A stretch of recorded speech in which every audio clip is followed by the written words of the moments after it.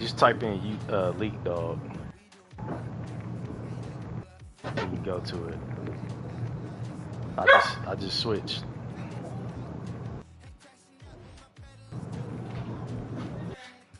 Hey. Head on out. Okay. You look tired.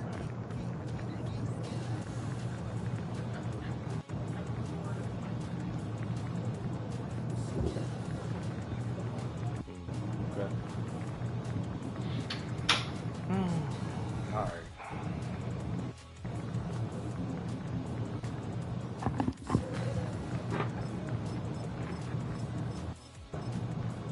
Like, what you say your YouTube channel is Leak Dog? Let me see. I'll tell you exactly what it is right now. Hold on. Let me pull it up.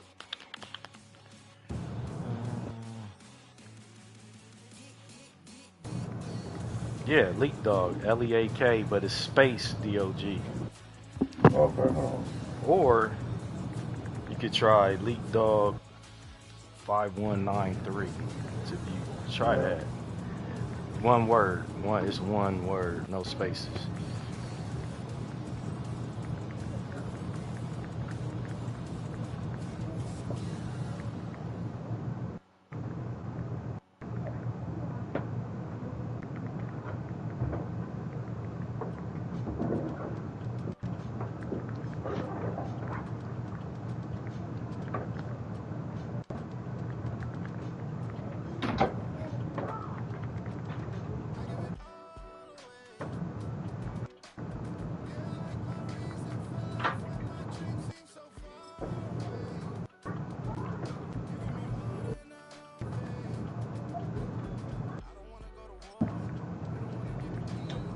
Man, someone get that motherfucker, man.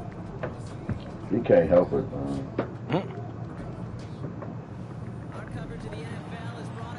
Yeah.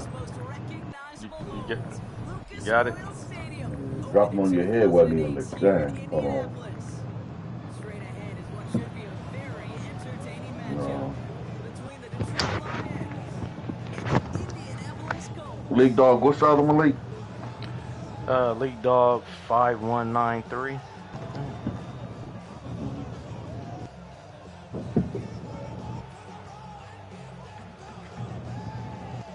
should be, let me see. You said, is it all one? It's broadcasting. Yeah, all one word. It's all one word. Mm-hmm.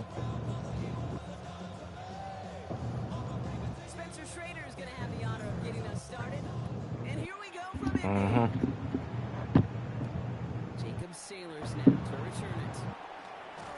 Nah, you pretty good at it. That remains to be seen. Nah, you good. I'm not that good. 5 what, Leak? 5 what? 5193. You said 5? Yeah, Leak Dog 5193. Try that. Let's see if that pops up.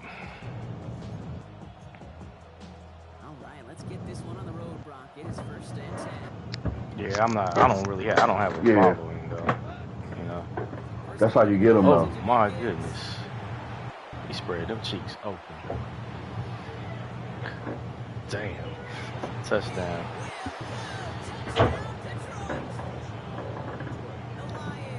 Bruh, he split the Red Sea on that one.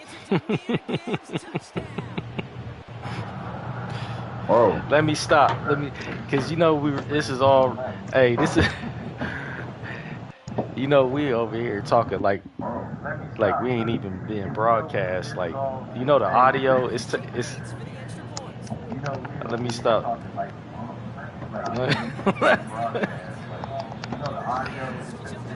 Let me stop.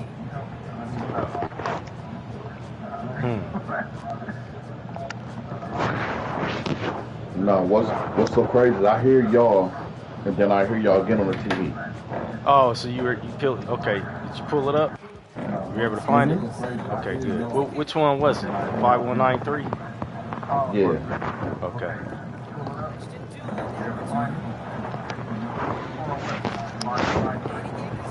The 7-second delay. Oh, okay.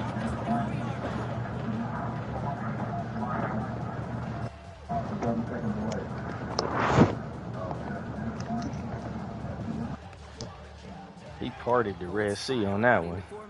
Here comes 1st and 10. Dude, come with me, Israelites. Land of milk and honey. Here's the first carry for Jonathan Taylor. And he will finally catch up to him. That's a lot of blue on this field. It's a practice team, man. Offense versus defense right now. Is good for an Indianapolis first down. Well, more often than not, it's a passing game that's asked to go from Yeah. first down in just one play. Get that big play potential on the ground. Jeez, it just infuses your offense with confidence.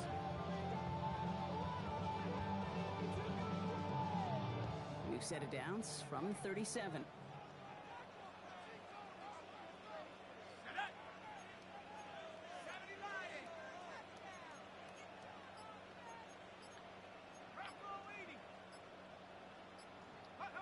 Jones on first down. That one doesn't find its man. Incomplete. Should have let that You know exactly what he's thinking. Hopefully next time. should have let that develop a little more. I don't have that type of quarterback that can just put that ball where it needs to be. 37. Here's 2nd and 10.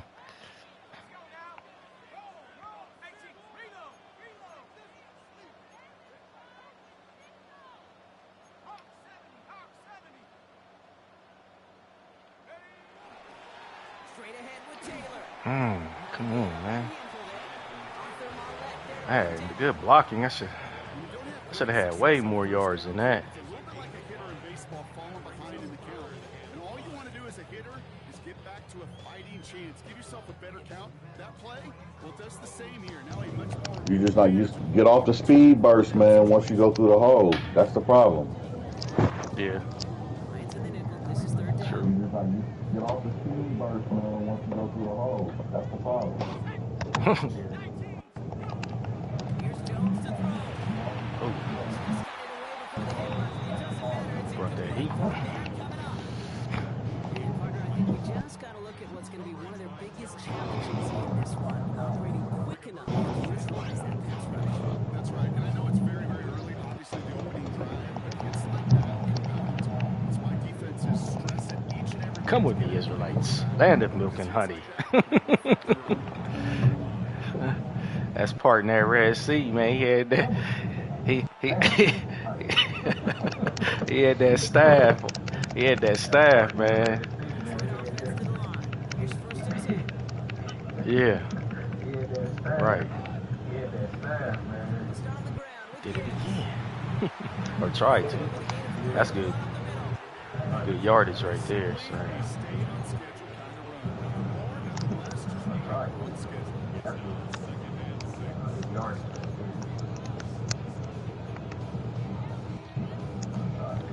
That delay is crazy.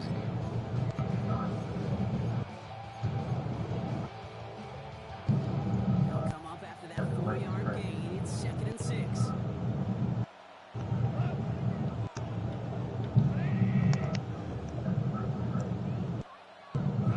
Looking to throw. Gone. He was open. He's going to bring up 3rd down. He needed another second to deliver the throw he wanted to. You got to give a lot of credit that time, Kate, to the pass rush for getting in and forcing him to dish it before he was ready. Last pass unsuccessful. Let's see what they do on 3rd down. Stuck on the line. 3rd and long. They're going to throw. This is brought in by the quarterback. This one breaks beautifully as they're going to get it forward to their own 45. That chunk worth a nice 21 yards. And the Lions have a 1st down. I'm not sure how this defense let that guy slip through like that. On 3rd down, nonetheless, he took that snap as an opportunity. Man, did he make an impact play. Let's see how they attack this 1st down. Partner from the 45. Pistol hits Gibbs. Wrap up. These big D tackles in this league, they love weaponizing their size right in the middle of the field. And it's so hard to clear lane against them. And once he got his paw on him, it was dead on arrival. 1st down run netted him nothing. Here is 2nd and 10.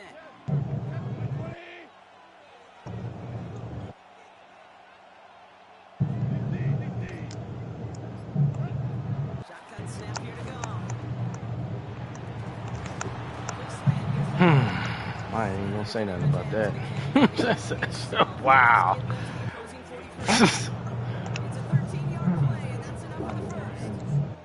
That's like, I was right there. I thought that was gonna be a pick. That is crazy. This is how you just develop that just crust factor that came out. Receiving QBs and tight ends and the rest of them, look easy. Just a little short, but still a 9-yard pickup. That's going to bring up 2nd and 1. Well, that doesn't net a first down. You get yards like that in the run game, you will take it in the NFL. Last run got him 9, so now they need one more here on 2nd down. Running it with David Montgomery. Man, run block. Touchdown, Detroit!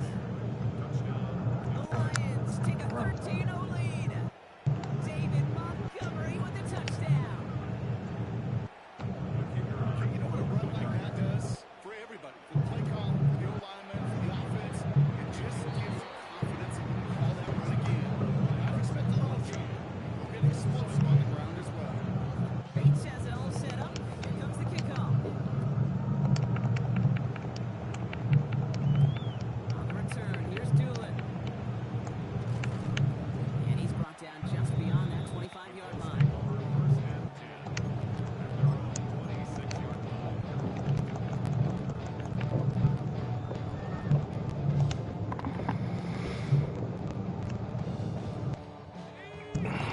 Sprinting the offense to the line. Think you got you bent over right now, man. Mm-hmm. Sorry. Now it's Jones out the play action.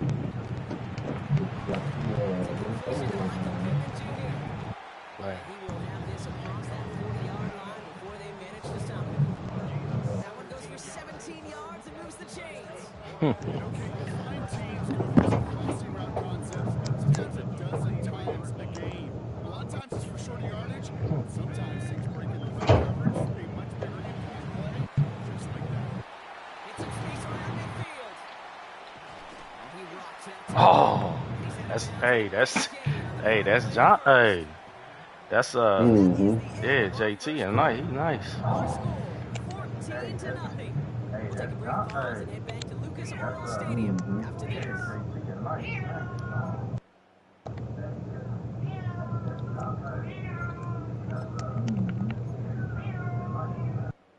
Yes. You sound like it. Sound like that cat saying he. Now for our second quarter. Yeah, it's a boy. Looking at yet another 1st and 10 on this drive. Throwing here, Jones. Got him. Downfield to Warren, he's got it. Can we set up the other weapon after that play? A strike for 23 yards. And it'll be 1st down Colts. Okay, we see it every week in the NFL. So many of these defenses are predicated on not giving up the big play. So when you get a chunk play, yards Now that's because I hear the damn thing through the TV. That's what's getting on my nerves. take it every time, twice on Sunday. New set of downs. Here we go. 1st and 10. Here's I Taylor. hear y'all, but I'm going on mute. They're able to grind him to a halt after a pickup of 4. That is just a good, solid run right there. I know, that's pretty basic commentary, but sometimes football can be basic. It keeps you on schedule. That kind of yards per carry, and you move the sticks. 4 yards on that 1st down run. Here's 2nd and 6.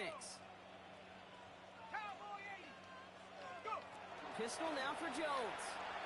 Escapes the pocket. That one is incomplete. Should have Couldn't just hang on ran to it with the contact. quarterback.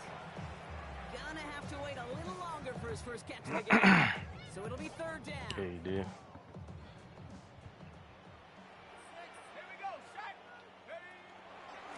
Taylor now up the middle. They're holding strong here. The defense gets him at the line. That's going to bring up 4th down. That was not creative play calling at all. Is it time that they start getting a little more aggressive, takes more risks offensively? Not in my book. You've not earned that right. I think a lot of Oh, players what feel happened? that same Okay, way, I'm too. glad You it get to earn the right to be worked. aggressive and take Yeah, it did, chances. but it didn't. I don't know. It was my meter was stopped way before I was expecting it to stop. To the automatic. That won't stop the head coach, though, from holding the spread for a couple of seconds until he sees it's up. No, you playing pretty much the Sailors same. now on the return. Yeah. Mm-hmm. Oh, you put him in the spin cycle. You just Drive will start your run inside game is the getting off on me. 35. That's yeah. I gave up some big runs. All right, Lions just about ready. 1st and 10.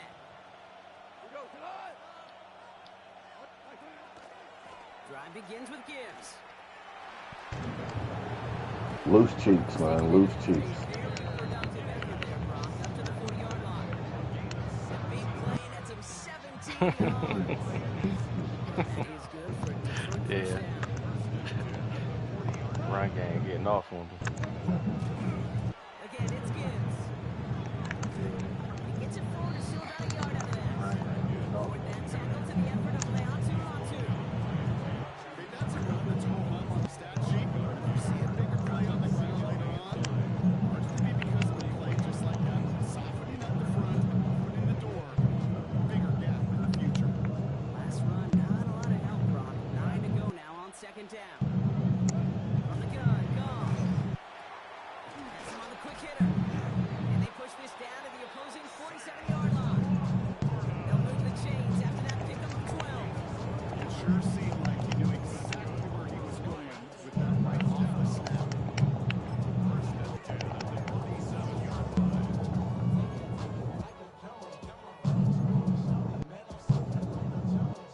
Exactly 2 minutes to play in half number 1. More from Lucas Oil Stadium after this. Here's 1st and 10 from the 47.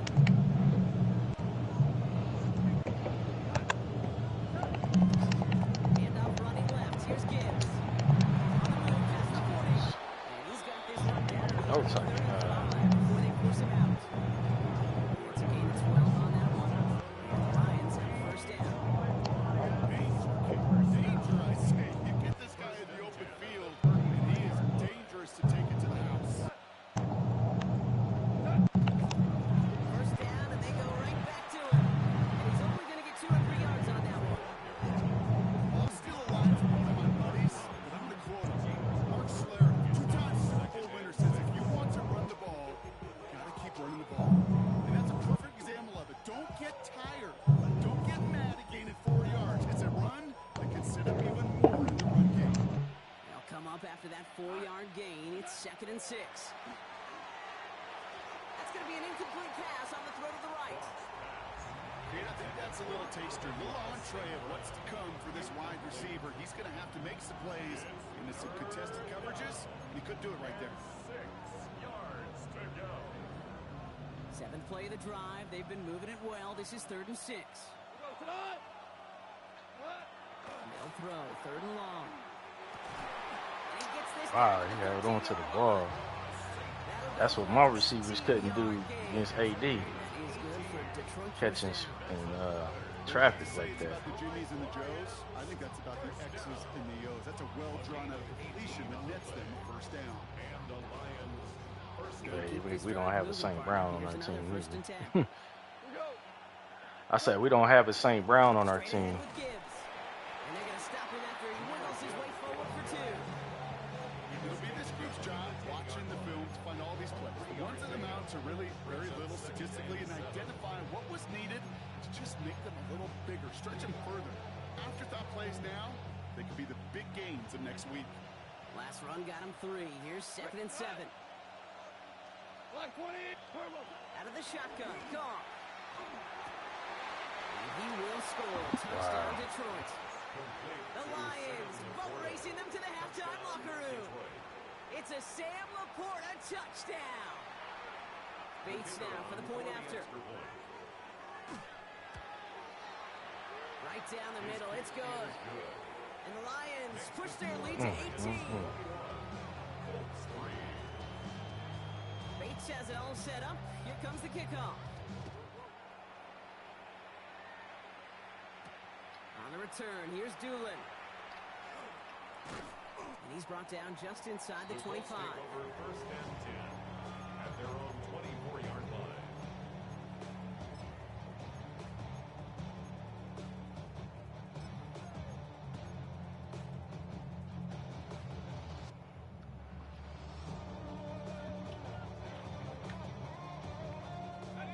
Colts file out into formation. Here comes 1st and 10.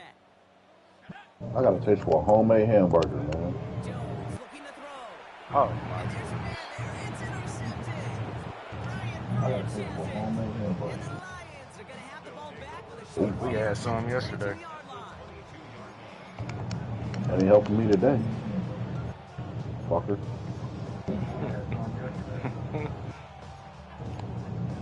The Detroit offense to the line. Nice. Here's 1st and 10.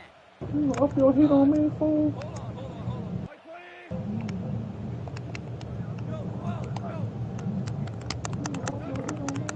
to the air now.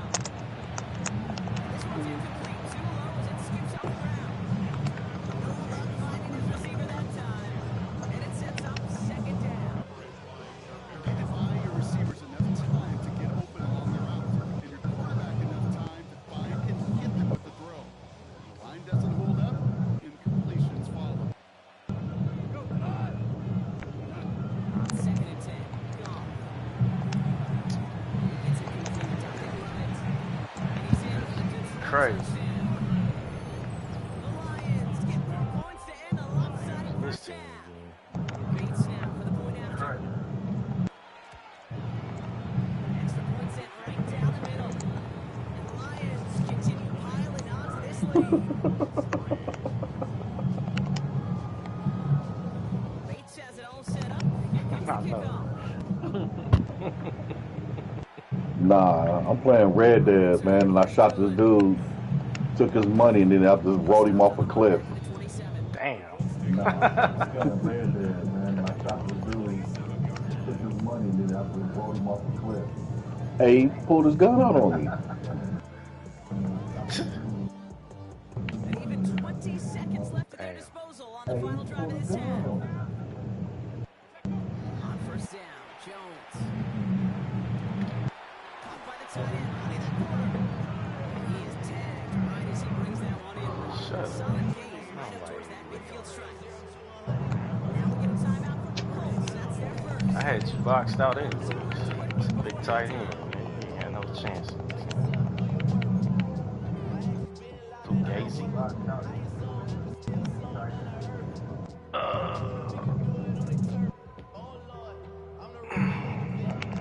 One play in, Brock, and this drive already at midfield. Dang, 28-3? Oh, 10 now. Here's Jones. Yes.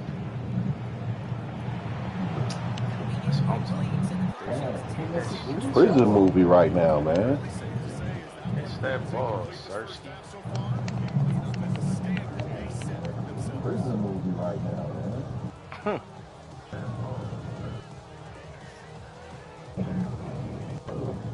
Second down, still 10 Yeah, to go after he getting off on that run game, man. I can't stop this run game right now. Operating from the gun, it's Jones. Oh, he threw the ball. That's this dude. I forgot how bad he is, man. I forgot how bad he is. He does not throw the ball where it should go. He got off the line. He was open, but he throws the ball towards the defender instead of the receiver. I'm not even throwing once. It didn't attack Richard Sherman one time that game.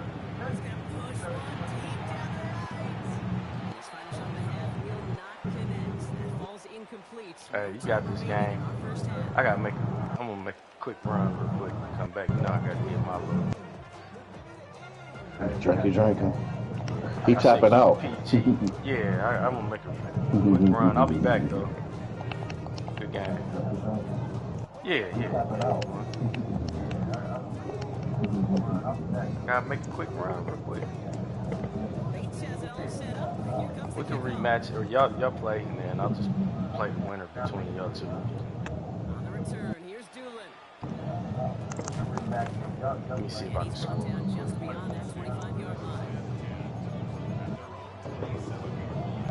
You know the crazy thing is, I went and got something yesterday. I cannot find it, man. I don't know where I put it. All right, starting at the I swear it did, man. 1st and 10. I sure did. I'm so pissed. Turn by that pick. He's throwing again. Falls to the ground out left. I'm gonna have to delete this from the handles of YouTube, man. I can't. I'm It saving ain't. it. It's not even the game. Second and 10. It's not the. It's not the game. It's what we've been talking about. Here's a give to Taylor. That second down and long is only going to manage a yard. He was brought down at the 28-yard line. A gain of 1 brings up 3rd down and 9.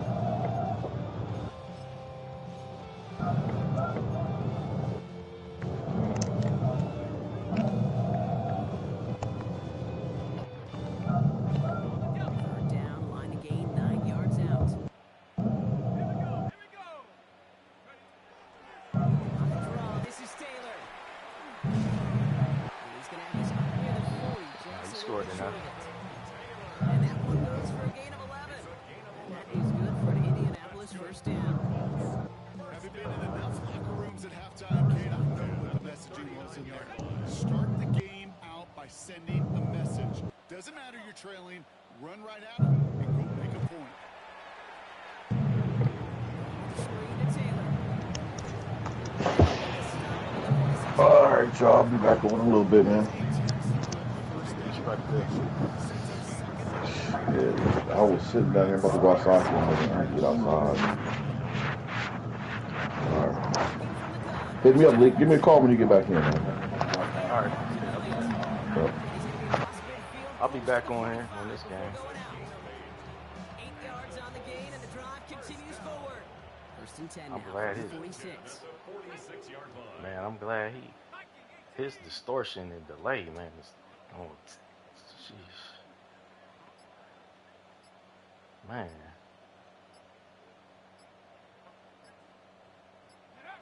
From the shotgun, it's Jones. Man, That's what took runs too he long to throws, throw. and it falls to the ground. Looking for his wide receiver there. So it's second down coming up. And this is why scouts talk about a player's closing speed, Kate. You know, once he senses the pressure, he's getting rid of that ball. It takes a player who can close quickly to get to him before it's released. And that sure altered the throw. Mm-hmm. Zone read handoff to Taylor. He's able to drive that pile about a yard. Terrion Arnold in on the stop. He's brought down by Terrion Arnold. A gain of 1 brings up 3rd down and 9. I really don't have receivers like Extra that. man in the secondary for the Lions on this third down. JT. To the air on 3rd and long. Finds Pittman complete. And they get this down roughly to the 34-yard line. They get an even 10 on that play. And it'll be first down Colts. And for somebody who's been picked off like he has, Brock, you gotta admire his determination to keep attacking these coverages. Yeah, that is risk. Right into double coverage yet again. But this guy's got what I call a high belief factor in That himself. was actually a nice. And he'll get it down to the The rhythm on that was nice. We've heard it said, and I believe it to my core. Cause he caught that on the run. I'm like, okay, I like And a that. well-run screen like that is the ultimate team play because it takes all 11 doing their job. Options are open here. It's 2nd and inches. Let's go now. 70 Lions. Jones. That one finds Josh Downs. And he'll pick up enough to move the chains. Better hold on to that ball, Sir Ski. Gotta move them chains. Build momentum. Keep that defense on its heels. 1st and 10 at the 18-yard line. Nah, I play the game out. It's almost Coming to the line for fourth another quarter. 1st and 10. I said I'll play the game out because it's almost fourth quarter anyway. So. Cowboy 80. Working inside the red zone. He's going to get a hand He in came there. in slightly. He should have kept running to the outside. Incompletion. You know, I say this all the time. You get down there to the red zone, and things happen so fast. Those windows close in a hurry. Quarterback's fortunate that was one hand and not two hands that got on the football. After the incompletion, they come up on 2nd and 10. Here we score. Come on. Set. 18 Cardinal. 18 Cardinal.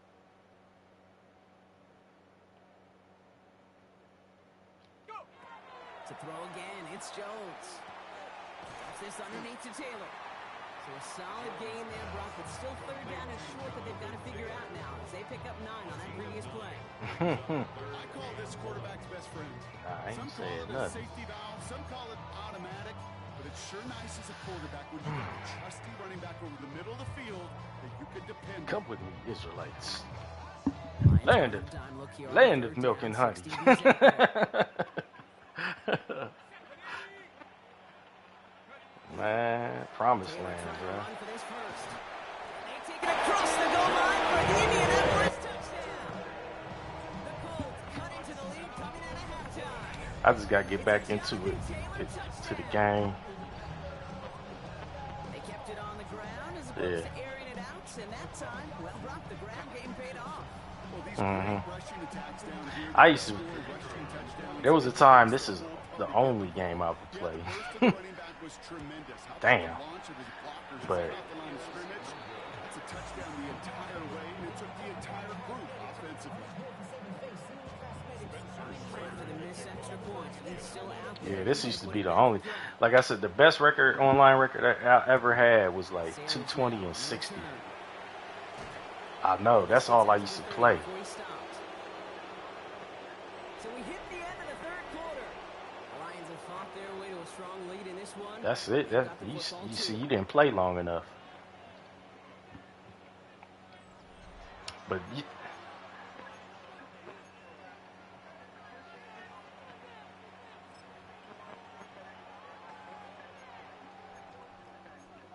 right, So first and 10 now for Right. the 30.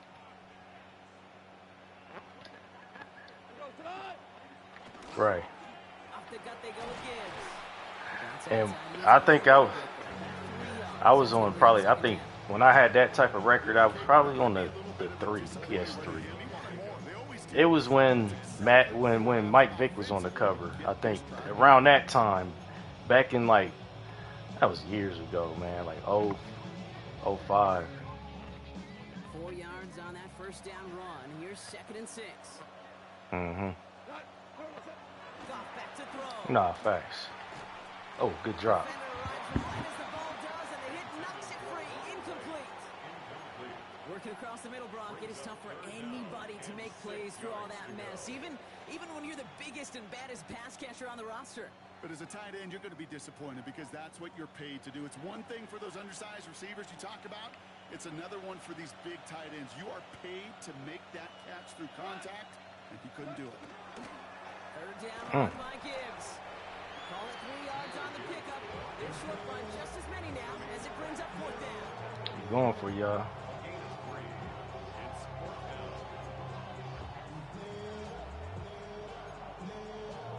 We call that playing.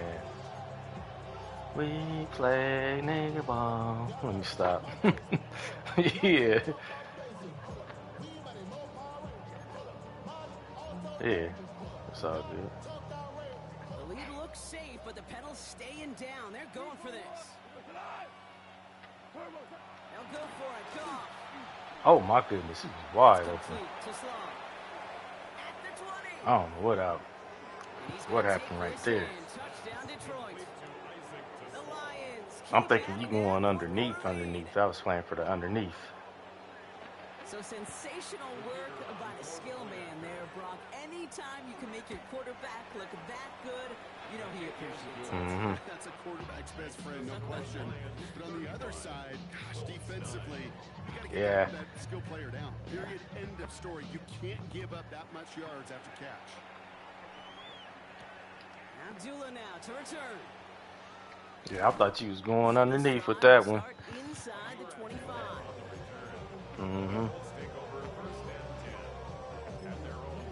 Man, that was a good play. Good play. Indianapolis bringing the offense to the line. Here's first and 10. Now it's Jones off the play action. Ah, shit. That's going to be incomplete. Defender there and brings up second down.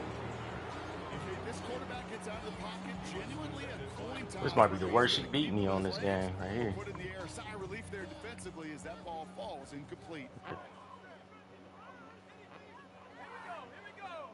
I do.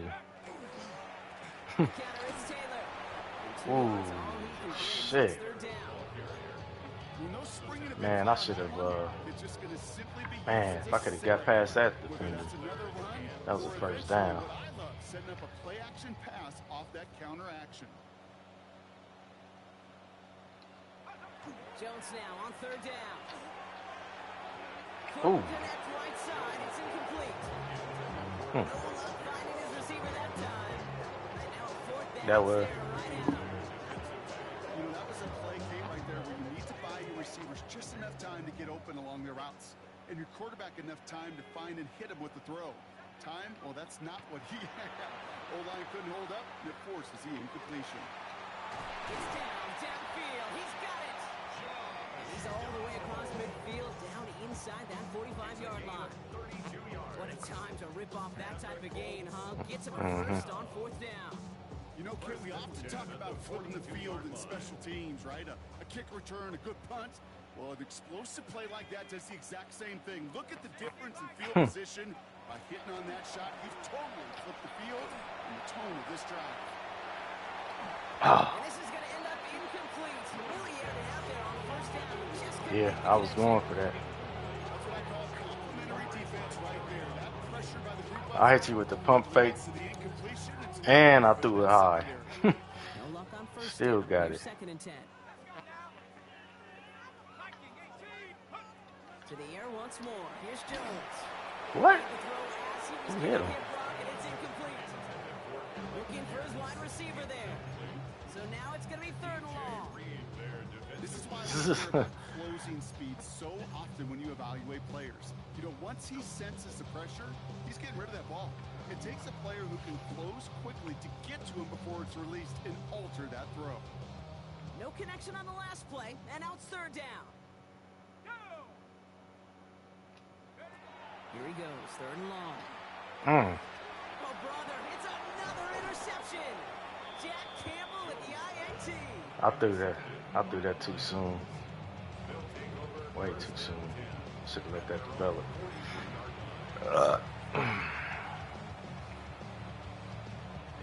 Good field position for the Lions here as they head up to the line. 1st and 10. Damn. Again, left side for Gibbs. And this drive's quickly headed in the wrong direction. First play sent down behind the line. So some immediate revenge for that last play, Brock. I don't know. What do you think? Is it going to take away So the that's pace all of right. giving up that big run the prior play? Not necessarily, because it really does take a group failure to give up a big run like that in the NFL, but it also takes a whole lot of teamwork to knock him behind the sticks. Job well done there. They break the huddle. It's 2nd down now. 180. Hold on. Check.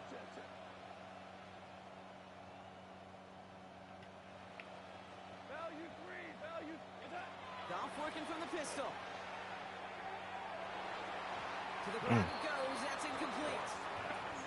Not on the same page with his tight end. And things look tougher now with 3rd and long. Can't cover it much better than that. Really well covered, Kate, on that play. There just simply was not a window for him to sneak that throw in. Goff now, 3rd and long. Middle wide open on that one. He's taken down as he takes this to the 38. What a play on 3rd and 13, and this drive will indeed continue. I think my favorite part was the magic he worked after the catch. The way he took the completion and made so much more out of it by adding all the extra yardage. Black 20. Is that? Oh, Brock, look at this. He's setting up to throw it. Downfield is fine, St. Brown. Yeah, this is one of them days, man. He reaches the 14. That goes as a gain of 25 yards and picks up the first. It was one of them days. Coverage deal breaker for a lot of QBs, Brock, but less so when it's target you trust. You know what's interesting, Kate? Even 20-something years ago, watching Marvin Harrison and Peyton Manning work, every defense would go into every game trying to double cover him, but yet those two, well, like we just saw right there, just got it. Touchdown, Detroit. The Lions keep running away with this. It's a Sam Laporta touchdown. I mean, man, somebody should have been on him. Bates now for the point after. I said I was a man on that when somebody should have been on him on that drag. Splits the uprights. The dude I had, the guy I was using was zoning. Bates has it all set up. Here comes the kickoff. On the return, here's Doolin. And he's out of bounds at the 16. Going to be a long field ahead for them on this possession. They're on the 16-yard line.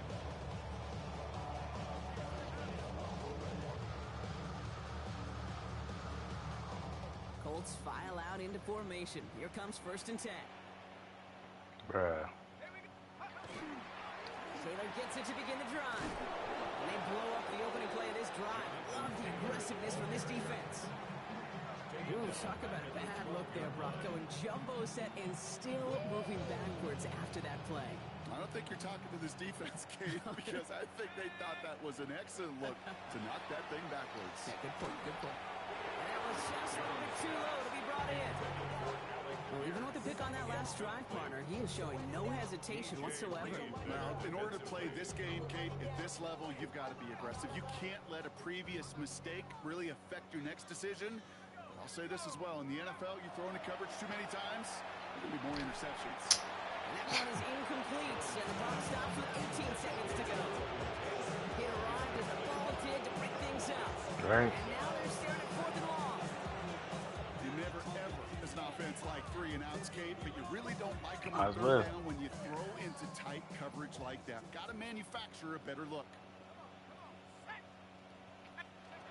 Here he goes. Got to have this on 4th down. Mm. Oh, no, they get him yet again. Jack Campbell at the INT. And the Lions get it back as he intercepts him for the second Oh, we time definitely this gonna have to game. run this back when I get back.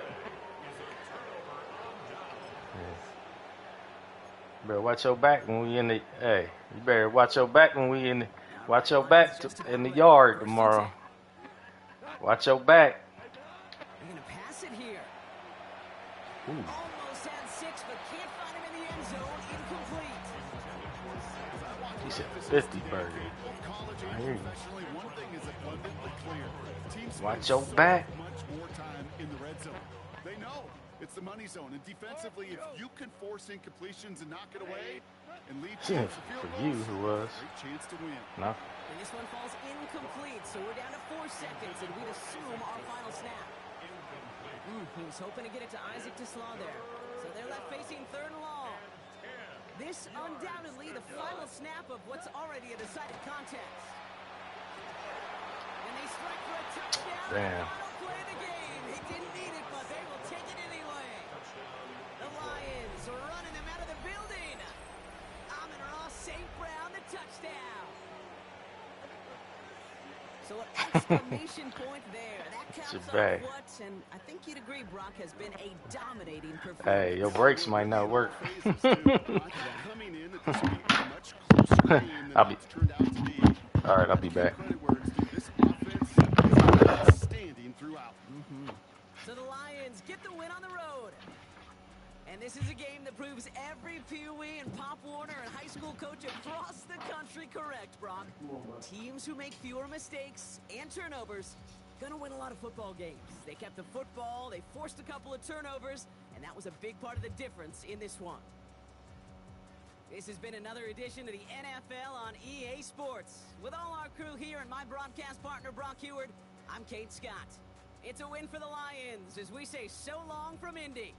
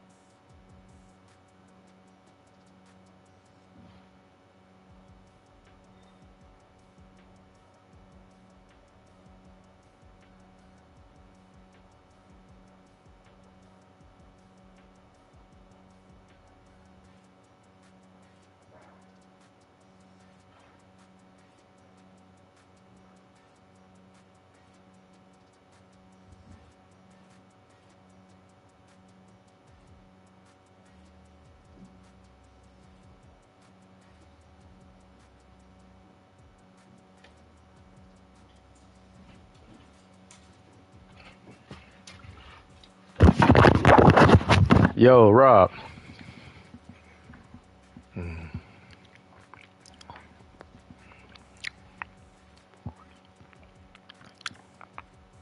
Yo, you there?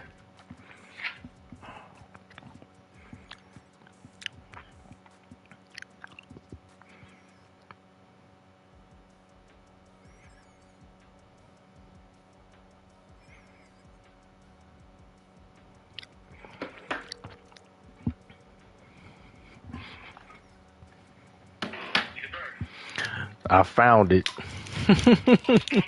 Yeah, I put it somewhere I normally don't.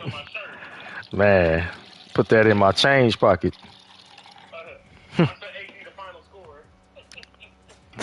Yeah, that's payback. Payback is a mine.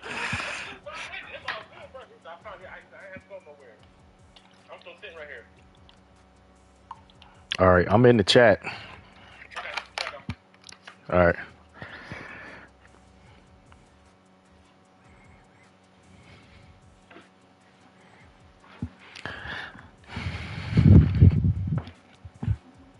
Man, yes, it is.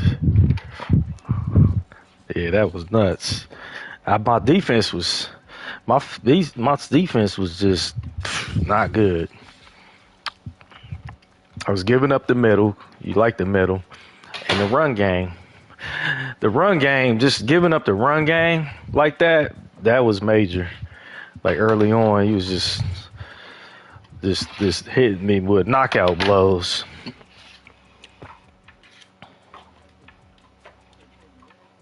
Man, come with me, Israelites. That's what we used to say. My boy A Woods. Anytime we ran up the middle like that, and it was just like a gaping hole, you scored or got 10 yards. Come with me, Israelites.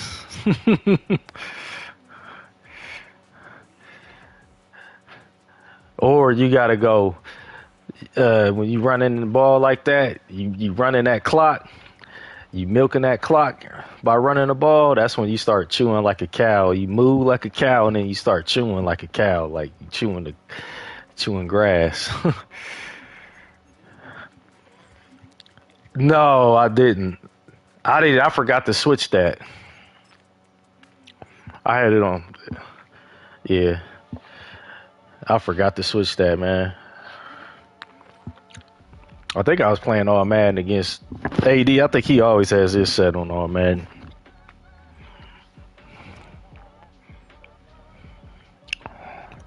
Well, it don't matter. Whatever you wanna play is okay. You can pick whoever you want. I don't care. Hmm.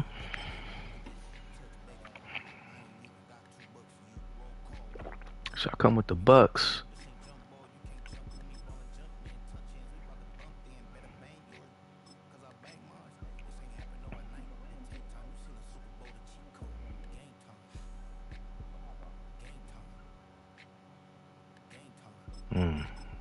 Should come with Seattle. If you come with the Rams, I might have to come with Seattle.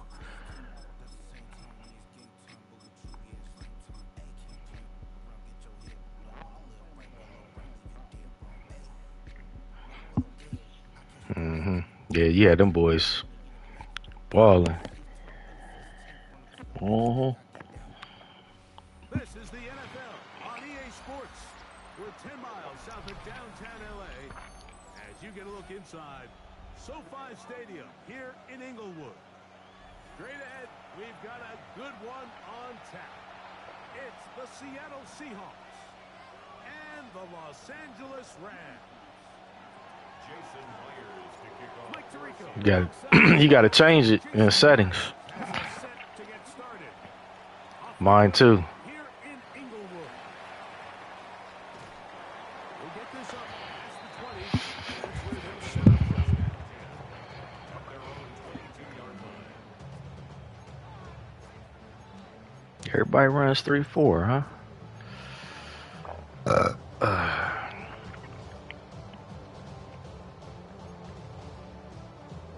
So 1st and 10 now. They'll start from the 22. Parkinson in motion. First carry here. No. You ain't getting that off this game. No gain on the game's first snap. He does a nice job coming from his safety position, filling his run gap assignment. Keeps this to a modest gain at best. From the 23, here's 2nd and 9. 32, blue 60. Working out of the gun, Stafford. High-headed defender draped all over him. Incomplete. Good work to body him up and set up a 3rd down. He's usually such a reliable target in the passing game, Mike. We just don't see him struggle to come down with catches like that all too often. And when you're one of the go-to guys on your team, I know the hit's coming, but guess what? It feels a lot better after you take that hit after a catch than it does after a drop. And he'll be stopped short of the first down. That will necessitate a home run.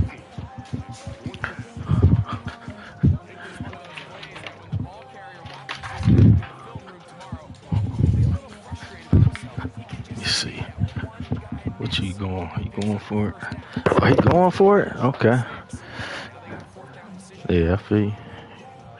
Do you? What a call on this opening drive. They're going to go for it on 4th down.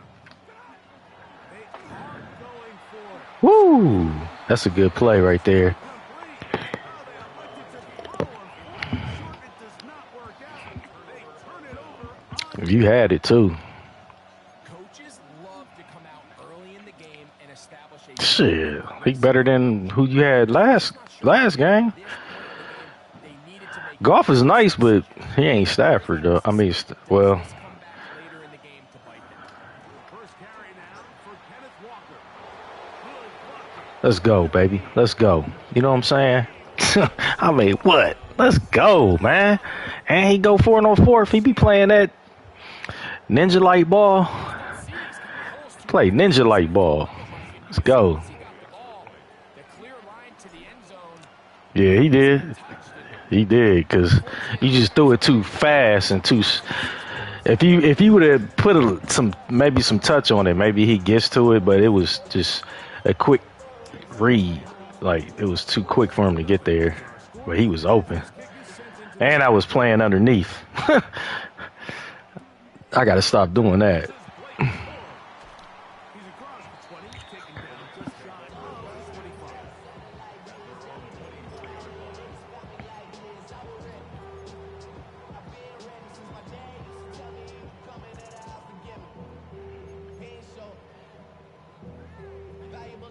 So here's a 1st and 10 now. They'll start from the 24. Libra! 280!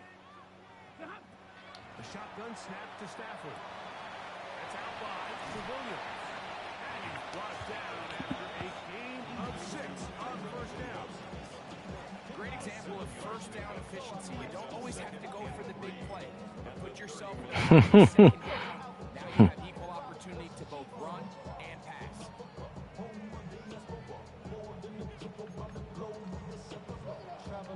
From the 31, here is 2nd and 3. Ready? Here's a handoff. Oh, good defense, man. Let's go, man. Back to the line of scrimmage, and that's all. He sniffed that one out from the jump. I mean, once he diagnosed and knew where the ball was going, he got there in a hurry, and he put an end to that play really before it ever got started.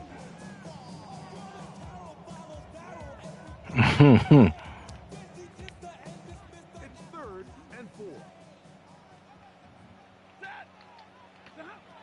From the gun, here's Stafford. Right side, complete to Nakua. And the defense picked up the stop there. Gain of 7 and a 1st down. He's in a really nice rhythm here on 3rd down. He appears very comfortable operating out of the gun. And he's able to find his man near the sideline. He's able to extend this drive. Line of scrimmage is the 37-yard line for 1st and 10. They'll go with Williams. Get him. Oh, yeah. Let's go. Back to the original line. No gain on that. You want to see linebackers play downhill, Mike, meaning there's ball carrier. That's exactly what we saw out of this guy here. He's able to make the stop at the line of scrimmage and keep it to no gain. Here's Stafford now on second down. Defense. But he completes it anyway. So it's brought down. That pass is going to pick up 4. Bring up. A bit of a quick hitter here, and what you're hoping Right. is that the defense can't react quickly enough because the ball's coming out so hot. But they knew it was coming, and they end up holding him to just a short gain. Monday. Stafford now on third down. This dude passing. Whee! In the crowds. The hell? The first down. The drive will continue after a pickup of Rams. Offensively, landing a lot of body blows on this drive, Mike. Just the ability to steadily march the ball down. I know. And remain so efficient, both run and pass. As they continue to wear this defense out, they have to find a way to end this drive with points. Anything short of that be a bit of a letdown.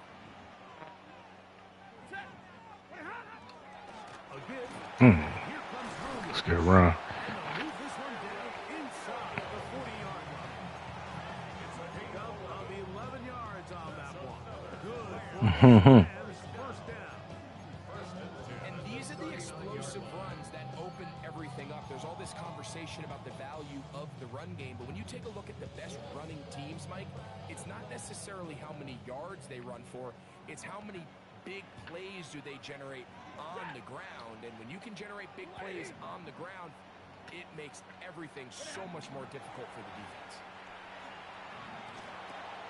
To the left side, and Adams has it. And to be taken down with the first down. Making him work. We ain't make you work that last game. That shit was crazy. Rams in control of the football as they've got it with first Man.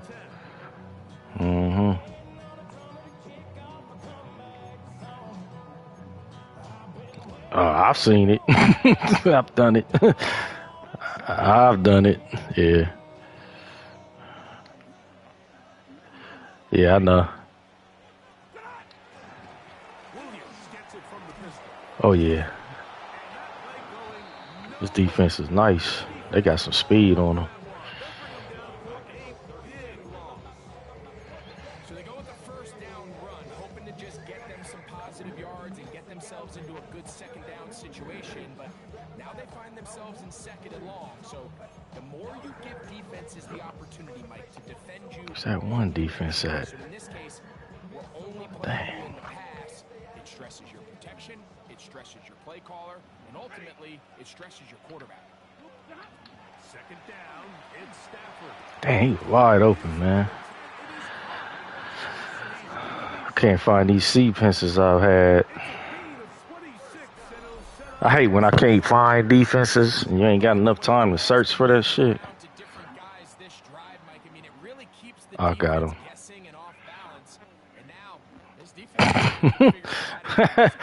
That's funny. Because it's first and goal. They'll run. It's Williams. And he's going to be just short of the goal line. Couldn't reach that ball across. Nah, yeah. Oh, this game ain't over. I mean, I just scored one touchdown.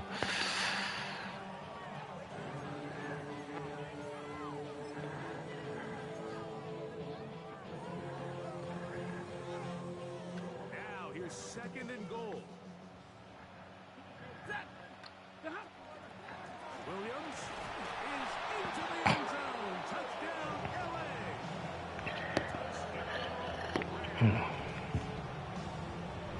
Make no mistake about it, he may get the glory, but that does not happen without unbelievable blocking up front. So let's give these guys all the credit in the world. That happened to me. I think that happened to me against AD, where it just stopped real quick. 7 apiece. And the kicks away. Oh, On the return, it's Rashid Shaheed. good return. Good return. The Seahawks take over first and 10 at their own 35-yard line. He said, I need a fumbleception.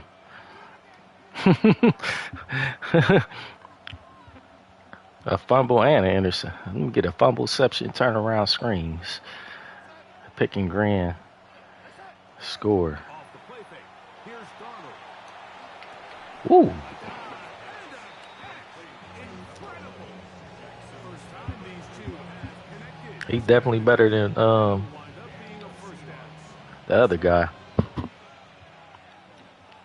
My other quarterback. Yeah. Yeah.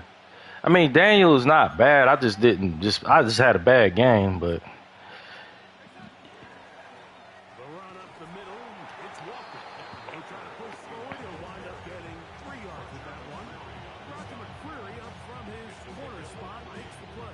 but with Daniel Jones, you just can't be behind with him. You know, you gotta ball control, Here's second down and 7. play action type. On play action. Here's Darnold. Man, so both running backs, everybody got tied up at the line on that one. I'm like, will y'all hurry up? You can see really how this offense has leaned on the ground game. I mean, can't you, Mike? I mean, the passing attack really needs somebody to provide a spark because they have not been able to get anything going here before the half.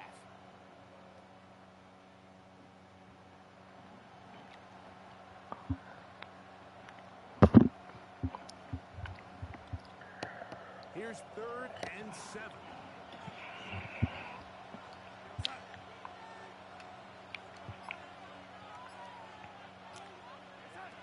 Operating from the gun, it's Darnold. Yeah. That type of play took too long to develop. I can't run those plays. Yeah, they take too long to develop.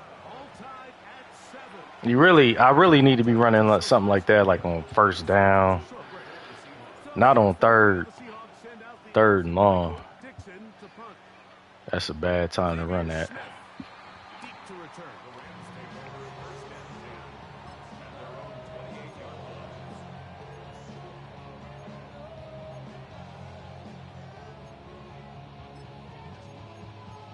Right here.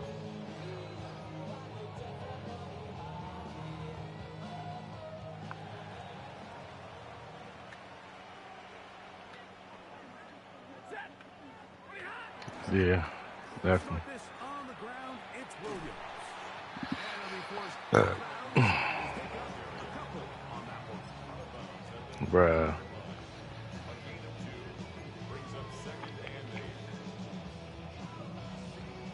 Shit smell like Second down and 8. Dollar Tree meat. Out of the gun, Stafford.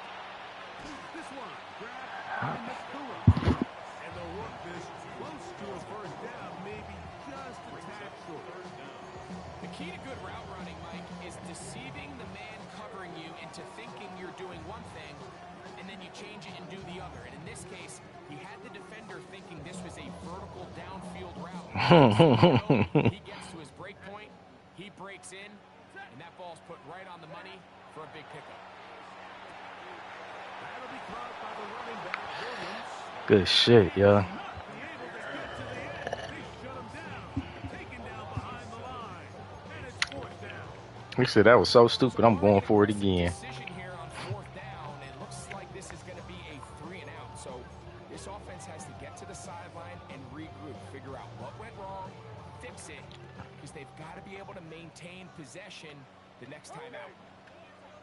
180. They're gonna go. It's Stafford. Oh yeah. Incomplete. Daring I don't know if I would have made that move. does not work out.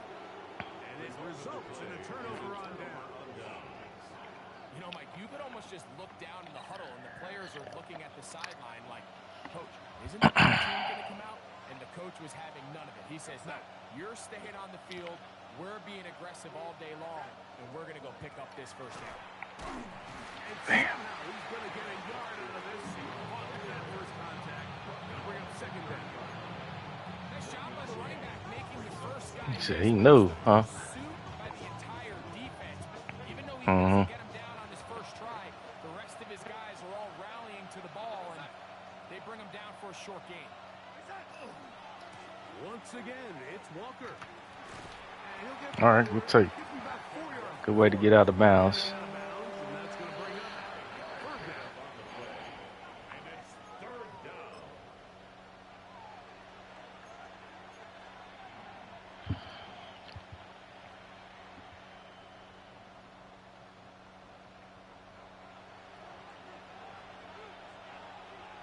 Damn, I forgot about. Damn, I got receivers, man. Jackson. Working out of the gun, it's Darnold. That's Huff. Oh my God, you idiot. And he will not quite get to the marker. Good job there defensively. And now, decision time. He's going to do on fourth down. Nah, I should have just. When you're willing to He throw should have. short of the I should have had the first down. That's my thing. The decision to go for it on fourth down has already been made. If you're able to pick it up with yards after the catch, great. But if not, it's a fourth and short, and you give yourself a realistic shot of converting on this fourth down. Good snap, good hold, really good operation by the specialist. Gives this offense the lead right before the halftime break. Now the question will be, can they build on this as they try to close this game out as we look forward to the second half? On the return, Oh, the score? Yeah. and he's going to be taken down. AD claimed he was taking it easy on me. I'm like, yeah, okay. First half. Mm-hmm.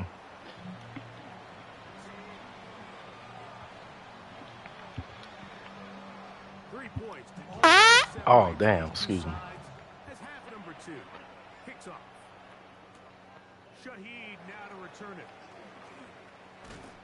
He'll work his way across the 25-yard line. On the return, the Seahawks take over I do, man. What am I doing here? 27-yard line.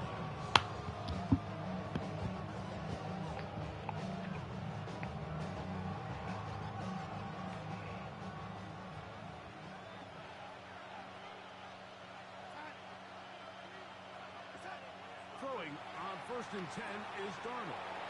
He finds Huff along the out route. And he's going to be out of bounds up around the 39-yard line. First time they've looked his way all game long. He comes through. In order for me to get good in Madden again, I cannot get 2K, man. Gotta stick to my guns, man. Here's Walker. And a nice run there on 1st down. Getting in. Just Madden is just more fun to me. Like I can play, against people. It's just one-on-one. It ain't no like you ain't got to worry about other people. It's just you and the other guy. You ain't got to worry about human teammates. Shit like that.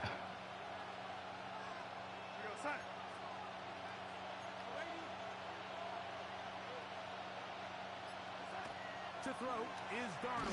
Oh my God. So the first time I tried to throw the ball, he didn't even respond. They just ignored me. So it allowed you to get the sack. Dude was open. Now brings up 3rd and medium, and let's see if they decide to go back. Like, come on, man. Just throw the. I hate when this game does that. Like, it's a situation where maybe he got slightly bumped, but he was open. If I hit the triangle, throw the fucking ball, man. From the shotgun, here's Darnold. Oh yeah, man, come on now. Way better skilled players. They got way better skilled players. Stopped him in his tracks, but Yeah, he got cracked, but to pick up the 1st down. yeah, way better skilled players. This receiver, they call those the number 1 receiver, meaning he's the closest to the sideline. It really forces a defense to show their hand. Do we keep a corner out there, and I know it's zone, or do I move a linebacker or safety out there, and now you tell the offense that it's man coverage. So the versatility and the chess piece that is the running Oh my God. You bounce way over to the inside. Like, come on, man. They need to fix that shit. Hopefully that they fix that shit on the next game.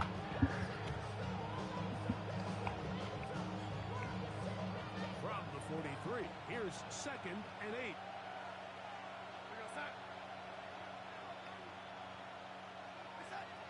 Darnold now to throw. That one incomplete. Good job. Look there, separating the man from the ball, and it'll bring up the third down. All things considered, it's actually a pretty good pass. I mean, he puts the ball in a place where only his guy can catch it. But I think he hears those footsteps coming from that nearest defender, and he's not able to secure the catch through contact. They need 8 as they come up. Wow. That's not even a play I picked. The fuck? Darnold to throw. Oh yeah, he held on to the ball. I'll take it. And he will have the first down. The drive will continue. Pick up of 8. First down.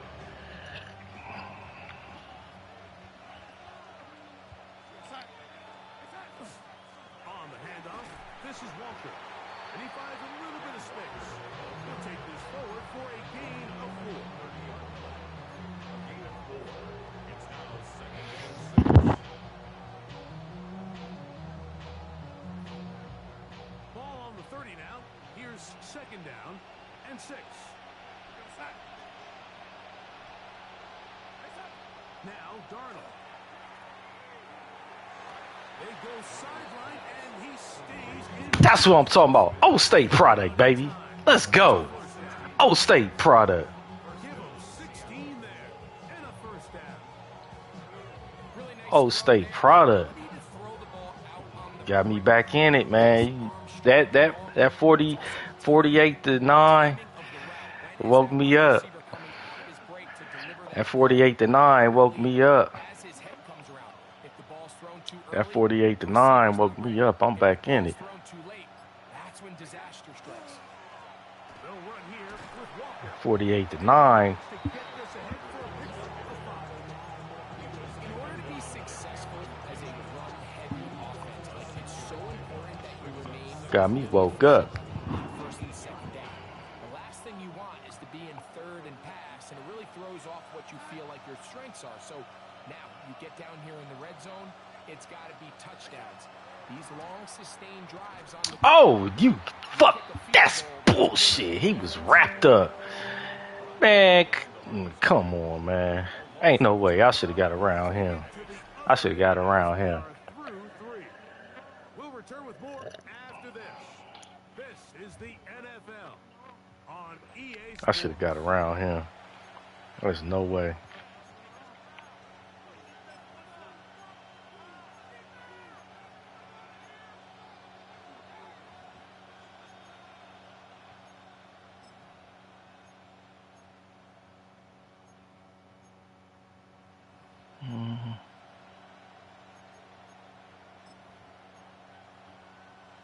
Oh, I gotta call timeout. Use the first of their timeouts.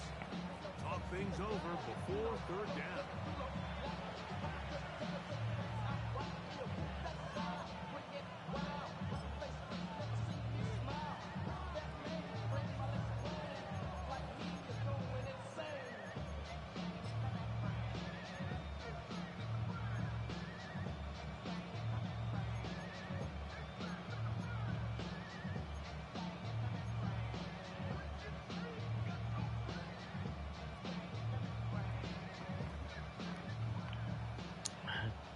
Uh-huh.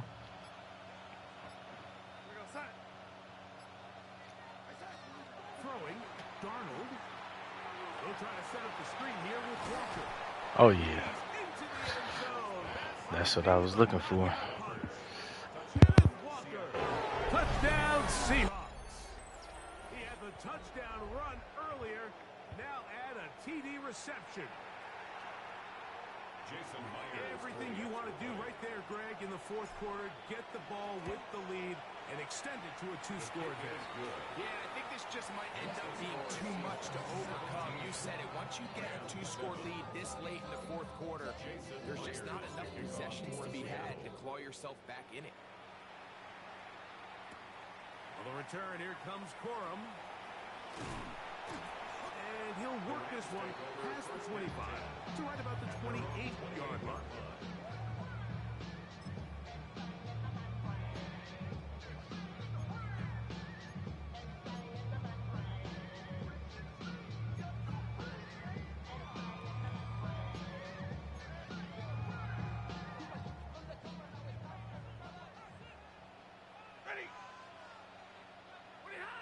first down throw for Stafford. Oh my God. And they'll be set up now. Up past the 40 with that one. You gotta be kidding me. 13 yards to start that drop. And a quick first down. This is a tricky part of the game for any defense. You find yourself protecting Man. a late lead, and the age-old question is, do you remain aggressive? Do you try to just keep the ball from being thrown over your head and make everything be tackled and played in front of you? That's what every defensive coordinator struggles with, so they can't get too soft here as they try to hold on to this lead here late. It's rare to see an offense that finds themselves trailing and say, well, their quarterback's been actually one of their biggest bright spots. Usually that doesn't go hand in hand, so it's a little surprising to see him miss a throw like that on a day where he's completed passes Wow. at a highly efficient rate. I don't know what that was, but okay. You be throwing some prayers, bro. Mm-hmm.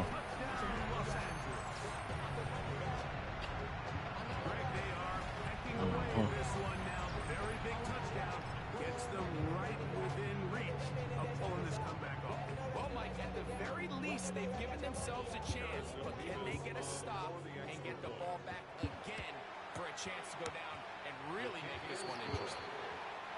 Makes the score Seahawks 17, Rams 14. So they've cut into the lead. Now just a field goal behind. That's as they crazy. kick it off. Good play, though. Shaheed now to return it. That was a good play. Before he's brought down shy of the 25. That was because he just threw it like he just threw it. The only reason why I say is a prayer because it was snap and then like 0.000035256 seconds later you threw the ball. Like, damn, that was some AI shit right there. I'm like, what the? That was some straight AI shit. On the ground, it's Walker to start the drive. And not much there. Good defense. Held to no gain. Chastity belt. Here's 2nd and 9. Bruh. They'll go play action with Darnold. He'll be hit as he throws this time, and it's going to fall incomplete. They might be fortunate just to avoid the sack, and it'll set up a 3rd down. They got there in a hurry, didn't they, Mike? I mean, luckily for him, he saw that free rusher coming, and at the very least was able to get that ball out to prevent the sack. Man. Oh, shit. This Hit the crowd wrong damn into play. it now as we get to 3rd down. Off the play fake, it's Darnold. Taking Oh, my the deep goodness. shot for Smith and Jigba. Oh, yeah. Jackson. They're going to have this all the way down. Jackson. Inside the 30-yard Let's go, baby. line. Oh, yeah. He caught that. In the 4th quarter, pick up of 46 yards. No, he didn't. A handoff, running left is Walker. Not much happening there, just a short game.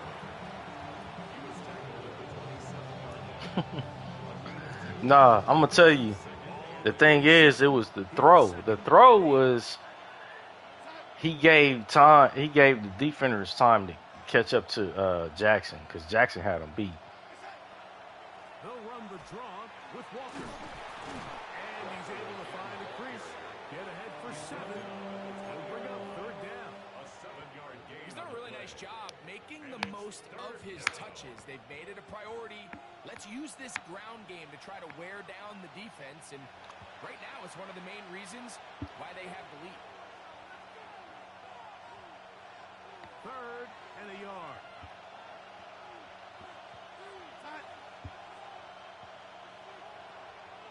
They'll try and run it with Walker.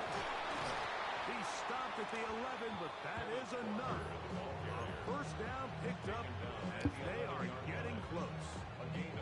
And they continue to lean on him in these short yardage, need to have it situations, tough yards. He's been getting them over and over throughout the course of the game, and he picks up more than enough there on third down. They'll drop to throw. That one to Zach Charbonnet. And they'll get about half what they needed. It's a pickup of 5 and sets up 2nd and 5.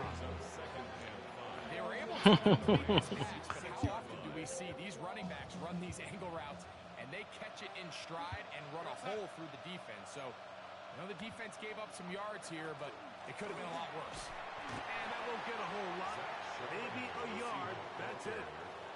Now the Rams going to use the first of their timeouts. They get the stoppage with just under 50 seconds remaining here in the fourth.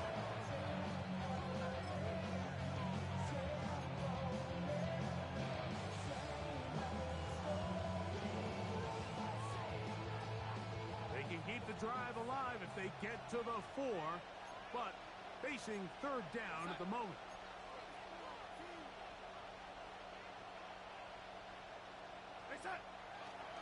They'll try and run for this with Charbonnet.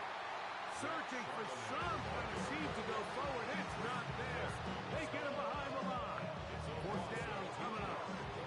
Now a timeout Rams. That's number 2. Stopping here with just under Go 40 for it. seconds to go in the game.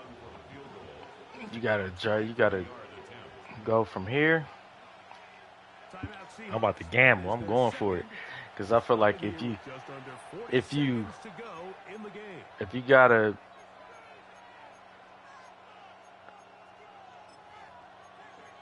oh yeah, I'm definitely going for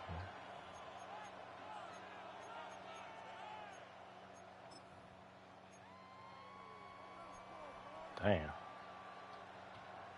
That way, you gotta really drive the length of the field. First down here, and they'll line up to go for it on fourth down. Yeah, I already got the lead. They'll run for it with Charbonnet. Mm. And he is not going to get there. Short of the marker. And that's going to be a turnover on down. You give your offense a chance to close this game out. If they pick up the first down, this game is over. But now, after the defensive stop, we're starting to see some signs of life on that other side. Open man downfield is Smith. And he is taken down, but not before they're able to get it out of danger up past the 25. Can't ask for much more. 22 yards on the first play I of the ain't gonna drive. tell you. I'll tell you after the game.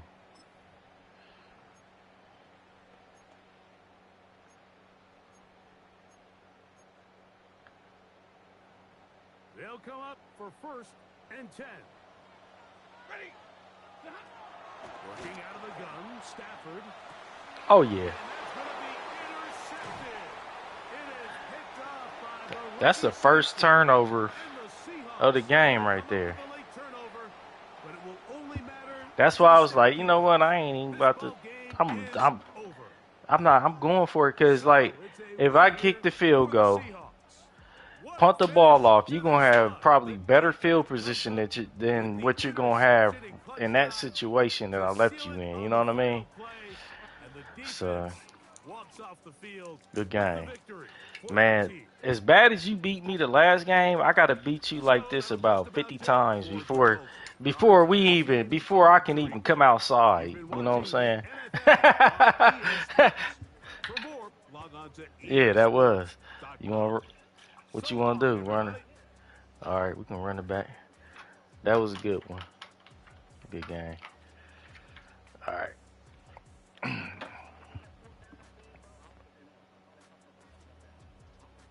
Yeah, but then I could say if I didn't give up that play where you hit that quick pass play, the AI play, like I'm questioning my brother over here. Is he real or is he a computer?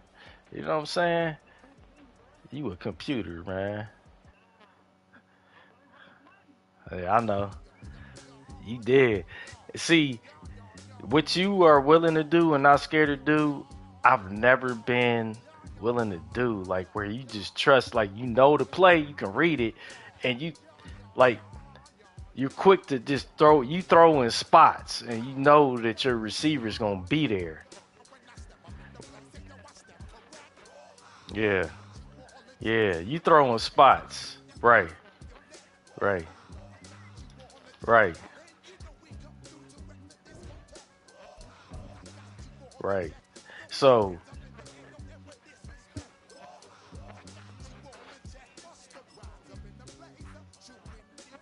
yeah, yeah, that's what I see how you play, and I've never played like that or been willing to do that, you know. But the players, it's like next level players. They can anticipate. They throw the spots. They know, like they can recognize the defense. They know the personnel. They know. All right, just fling it. Hit the button, cause he gonna be there. Hit the button. He gonna be there. We got Detroit.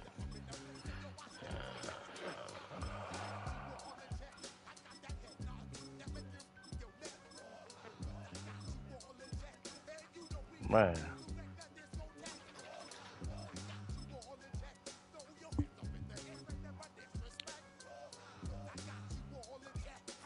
the Bengals ain't got no defense.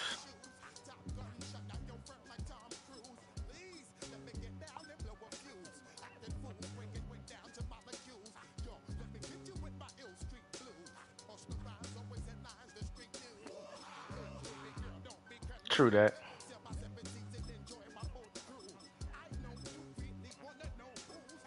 Uh, that was. Uh-uh. The cannons of the pirate ship ready to fire in the north end No, zone. no, no, no, no, no, no, no, no. That's too much time. Point three. I said point oh 0.00003. Two. Yes. Got a good one in store. Yeah. It's the Hell Detroit yeah. Lions and the Tampa Bay Buccaneers. Bruh. A welcome to you, Mike Tirico, along with Greg Olson. Chase McLaughlin set to get it started. Bro, your motor skills ain't that fast. That's why I say it's got to be AI. Man, come on. Brought down just beyond the 25-yard line. Yeah, that it was perfect. That's why I called it AI. Like it was perfect. Man, it was AI all day long. Oh, you know what? This ain't we're not on Now the first carry for the Alabama speedster, Jameer we're not on all Madden, He's so going to get this sheesh, one it's about to to the get ugly. 43-yard Hold line. up. 16 yards on the game. I forgot to put it on all Madden. It's all We good met though. with these coaches during the week, Mike. They told us the No, it's emphasis not. this week It's a about big getting the difference. run To game me, going it's early. a We see it difference. here. Nice first play pickup. Defensively. Fresh set of downs. Nah, I'm cool. First down, and they stick with Gibbs. Oh shit. And a very elusive run there. He winds up gaining about 9 yards. Really nice explosive play there on the ground. And tell you what, for these fans sitting in the stadium, they're not used to seeing their home team pushed around. So continue to be physical at the line of scrimmage. Mix in the runs with the pass. And if they can continue to generate these big explosive runs, I don't think they need to go away from it. And he'll get a couple of yards, and that's good enough for the first down. It's possible they could have tried to be a little bit more aggressive on second down, knowing they had third and inches in their back pocket. But I don't think anyone's going to complain. Pick up the first down, extend the drive, see if you can go score. On first and 10, here's Goff. Is caught left side by St. Brown. And no chance to turn and go. That one good for just a couple. 2 yards. This is one of those throws where you're hoping you do most of the damage after the catch, but give credit to the defense. Once that ball was caught, they were on him quickly, and there was nowhere for him to go after the catch. On second down, Goff. That's a short one, caught by the corner. And they'll take this down inside the 35. Goff hooking up with his tight end, Laporta. They give the Lions a first down. They've done a nice job spreading the ball around. Make the defense have to account for as many different weapons as possible here early. Think back to our conversation with this coaching staff, Mike. They identified this guy as someone they needed to get involved early and often, so that might be his first target. I don't think it's going to be his last. Goff gives it to Gibbs. And he'll be out of bounds. Yeah, it's a difference on just on Madden, they just defend better.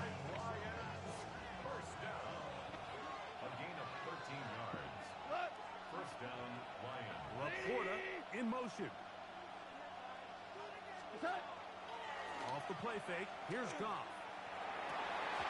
Oh, I'm glad he dropped it.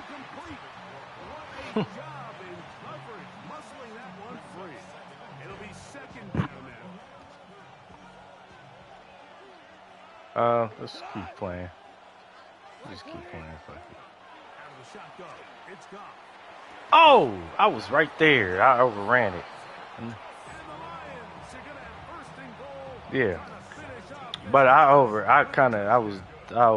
overran that because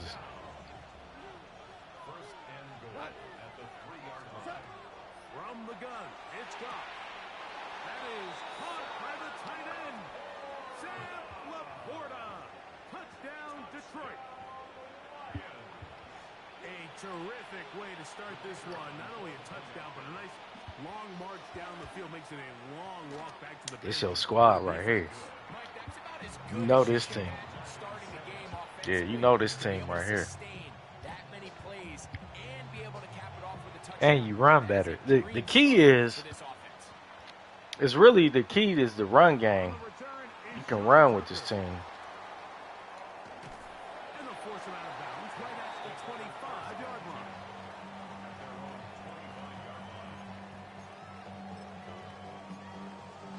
Uh-huh.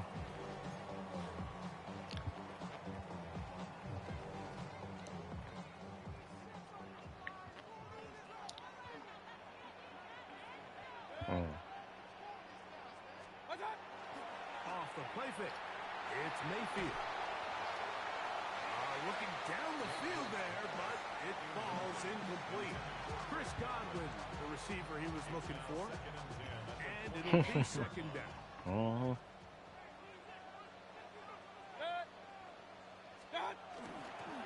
They run with the argument. It's Bucky Irving. And he'll be stacked up at the line of scrimmage. And the big man in the middle swallows him up right at the line of scrimmage. And I think the next time this offensive play caller decides to go to the ground game, Mike, I bet he's going to find a different place along that defensive front to attack. Here's a 3rd and 10.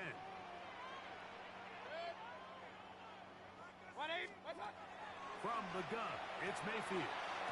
And that is Oh God. complete. Contact is there just as the ball was I'm just tired of the drops like that. Like, he got wrapped up. Like, come on, man. This is my thing about it. I feel like they make it too cut and dry. Okay, just because you made contact as soon as he caught the ball doesn't mean that the percentages are higher that he drops it. You know what I'm saying? Like I had a tight end. He had him boxed out. All he did in that situation was wrap him up. Like he could have held on to that ball, man. Like that's just stupid. Goff to throw on first down. And this ball is going to be incomplete. Right. Timing and trust. Yeah. Critical elements of this quick passing game. If your target and the quarterback are not on the same page, it winds up being an incompletion and a wasted down.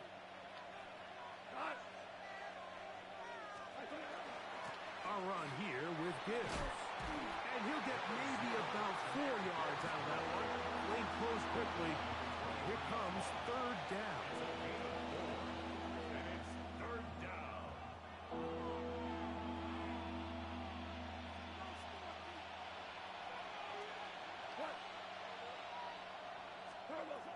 Goff to throw. Good defense. Incomplete. They could not hook up on what will be the final play of this first quarter. Lions ball to begin this second quarter as they've got it with I ain't gonna let you do me like that again, bro.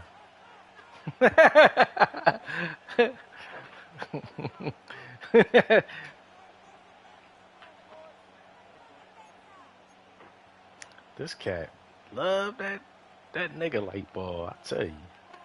God damn. They'll go for it. Here's Goff. That is incomplete. Keep playing like that. Couldn't get the connection on fourth. Gonna give the ball over on down. You know, Mike, there's a lot of coaches out there who believe that an aggressive style of offense is your best chance of winning. Now, this takes it a little bit to the extreme, but I think this is something that... Let's go. Make it easy on us. Keep playing nigga ball, man. Come on. Back to their first possession of this game, Mike, it resulted in a punt. Not exactly the fast start the coaches told us was so important as this game unfolds.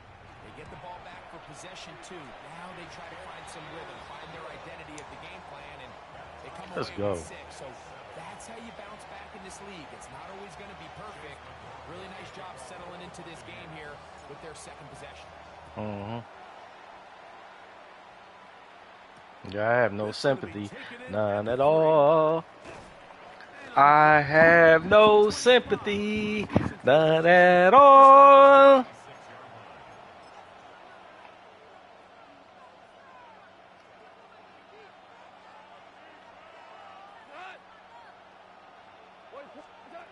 Goff gonna throw here on 1st and 10. That'll be caught. It's Jahmyr Gibbs. He'll be taken down rather swiftly after a gain of just 3. From 29, here's 2nd and 7.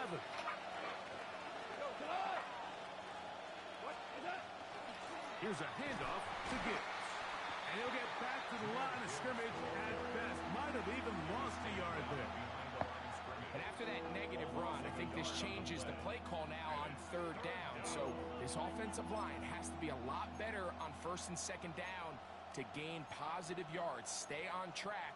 You don't want to be in 3rd and pass too often in today's NFL. 3rd, they need 8. Throwing, Goff. Oh, good drop, baby. Ah! Let's go, man.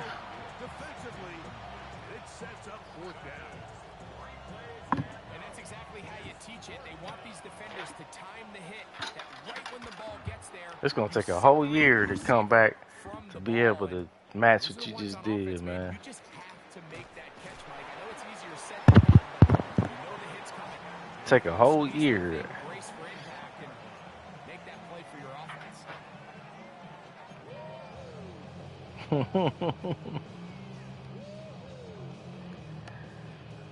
From 25, they'll go to work. 1st and 10. Here's Mayfield working from the pistol. Now, screen set up for Irving. Yeah. And he's going to be out of bounds, but up past the 35. They get 13 to begin the drive. It's a 1st down. Yeah, that's a constipated fart right there. Asshole was closed for the day. It was the Sabbath. This offensive play caller anticipated the rush of the defense, and he was able to use it against them. Baker gonna give it to Irving. And a good run there. Gonna give him 5 yards.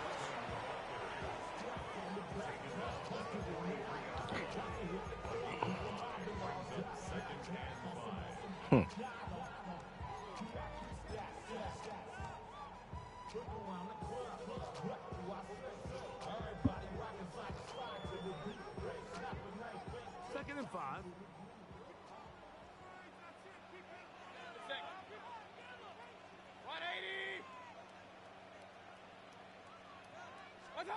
Out of the shotgun, Mayfield. He's gonna Ah. let this one go deep. That ball incomplete. Got the hands in there to break it up. Could have been a big gainer. Instead, it sets up a third down.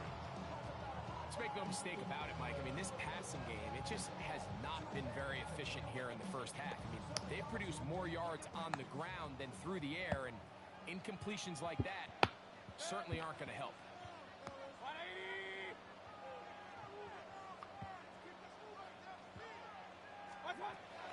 From the gun on third down, it's Mayfield. He's hit after the Oh my God. That's you know what I'm saying? That shit happens to me.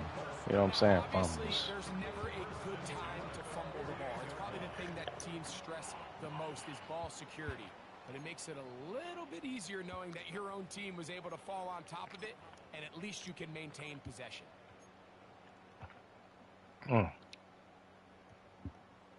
couple of first downs, and the football's out to the 48-yard line as they come up 1st and 10.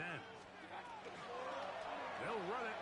It's Irvin. And that one shut down pretty quickly. He'll get back to the line of scrimmage, and that's it.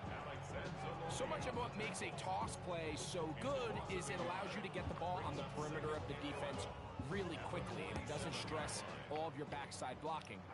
But on the downside, it does get your running back running east and west. They're running sideways for the first couple steps, and with a defense that can run to the ball, we're able to get you down for a loss.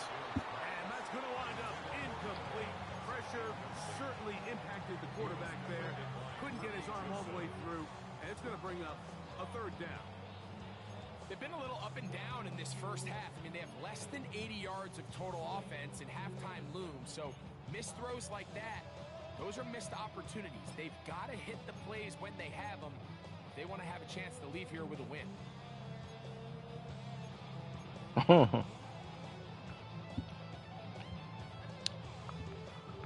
They come to the line needing 11 here on third down.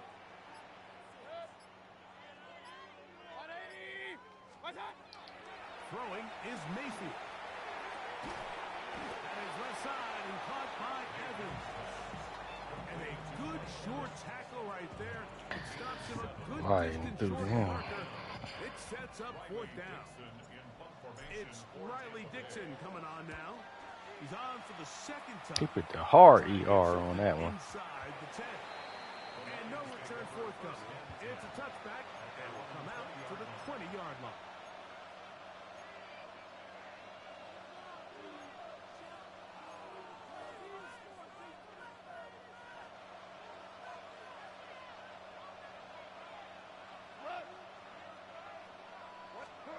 On first down, it's Goff. That one outside to Gibbs. And he'll be forced out of bounds a yard or so shy of the marker, but it is a gain of 9 on first down. It's a gain of 9. Brings up 2nd and a yard. A good spot here, 2nd and a yard. On the ground, this is Gibbs. And he'll work his way for about 4 yards. That's good enough for a first down. It just seems like every time this guy touches the ball, he makes something happen. And not all of his runs are always going to be positive. He's kind of one of those guys that's going to get a 0, a 1, a 2. But it's the home run threat. It's the big plays that really tip the scales in your favor. And when you can generate those big explosive plays on the ground, man, it makes such a big difference for the offense. The tight end, Sam Laporta, the intended receiver. And it'll bring up second down.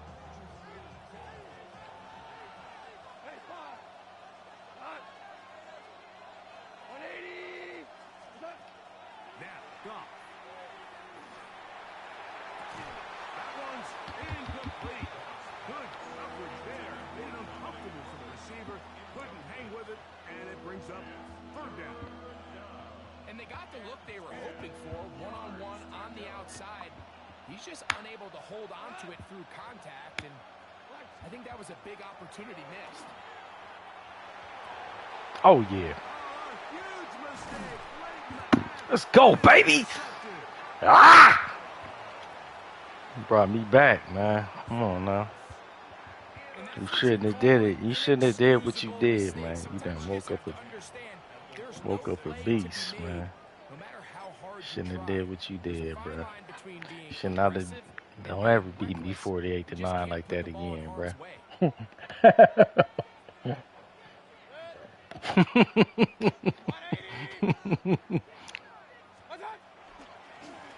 first down, here's Irvin.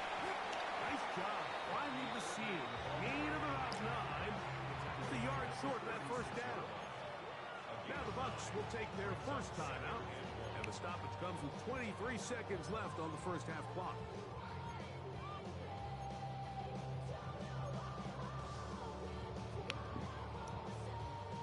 Second and a yard.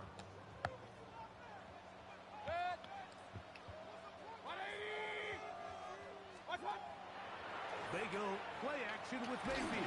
Throw the ball the first time, man. That's what I do not like about Madden. The first time I tell you to throw the fucking ball, you throw that bitch. You know it'll be third down. Son of a bummer. Yeah, man. The hell, man. Just ends up being a Man. wasted down.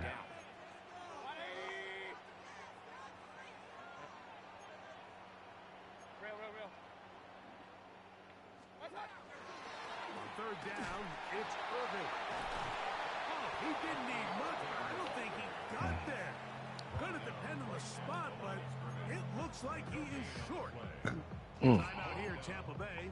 That is their second as they stop it with 13 seconds to play in this opening half.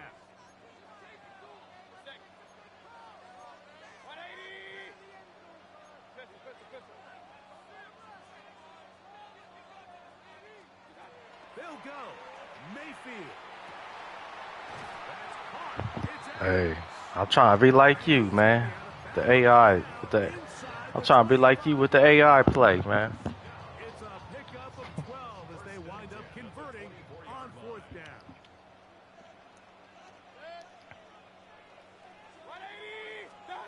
Mayfield to throw on first and 10. Oh, he threw that ball way too low. Mother.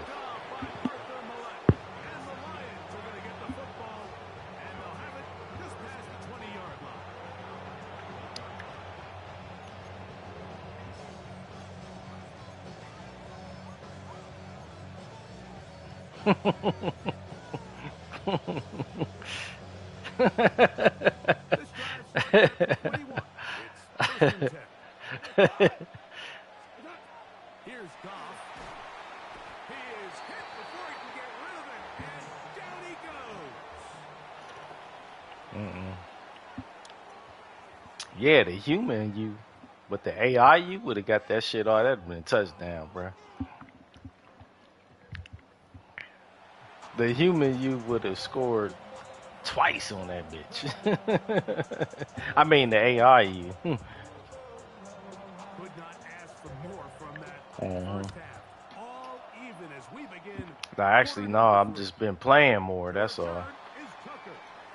That. He'll work his way across the 25-yard line. Excuse me. My shit was silent. My shit was hot. I had to turn the AC on and open the windows. Damn. Handoff. It's Irvin. And a good piece of running there. He'll get about 9 yards past the 35-yard line. Ball on the I do 36 remember now. that. Here's second and 1. Right back to Irvin. And that one shut down pretty quickly. Took it back to the line of scrimmage. Nothing new. This offense, they're not interested in taking the deep shot here. Second and short, the way they're running the ball, pound the rock, reset the downs, and just keep the drive alive.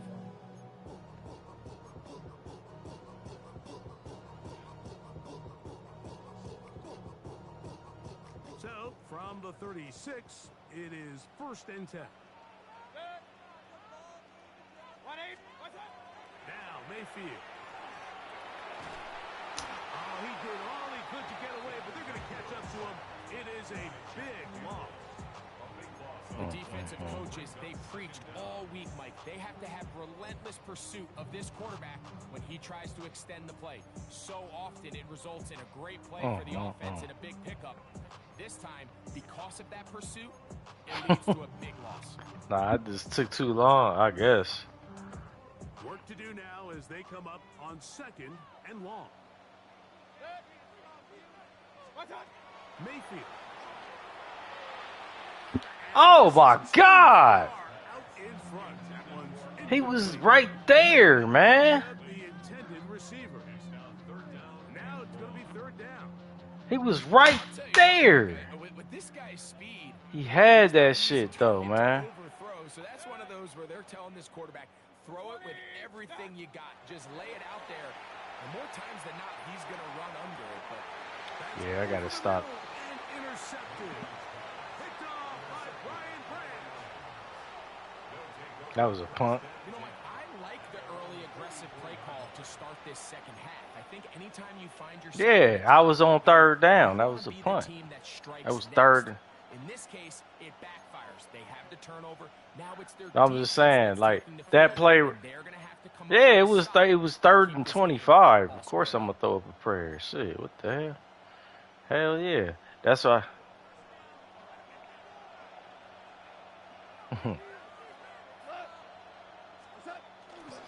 They'll start this one on the ground with Gibbs. And he will not be able to turn upfield. They'll drop him behind the line.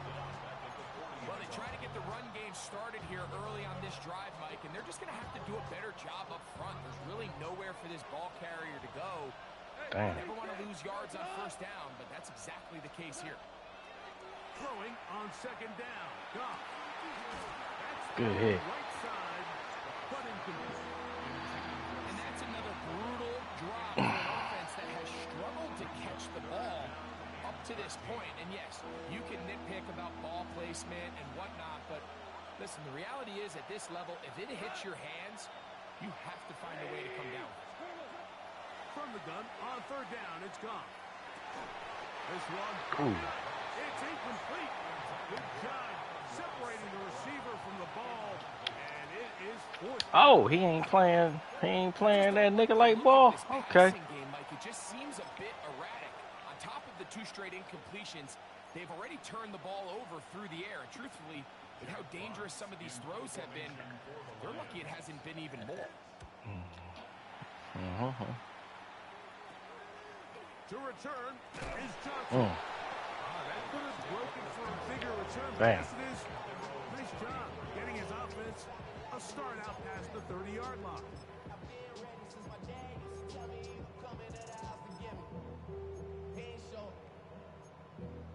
Valuable lesson, man. I had to grow up.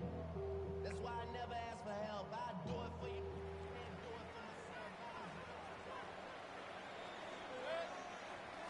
On the ground, it's Irvin. And he'll be brought down just shy of midfield. About 15 yards to kick off the drive. It's a 1st down. Mike, the old adage, you run to set up the pass. This modern offense nowadays, we're starting to see that flipped upside down on its head. Typically, the success of the passing game is what allows teams to have success like this in the run game. Short throw there, pulled in by Evans. And they'll move this one down inside the 40-yard line. Give them 14 on that one.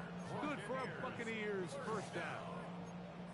I always think you can tell pretty quickly how comfortable a quarterback is in their offense, Mike, by how fast they work through their progression and get the ball to their check down underneath. And in this case, with the depth of the defense, a lot of space in the short game, get them the ball, pick up the 1st down. He'll get that complete to Aneka Ibuka. And this takes him into the red zone. He's brought down inside the 20-yard line. 19 more on that one. And another 1st down. 1st and 10 at the 18-yard line.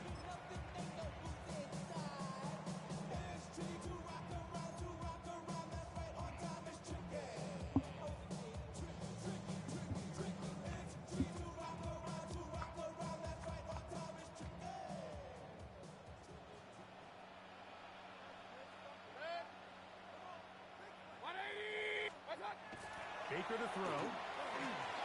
There's Evans. He's got it. He'll be taken down rather swiftly after a gain of just 3. 4 yards on the pickup. 2nd and 6 at the Lions' 15-yard line. Here's 2nd and 6.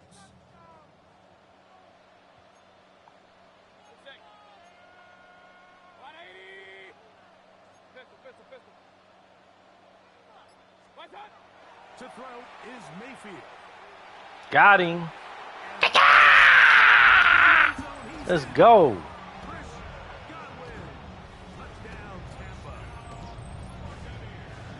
What separates the really good quarterbacks from everybody else in the Can't wait to play AD. is not only ability to process, but the ability to process. I said I can't wait to play AD. He beat me too today. I'm trying to. It's a revenge tour right now. You know what I'm saying? I'm sorry, man. Come on now. On time, accurately, and the result is a touchdown. That's all good. Hey, that's all good. I'll work for it. Shit. Here comes a return from the I 5. don't care. Across the 20, they'll mark him down before the 25-yard line. That's where the offense will take over. 1st and 10 at their own 24-yard line. So here's a 1st and 10 now. Oh. They'll start from the 24. On the ground to start. Oh. Give it to Gibbs. Oh. Look at him go. That's what I can't be giving up, man. That shit right there, man. Israelites. Hey, next time you gonna fumble. Next time you gonna fumble. Don't fumble next time. Touchdown, Detroit. Hey, man, see, he got the cheat code, man. He got Moses on his team, bruh. All the way to the house. I don't know what You they can't were have talking about. you can't have Moses on your team. This series, Greg, with the right answer for the Israelites, And Mike, the come reason with a me. lot of teams start Milk off and honey drive is right with the here. run plays to allow Hit that. themselves to operate Right. ahead of the As soon as, defense. hey, as soon as you cross that line, milk and honey. He's off to the races. Israelites, come with me. That's all right. That's how y'all new age cats be scoring.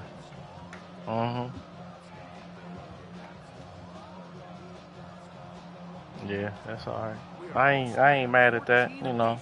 Now, as this one's away. now, yeah.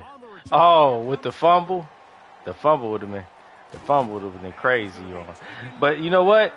I ain't even mad at that, right? I ain't even mad at that. But you ain't gonna march down the field on me. You got. That's how you score.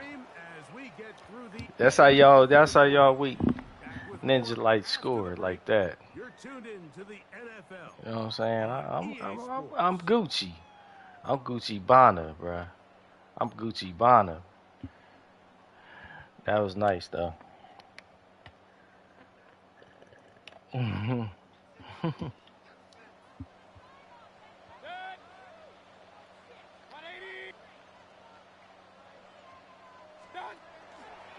Irving now gets it to start the 4th. Oh my goodness. Oh my goodness. Oh my goodness. Oh my goodness. Come on now. That's a heck of a run right here, Mike. Tie game, 4th quarter. Everything's on the line. Can you win in the trenches? Can the threat of that run continue to balance off the pass? And that's a big gain there as they try to go take this lead. They'll go again here with Irving. And he'll get about 6 there, setting up 2nd down. And he had both thumbs on each side of his ass, so had that shit spread wide open. They'll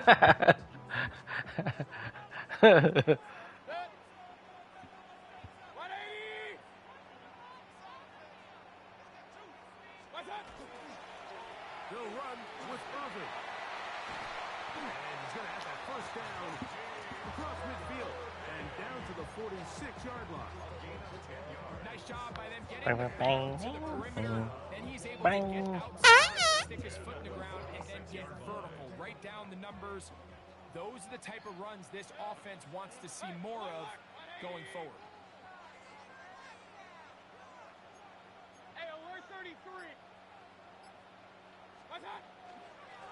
give.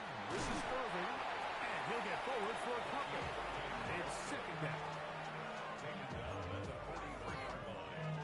It's a very out of 3. Brings up second and 7.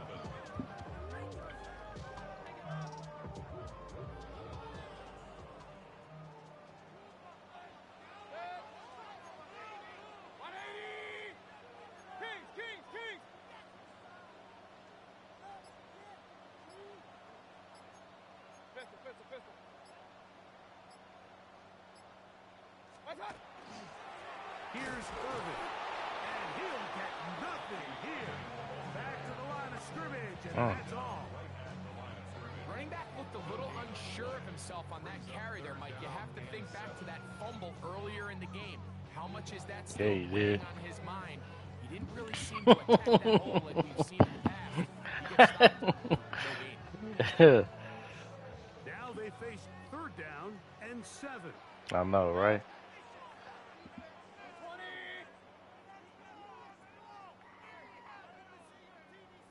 Out of a pistol, it's Mayfield. Oh, Just that's under good 2 defense. minutes here in this one. Oh, no. I'm not kicking no 60-yard field goal. Fuck that. So we get to a pressure kick, and here's Chase McLaughlin. What the hell? This to grab a late lead. Now the Punt. Bucs will take their first time out as they'll discuss what's to come as fourth down's looming.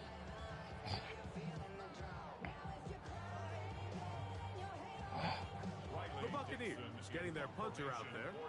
Important punt here in this tie game late. And that one Damn, I is kicked that too much far. behind it. It's into That's the a end bad zone kick. for a touchback.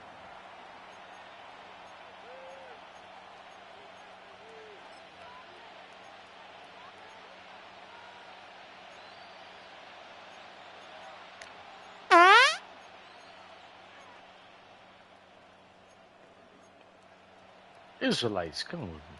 Here's first down.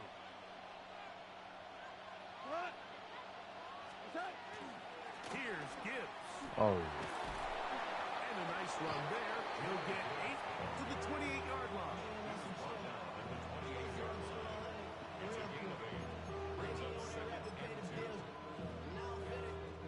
Here's second and 2.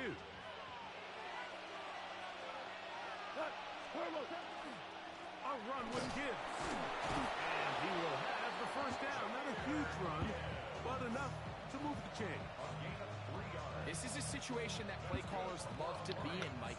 They have all their options on the table. Second and short, play action pass. You can run. In this case, they choose to keep it on the ground, play it safe, pick up the first down. oh, good defense, baby. Intercepted. Picked off by the safety, Tyke Wow! and he is going to bring this one Wow! Let's go, baby. Let's go. for touchdown. Let's go, baby. Let's go. They just want a turn of events, Mike. You have the ball. You're thinking all we need to do is milk the clock, get into field goal range, and win this thing in regulation. I was talking a whole lot of shit. I missed the fucking field goal. Back trailing, and I'm not sure there's enough time for them to come back. So the kickoff team out there one final time in the final minute as they kick it away. This returnable from the 4. He'll come across the 20 and taken down at the 21-yard line.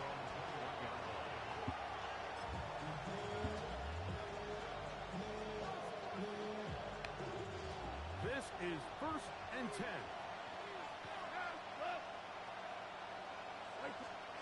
They'll drop to throw. Right side, it's Laporta, the tight end. Okay. And he's out of bounds up beyond the 45-yard line. He's got a touchdown on the books from earlier, and that catch gets him a first down. First and 10 at the 46-yard line.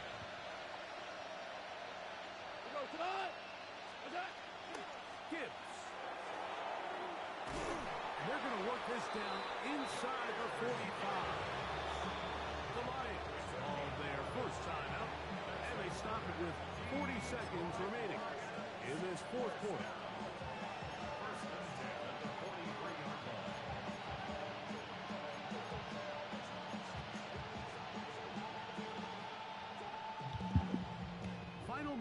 Still 2 timeouts remaining as we get to 1st and 10. Out of the shotgun, it's gone. Thank you. Wah, wah, wah, wah, wah. Let's go, baby. Got you, baby. I know what you like to do. I know what you like to do, baby. You know what I'm saying? You got off, you ski all on my back, forehead, everything, chest, that game. You know what I'm saying? But He got a little reckless that time, and the defense made him pay.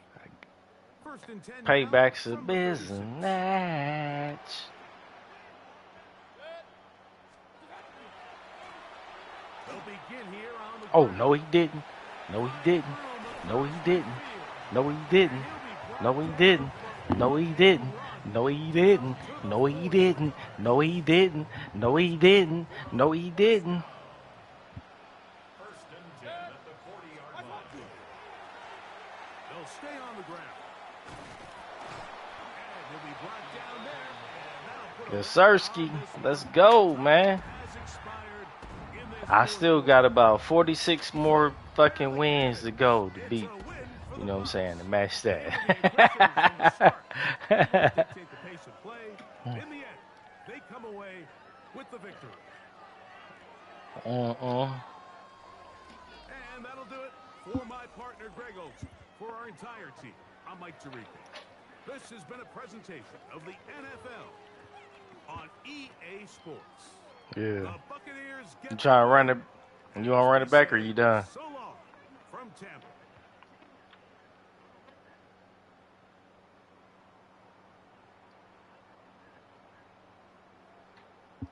Yeah, I'm about to run you up off this team.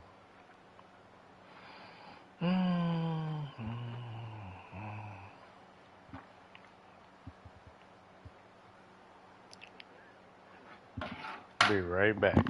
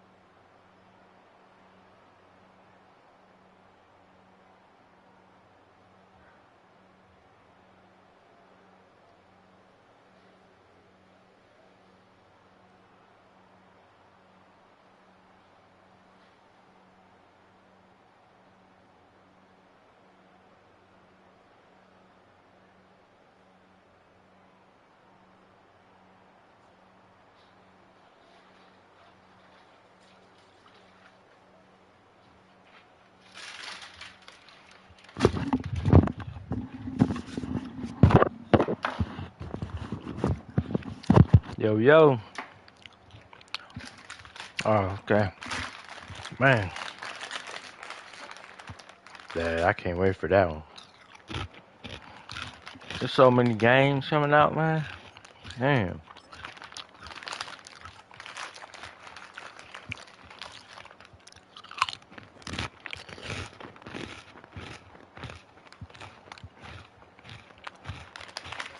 Yeah.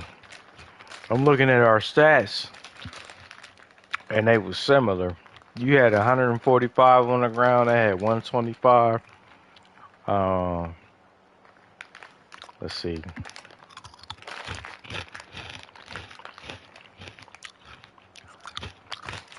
I was one for.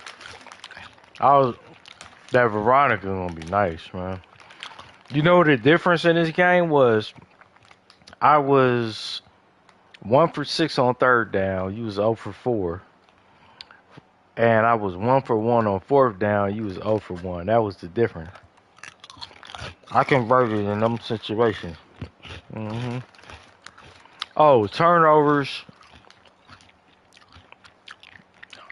I won a turnover battle. You had 3. I had 2. hmm But that's how close that game was. hmm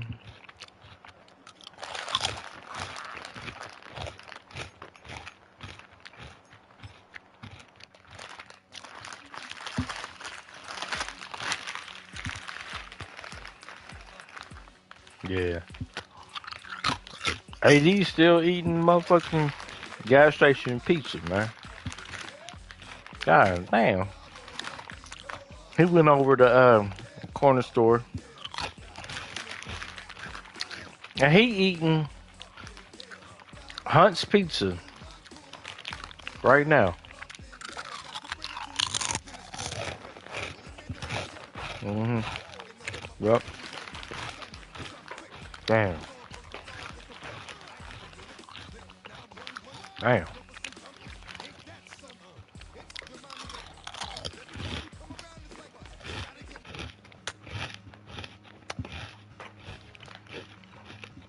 I need a break from this, so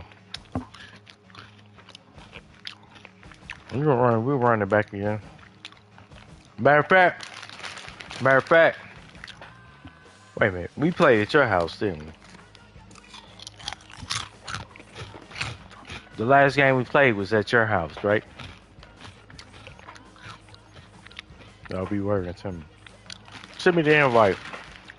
We gonna play at your house. Okay. Alright.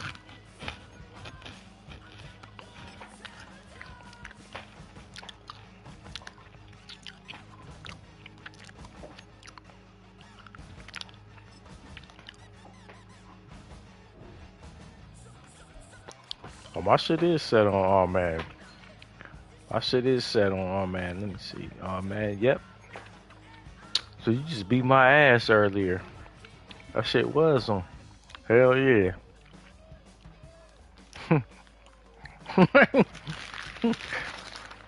Beat the brakes off me.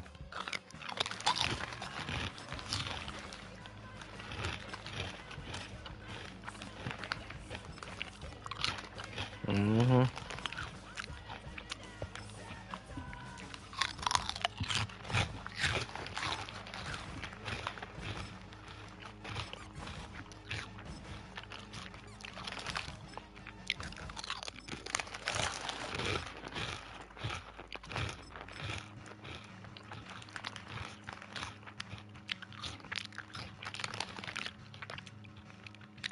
I'm coming with the Niners. hmm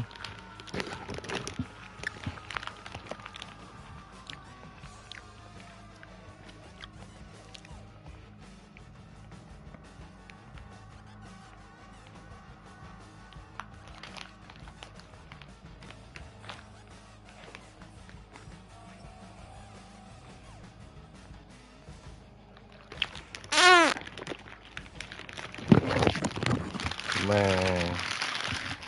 Don't call me faithful for nothing, Gronk. Fans numbering 70,000 strong have made the trek to Santa Clara, and they're ready to cheer on the Bruh. 49ers here at Levi's Stadium. Hey, Coming you up, could lose to me for the next between the 10 Pittsburgh years and you still Steelers on top. and the San Francisco 49ers. Damn.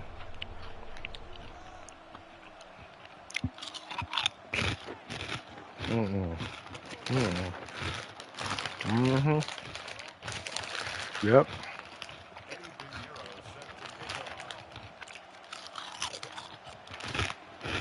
Ready to get this game started. Here's Eddie Pinheiro. They're off from Levi Stadium.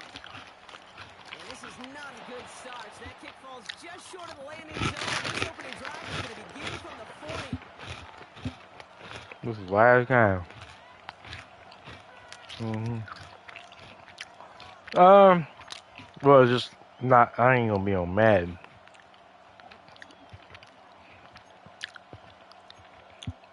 Yeah. All right, let's get this Yeah, show do on the that. road. It is 1st and 10. Working out of the gun. Here's Rodgers. This dude was wide butthole ass cheek open, man. God damn.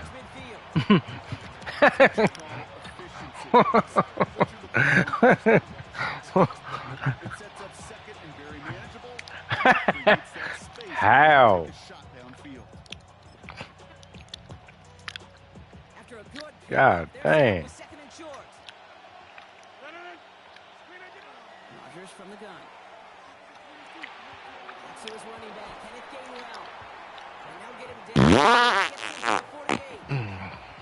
It's a gain of 4 there. And a fresh set of downs for Pittsburgh. Play like this, that's exactly where you want to get him. He's got the space and a lot more room to work. The ball's on the 48. Here we go. 1st down.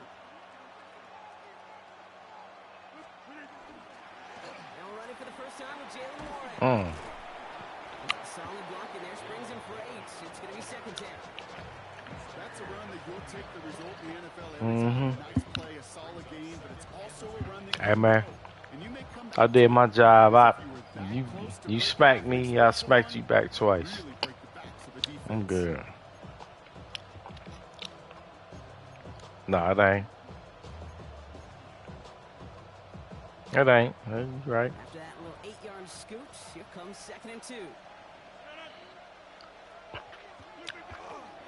Warren once more. And they bring him down around the 34. A 70-yard pickup, and it moves the chains. Okay. They love to feed themselves on the field.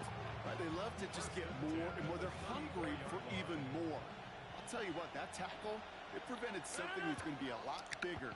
But that back remains hungry. 1st down, and they go right back to it.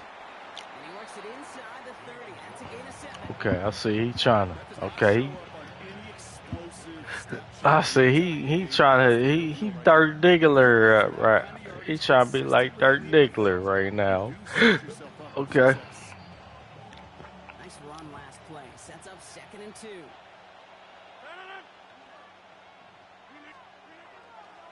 They'll go again with Warren. And he's tackled with the 1st down yardage. Some offenses, situation. Call a little more conservative. But in this case, gets him just as many yards as a short completion move.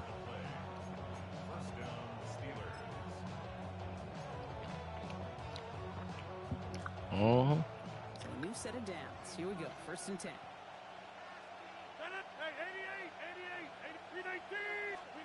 From the shotgun, here's Rodgers. Mm. Has it down close. And that's a Pittsburgh touchdown. Okay. The Steelers finish up an excellent opening series. Okay. All right. Put together to begin this game. What stood out to us, how quickly they were operating. They got a lot of plays in a small amount of time. On the way to that touchdown. What do you mean? You feel that tempo in the booth? Yeah, certainly do. Kept those guys guessing defensively and on their toes. Not quite sure what was going on. It would be that same strategy they Got employed. food. I guess so. Until that defense proves it can stop them. Now Boswell on to send this away. Hey, dude. Here's Sky Moore on the return. Decent run back is going to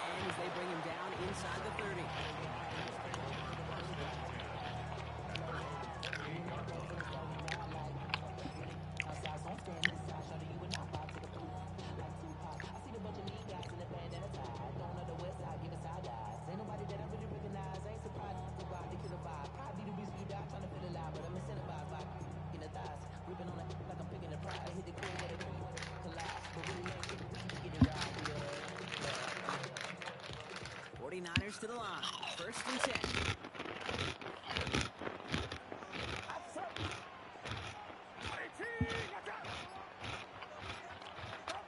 Purdy on the play action. Short pass caught by his tight end. And they drop him with a big hit, but sting worse for the defense. All right. Chains moving 2. Give him 13 on that play. And that gives the 49ers the first. I'm not going to call this a must-score drive here in this first quarter, Brock, but when your opponents start the game with 6, it feels like you need some sort of answer. You need a response, right? You need a response. You don't need all these home runs or big highlights. You just need to keep matriculating that ball down the field. This is reeled in by Juwan Jennings. And the tackle's made just beyond midfield at the 48. Man. 11 on that. Man. And that means it'll be first down, San Francisco.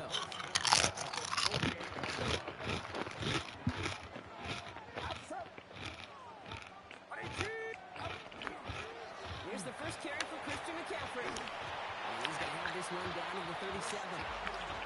It's a gain of 11 there, and that picks up the first.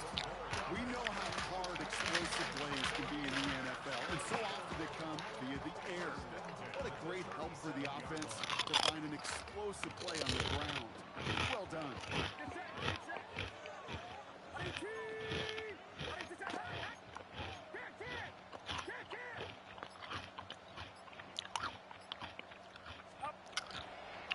Going to the ground again on first. Got a good handful there as it brings up 2nd down.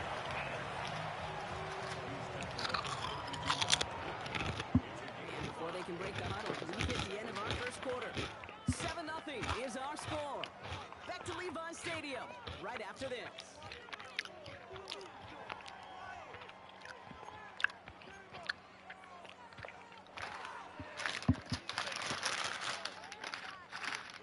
We're back, and it's 49ers football as we resume. They'll have 2nd down as they look to continue this good drive.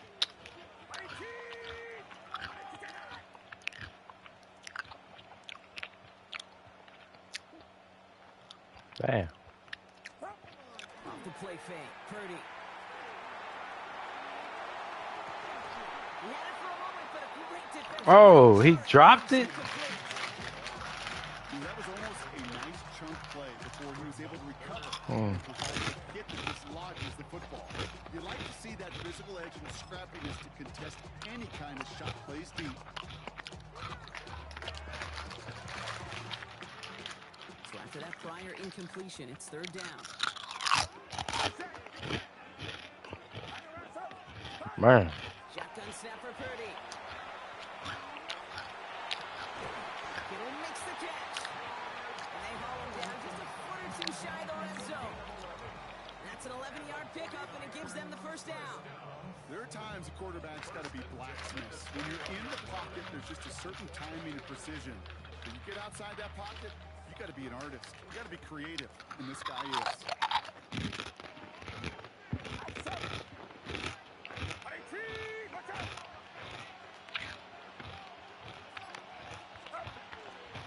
On 1st and 10, it's McCaffrey. He's stopped after ripping off an 8-yard chunk. It's 2nd down. I'm not kidding you, Kate. The run of that length at the NFL level, honestly, is the equivalent of a run of 15-plus at the high school level. It's hard in the run game to make yards, and they just got a very successful one. Get set, get set.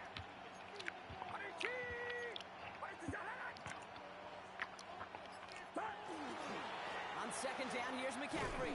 Defender gets to him right around the line. It's going to be marked as no gain. So, Brock, that means 3rd down coming up. Hey, we know running the ball in the NFL is hard. And here's the key, though. Man, aired him out. This type of play has got to be in the minority, and the majority have got to do some damage. On the counter, McCaffrey. And he is well clear of that marker. That airplane's going to set them up with 1st and goal. It's got to be so demoralizing as a defense when you go up against a running back that just keeps those legs churning like a piston in an engine. And that effort's contagious. This entire offense is getting a boost when he busts those tackles. This offense in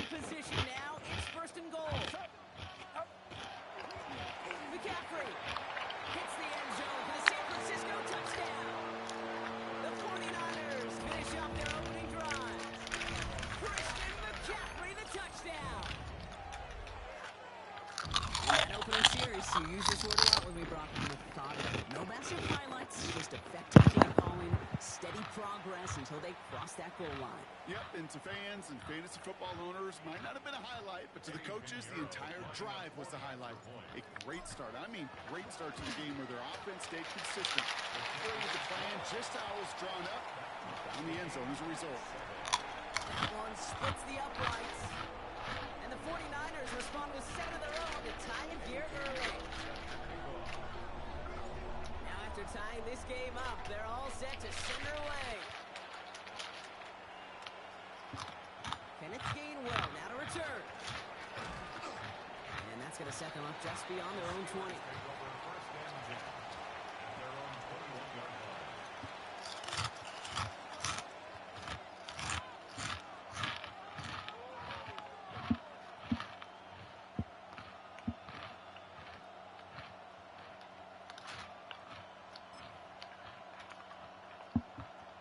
Pittsburgh offense to the line. Here's 1st and 10. They send a tight end in motion. They'll start the drive with Warren. And he has enough room to gain about 4. It's one of those sneaky little runs, Kate, that gets you enough yards. You get 5 yards, though. Into that defensive coordinator. You can stick to the ground. You can throw beyond the sticks. Really create some indecision now defensively. So gain of 5 on that 1st down. Let's see if they can repeat that performance down here on 2nd. To Warren from the pistol. And he gets this one up to the 40-yard line. They pick up 14 yards on that one. And the Steelers have a 1st down.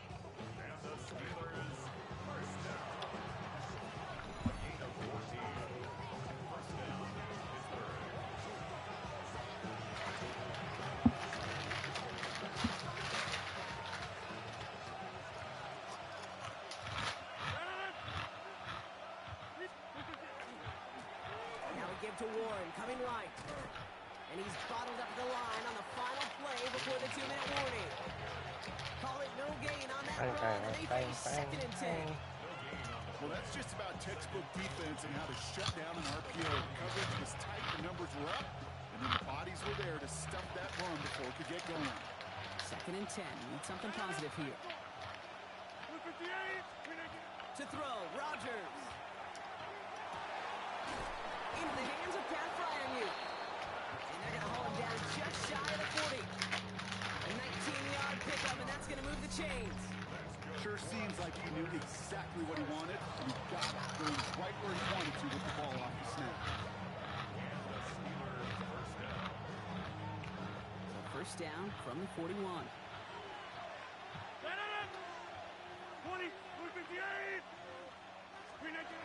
Now Rodgers.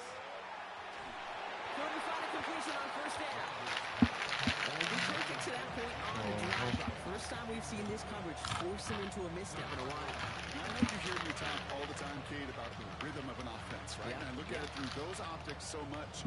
But it's the same thing defensively. You've got to get a stop, see the ball hit the ground to knock them out of that rhythm.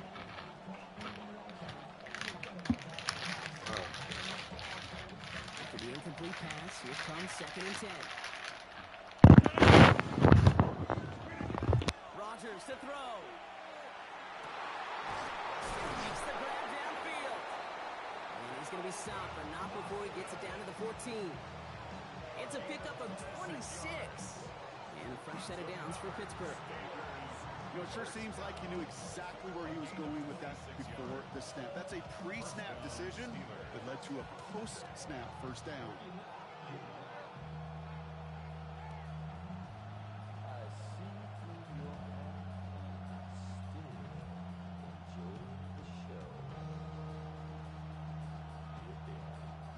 And keep this drive moving, partner. Here's another 1st and 10.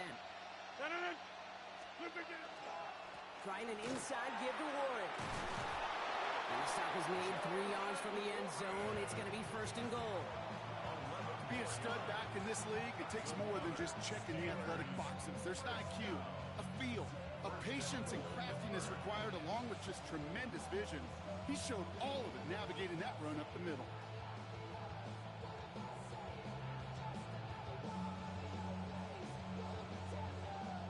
4 downs now to get in. Here's first and goal.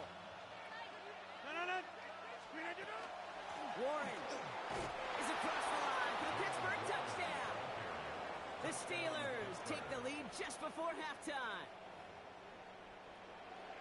So, Brock, this offense starting to find its rhythm a bit as they finish things with a touchdown there to give them the lead. And the key word there that you said is finish, because you want to have that mindset, even early in the game, that field goals aren't going to cut it. So that's great work to make sure they finish with 6 points. Boswell to add the PAT. Right down the middle. It's good. And the Steelers break that tie and now lead by 7.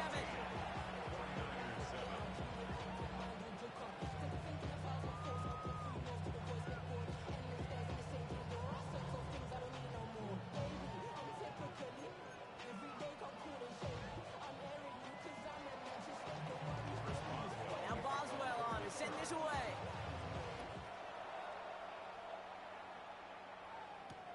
Isaac Gorindo to return. And there it is. He just kept choosing to go backward, partner. And now he's all the way in his own end zone for a safety. Cannot believe it. Brock, what did we just see there? Is that some new strategy that I've never seen before for returning kicks? Nope. Because I don't think we're ever going to see it again. I don't think we'll ever see maybe him again get that chance. Ooh.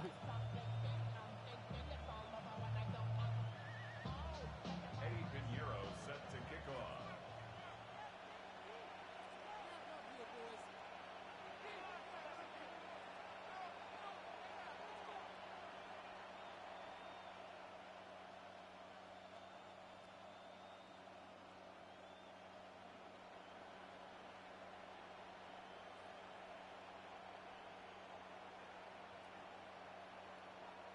So after the safety, we're going to see a free kick from the 20-yard line.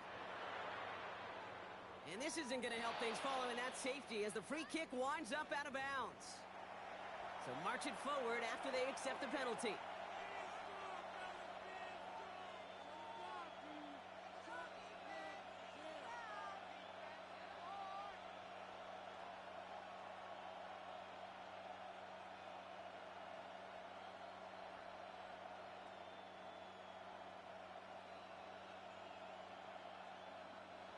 Markers are reset. Here we go. Ball at the 44. And he's got a free play here. Finds a seam down the middle. And they take him down, but there's a flag on the play. Easy call for the officials there. He was offsides at the snap, and that's going to cost him.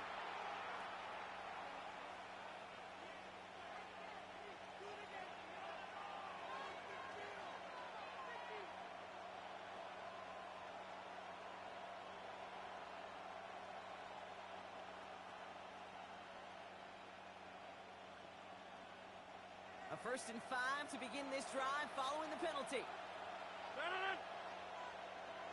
This might be a free play for him.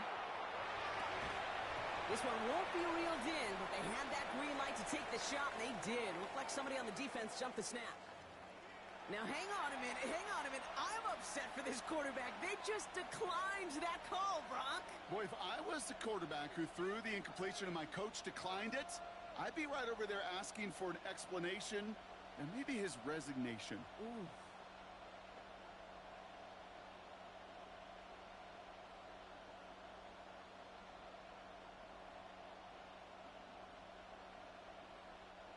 All right, here we go. 2nd down.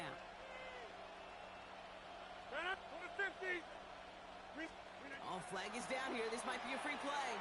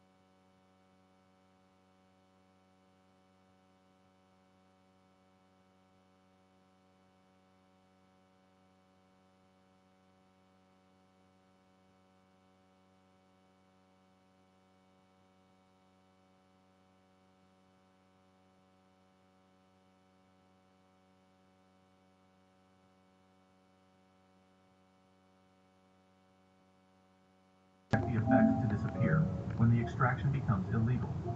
But the cage was broken. The laws that made it legal were Yo, struck Lee. down. The mechanisms that made it function were dismantled. The system the architects built doesn't exist anymore. At least not in the same form. At least not with legal sanction. And that matters, because it proves that oppression, no matter how carefully designed, how legally protected, how violently enforced, can fall. That people who decide they won't accept injustice can force change. That systems that seem permanent can be dismantled. That the arc of history doesn't bend toward justice automatically, but can be bent by people willing to sacrifice for it. Those men in that room in 1898 thought they were securing white supremacy forever. They were wrong. They built something terrible, something lasting, something that damaged millions of lives. But they didn't build something permanent. Because Fannie Lou Hamer said no. Because Rosa Parks said no. Because Martin Luther King Jr. said no. Because thousands of students sitting at lunch counters said no. Because freedom riders getting beat said no. Because marchers on the Edmund Pettus Bridge getting clubbed said no. Because millions of black Americans over 70 years, in ways large and small, public and private, said no. And eventually, that was enough. Not to undo all the damage, not to erase all the effects, but to break the cage, to dismantle the legal architecture, to end Jim Crow as law. That's the story. That's what happened. That's how American apartheid, carefully designed by educated men in state capitals, enforced by sheriffs with badges, upheld by courts for 70 years, finally fell.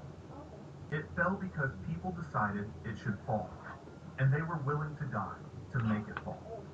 And enough of them died, and enough pressure built, and enough violence was exposed on television, and enough international embarrassment accumulated, that finally, reluctantly, the federal government dismantled what those architects had built. The cage is broken. The effects remain. The fight continues. But the cage that those men built so carefully, that functioned so brutally for so long, no longer exists as law. And that's something. That's victory. Incomplete, imperfect, but real. They built Jim Crow to last forever. It lasted 70 years. That's both too long and not long enough to be permanent. Too long because of the millions who suffered. Not long enough because it proves that nothing, no matter how carefully built, no matter how brutally enforced, can withstand people demanding to be free. That's the legacy. That's the lesson. That's what understanding how Jim Crow was built teaches us. Not just about history, about now. About recognizing when systems of oppression are being built. About resisting before the cage is complete.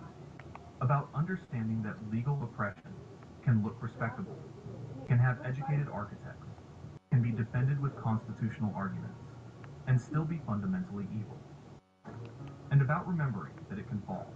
That's the hope. In the courage of people who fought it. In the victory, incomplete but real, that they achieved. In the proof that oppression isn't permanent, that resistance works, that freedom is possible. That's how Jim Crow was built, and that's how it fell. The architects designed it well, but they couldn't design it well enough to withstand the humanity of the people they tried to break.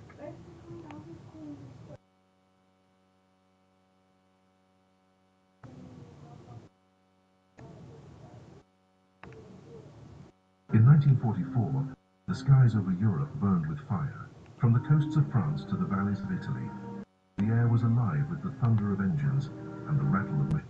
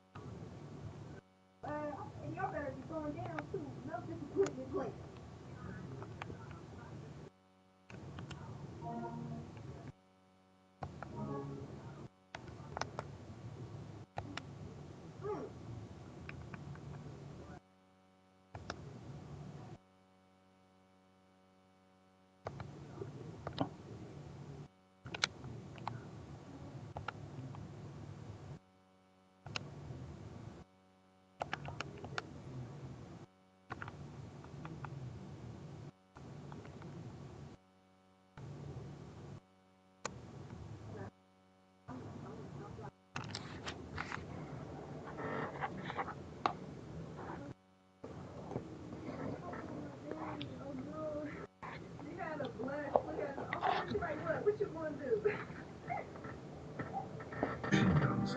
Up there men fought and died, without ever seeing the faces of those who killed them. Among them flew a group of Americans whose presence had once been treated as a joke, an experiment that many believed would fail before it began. They called them the Tuskegee Airmen, or more famously the Red Tails. German pilots laughed when they first heard of them. Flak fighter pilots from Alabama, flying American Mustangs against the seasoned aces of the Luftwaffe. The idea seemed absurd, but before the war was over, the laughter would stop, replaced by something the Germans had not expected: respect and fear. By 1944, the Second World War had reached its most brutal phase. The Allied bombing campaign against Nazi Germany had turned the skies into a continuous battlefield. Every morning, vast armadas of B-17 Flying Fortresses and B-24 Liberators rose from airfields in England and Italy, droning northward toward the factories, rail lines, and oil plants that sustained Hitler's war machine. From the ground, they looked like a slow-moving wall of silver.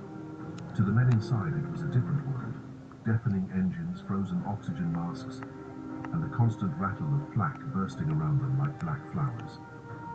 They knew that every mission was a gamble. The Luftwaffe's fighter wings of the Jagdgeschwader were waiting. These were no ordinary opponents. By 1944, some German pilots had survived 5 years of continuous combat. They were veterans who measured their careers in kills. Men like Erich Hartmann, Gerhard Barkhorn, and Johannes Steinhoff. The Luftwaffe's aces were feared across the world, and their Messerschmitt Bf-109s and Focke-Wulf 190s could still tear through bomber formations like wolves through sheep. To protect the bombers, the Allies relied on long-range fighter escorts. But here the problem had always been the same: endurance. The early escort fighters, the P-38 Lightning and the P-47 Thunderbolt, could not stay with the bombers all the way to their targets deep inside Germany. For hours at a time, the bomber crews had to face the enemy alone, watching helplessly as German fighters tore into their ranks. The solution came with the introduction of the P-51 Mustang, a sleek, elegant aircraft that combined American design with a British engine, the Rolls-Royce Merlin. It could fly higher, faster, and farther, than anything the Luftwaffe could send against it. With drop tanks, it could accompany bombers from takeoff to target and back again. But the question remained, who would fly them? In the segregated America of the early 1940s, the idea of black pilots flying in combat had been ridiculed for decades. Military officials had argued, with breathtaking arrogance, that black men lacked the intelligence, discipline, and courage to handle complex machines or command under pressure. The establishment's answer was the so-called Tuskegee experiment. In 1941, the U.S. Army Air Corps established a training program at Tuskegee Institute in Alabama, a historically black college. Officially, it was presented as a step toward inclusion. In reality, it was a test, one designed to confirm the prejudices of those who believed it would fail. The men who applied to Tuskegee understood that from the beginning. Every one of them carried not only the burden of mastering flight, but of disproving a nation's low expectations. Among them was a young officer named Benjamin O. Davis, Jr., son of one of the first black generals in the U.S. Army. Davis had graduated from West Point, where he endured 4 years of silence from his white classmates. They refused to speak to him except on official matters, a deliberate attempt to break him. It didn't work. Davis graduated in the top 20% of his class, determined to prove that discipline could overcome bigotry.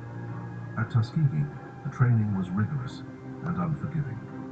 Many of the early cadets washed out under the pressure, but those who remained forged a bond that went beyond friendship.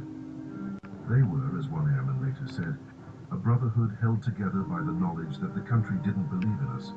They trained in PT-17 biplanes, AT-6 Texans, and later the Curtiss P-40 Warhawk, a rugged fighter that tested their reflexes and endurance. In the Alabama heat, they learned to fly, to navigate, to fight. Their instructors, many of them white officers initially skeptical of the program, soon began to change their tone. The men of Tuskegee were good, better in some cases than the cadets trained at standard bases, but proving themselves in training was one thing. Proving themselves in combat was another. In the spring of 1943, the 1st Black Fighter Unit, the 99th Fighter Squadron, was deployed to North Africa under Colonel Davis's command. They were attached to the 12th Air Force and assigned to support ground operations in Tunisia and Sicily. Their aircraft, the aging P-40 Warhawk, was slower and less agile than the German Messerschmitts they would face. The reception from other American units was mixed at best. White officers doubted their effectiveness and sometimes refused to fly missions with them. One general even demanded that the 99th be removed from combat, claiming they lacked aggressiveness. That accusation would haunt the unit, and Davis personally. He was summoned to Washington to defend his men before a skeptical board of officers. Standing ramrod straight in his uniform, he spoke without anger, without theatrics, and the only facts. The 99th, he said, had flown every mission assigned, had never broken formation, and had suffered casualties in doing so. We will not be judged by rumor, he told them. We will be judged by our record. That calm defiance marked Davis as a man to watch, and his squadron as something more than an experiment. In the months that followed, the 99th continued flying missions over Italy and the Mediterranean islands, bombing enemy positions, strafing convoys, and providing cover for Allied troops. Slowly, their record began to speak for itself. By early 1944, Higher Command made a decision that would change everything. The 99th would be joined by 3 more all-black squadrons, the 100th, 301st and 302nd, to form the 302nd Fighter Group. Their new base would be Ramitelli Airfield, a patch of muddy ground on Italy's Adriatic coast. From there, they would fly deep into enemy territory, escorting bombers on long-range missions over You're Austria, calling me Mr. Belcher. Hungary, Don't, because I'm your boss and you're my sexy the bombers assistant. they protected soon noticed I'm something. gonna take The off red all tails my didn't clothes abandon their and wait posts. for you in the While wall. other I escort don't teams think that's a chased good enemy idea, fighters for Tim. personal Ow. glory. And hit my The eye. Tuskegee Yes, it pilots did. stayed It with the really bombers. hurts. Let me look at you, big baby. Oh, I'm the blonde nurse. No, It's no, World no. War II. You got No. shot in the eye. The chemistry Became a machine symbol was of discipline and Oh my god. Let me see it. That fantasy doesn't work. Why? I feel like if I got shot in the eye, I would want you to help my eye and my brain. I don't know. I'm not a freaking doctor. I'm a nurse, Bob. Well, can you get a doctor? Because I need a doctor. Oh, wait. I'm a doctor. No, I'm a doctor guy over here. oh my god. 32nd Fighter Group was flying How are your hundreds of missions bracelets across coming Southern along, Europe. girls? Their reputation My among bracelet's armor my new crews baby was growing. sister. She's They were so not cute, and flashy. she has almost no They jewelry. did not I'll give you boast. my Katie. They simply did their job, and they did it well. Still, the war was changing. The Luftwaffe was battered, but far from beaten. Phase 1. The Germans were introducing new That's a tactics, pretty bracelet, new Julie. aircraft, and Thanks. increasingly Okay, desperate phase 1 measures comes to stem Phase the 2, tide. turn everyone against For the each other Red until Tails, the hardest multiply mission back. stood ahead. Wait, what? And as Katie they told me she prepared thinks for your those bracelet's battles, ugly. they carried with them the knowledge Oh, that no. people must balance. Yes. One against the enemy in the sky, and one more insidious prejudice of their own country. The idea of training black pilots had not come easily to the military. For decades, the armed forces had operated under the unspoken assumption that aviation was the preserve of white men, that courage and intellect somehow had a color. But by the late 1930s, the political winds were shifting.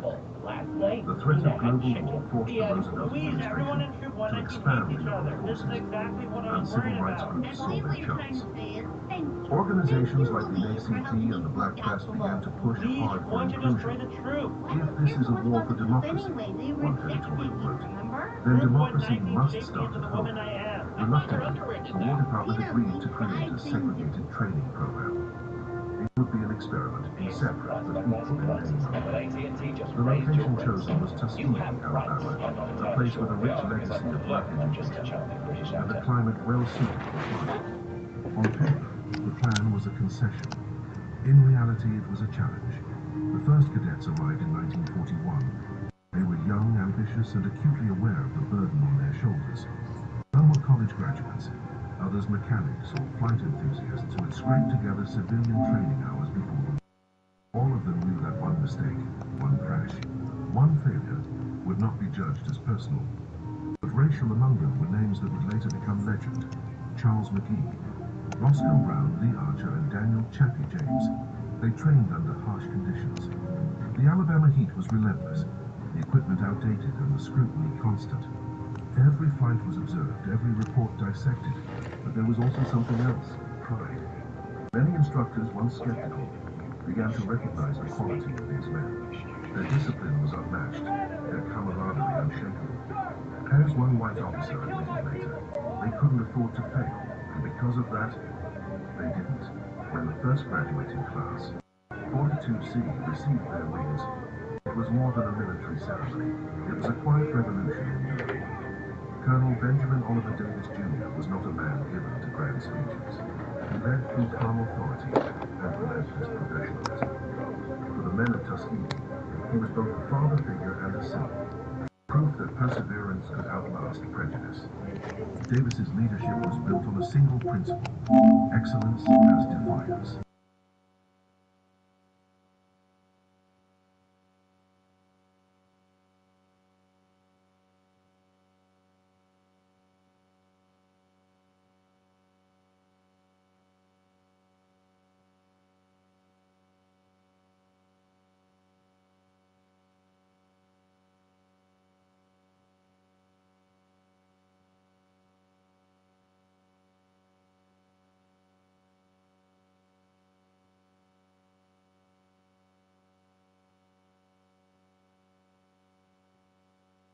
That the entire program would soon be shut down.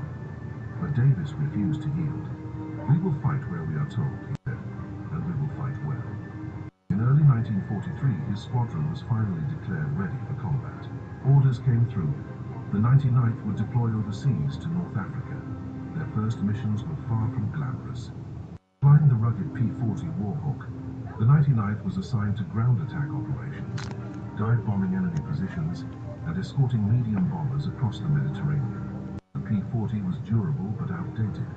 Against German Bf-109s, it was outclimbed and outgunned. Yet the men adapted. They learned to fight low, using surprise and teamwork to survive. On June 9, 1943, the 99th flew its first combat mission over Pantelleria, A rocky island fortress between Tunisia and Sicily. The skies were heavy with flak, and the sea below shimmered with tracer fire. It was the first time in American history that black pilots had engaged in aerial combat. They struck anti-aircraft positions and strafed supply convoys. One pilot described the experience later. It wasn't courage. It was duty. You didn't think about being first or being black. You thought about getting back to base. Bosses turned back. Friends went down over the sea, over the desert. The 99th learned the hardest lesson of all, that war was an equal opportunity killer. But slowly their record began to speak for itself. They hit targets. They followed orders. They didn't break formation. And in the skies above the Mediterranean, something began to shift. White bomber crews who had once doubted them began to take notice. After one particularly brutal mission, a white officer sent a simple message to Davis. Good job, boys. It was faint praise, but it was a start. Success could not silence prejudice overnight. By mid-1943, senior officers back in Washington were growing.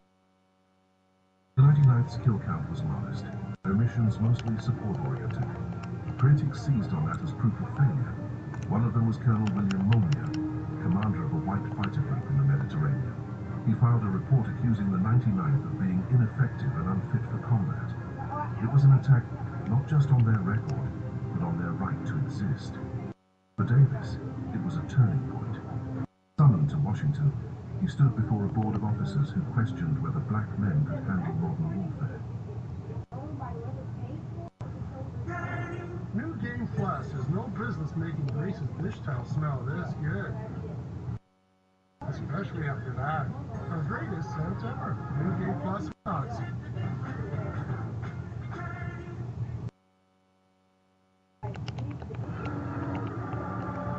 Ken doesn't know everything, but he does know if you bundle your flights, cars, hotels, vacation rentals, you can save up to 30%. Good voice. Thanks, voice in the sky. Expedia, the one place you go to go places. Soft, fresh, fast. This is the best tasting soft pretzel that you'll ever have, right from thepretzelcompany.com. Now's the time. Head on over to thepretzelcompany.com. Check out our hand-twisted signature soft pretzels. They are baked fresh just for you. Pair them with one of our mustards or our white sharp cheddar spread. I know you will love it. They're the best looking pretzels on the planet. Oh, and the best tasting soft pretzels. So what are you waiting for? Head on over to thepretzelcompany.com. Try these amazing hand-twisted soft pretzels. Shipping is free with orders over $60. Head on over to our site. Check out the 8-count signature soft pretzel. I know you're going to love it.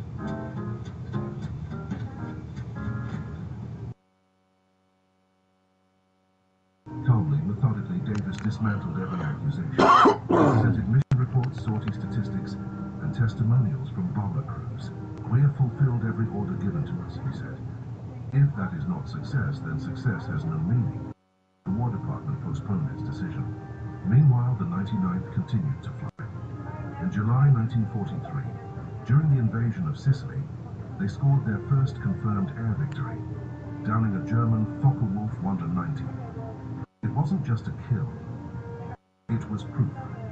The turning point came in early 1944. The 99th's steady performance, combined with growing public pressure from civil rights groups, forced the military's hand. 3 additional black squadrons were activated. 100th, 301st, and 302nd. Together, they formed the 332nd Fighter Group. With Davis in overall command, their new aircraft would be the P-51 Mustang, the most advanced fighter in the Allied arsenal. Sleek, fast, and deadly, it was everything the P-40 was not. And it was painted in a way no other aircraft was, with bright red tails that glowed against the blue Italian sky. To some, it was just a color. To the men who flew them, it was identity, the declaration that they were no longer an experiment, but warriors. At their base in Ranitelli, on Italy's Adriatic coast, the air buzzed with the sound of engines and laughter. Crews slept in tents, ate in mess halls, and danced when they could. They called themselves the Red Tails with pride. Every dawn brought new missions, bomber escorts, dogfights, and patrols stretching deep into enemy territory. And slowly their reputation began to grow. bomber crews they protected began requesting them by name. "Give us the Red Tails," they'd say. "They stay with us." The Tuskegee Airmen had finally arrived. By the summer of 1944, the Red Tails were no longer a curiosity. They were a fighting force to be reckoned with. Their discipline set them apart. Their courage earned them respect. And their red-tailed Mustangs became a symbol of something larger. The quiet triumph of men who refused to be defined by others' limits. But as the war pressed north into the heart of Germany, the Luftwaffe grew more desperate. New planes, new tactics, and new dangers awaited the Red Tails. In the months to come, they would face the deadliest challenge of their lives, and, in doing so, write their names into history. In 1944, the skies over Europe burned with fire. Every dawn brought another mission, another test of courage and endurance.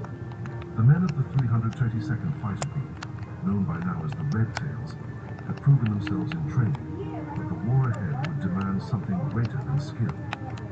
It would demand faith. Faith in their machines, in their comrades, and in a country that did not yet fully believe in them. By the spring of that year, the Tuskegee Airmen were flying from Ramitelli Airfield in Italy. Dusty, windswept, and crude, but it was home. The tents rattled in the sea breeze, and the air smelled of oil and hot metal. Each morning, pilots gathered for briefings inside a canvas hut, the air thick with cigarette smoke and tension. Missions were assigned. Targets circled on maps. Rail yards, oil depots, factories buried deep in enemy territory. Their orders were simple on paper: protect the bombers. In practice, it was hell. The German Luftwaffe still had teeth. Squadrons of Messerschmitt Bf-109s and Focke-Wulf 190s prowled the skies, commanded by veterans who had fought since the early days of Blitzkrieg. For them, the black pilots of the 322nd were a curiosity, an insult even. The idea that African Americans could master high-performance aircraft seemed laughable to some of Germany's finest. But arrogance would soon meet reality. The Red Tails flew in tight formation, their discipline unmatched. Colonel Benjamin O. Davis Jr.'s orders echoed before every takeoff. "You are not here for glory.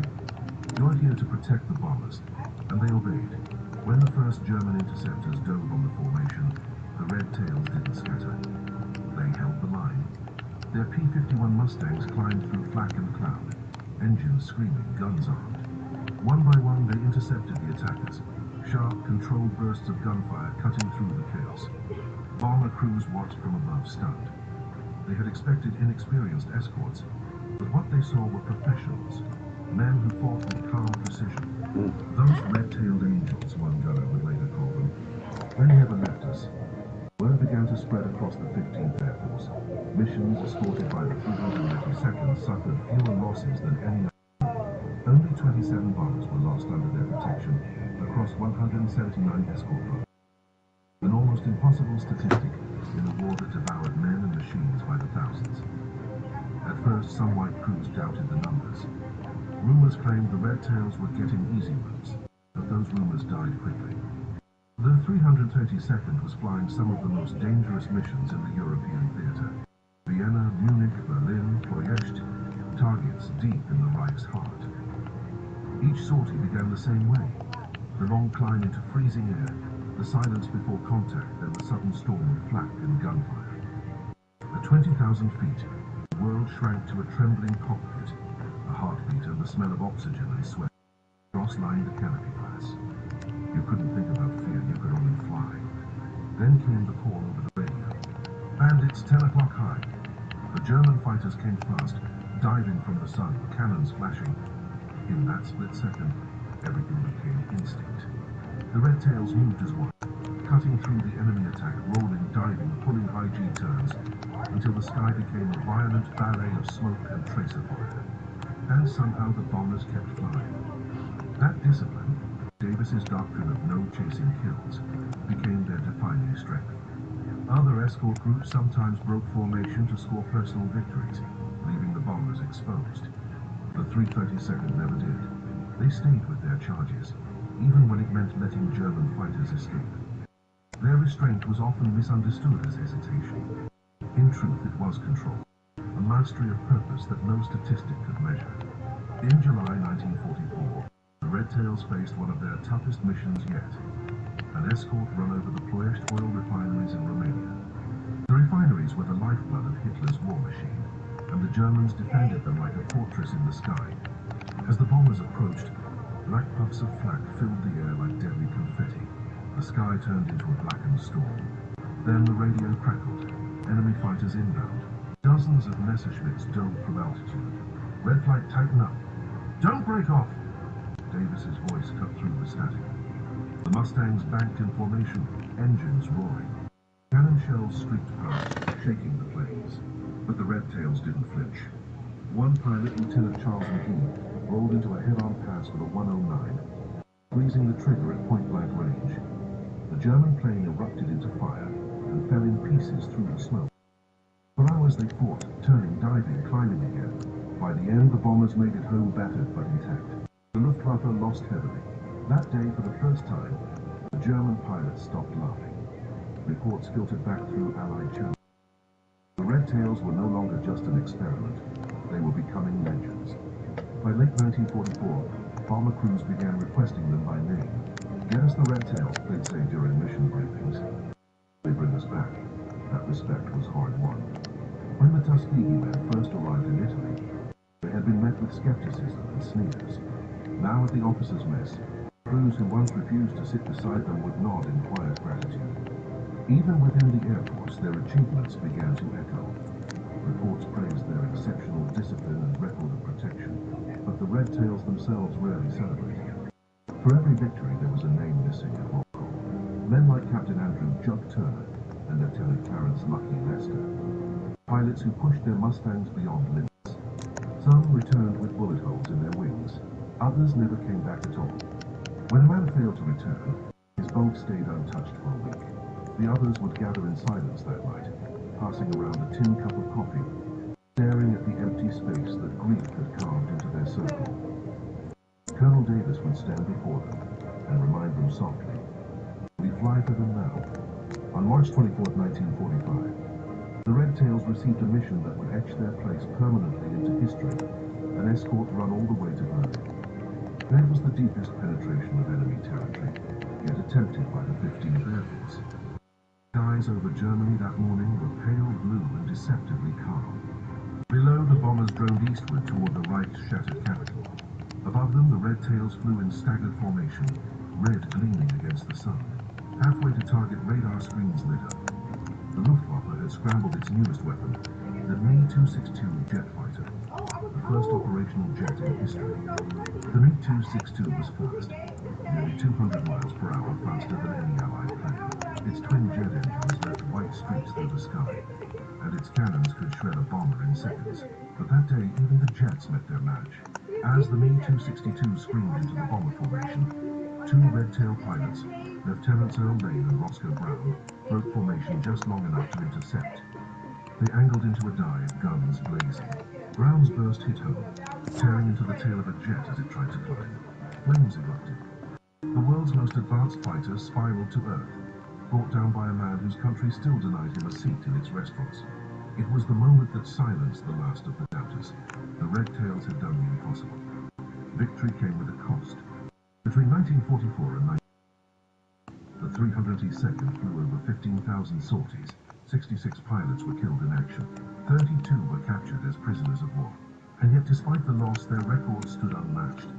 They destroyed more than 260 enemy aircraft, sank a German destroyer, and earned over 150 distinguished flying crosses.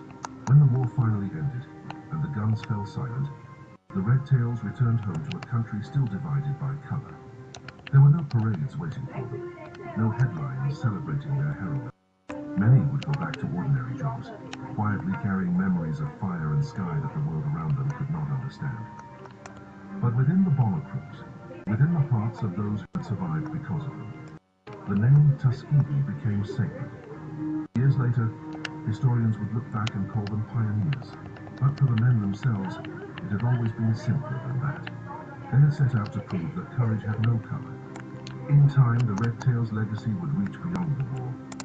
They broke open doors that others would later walk through.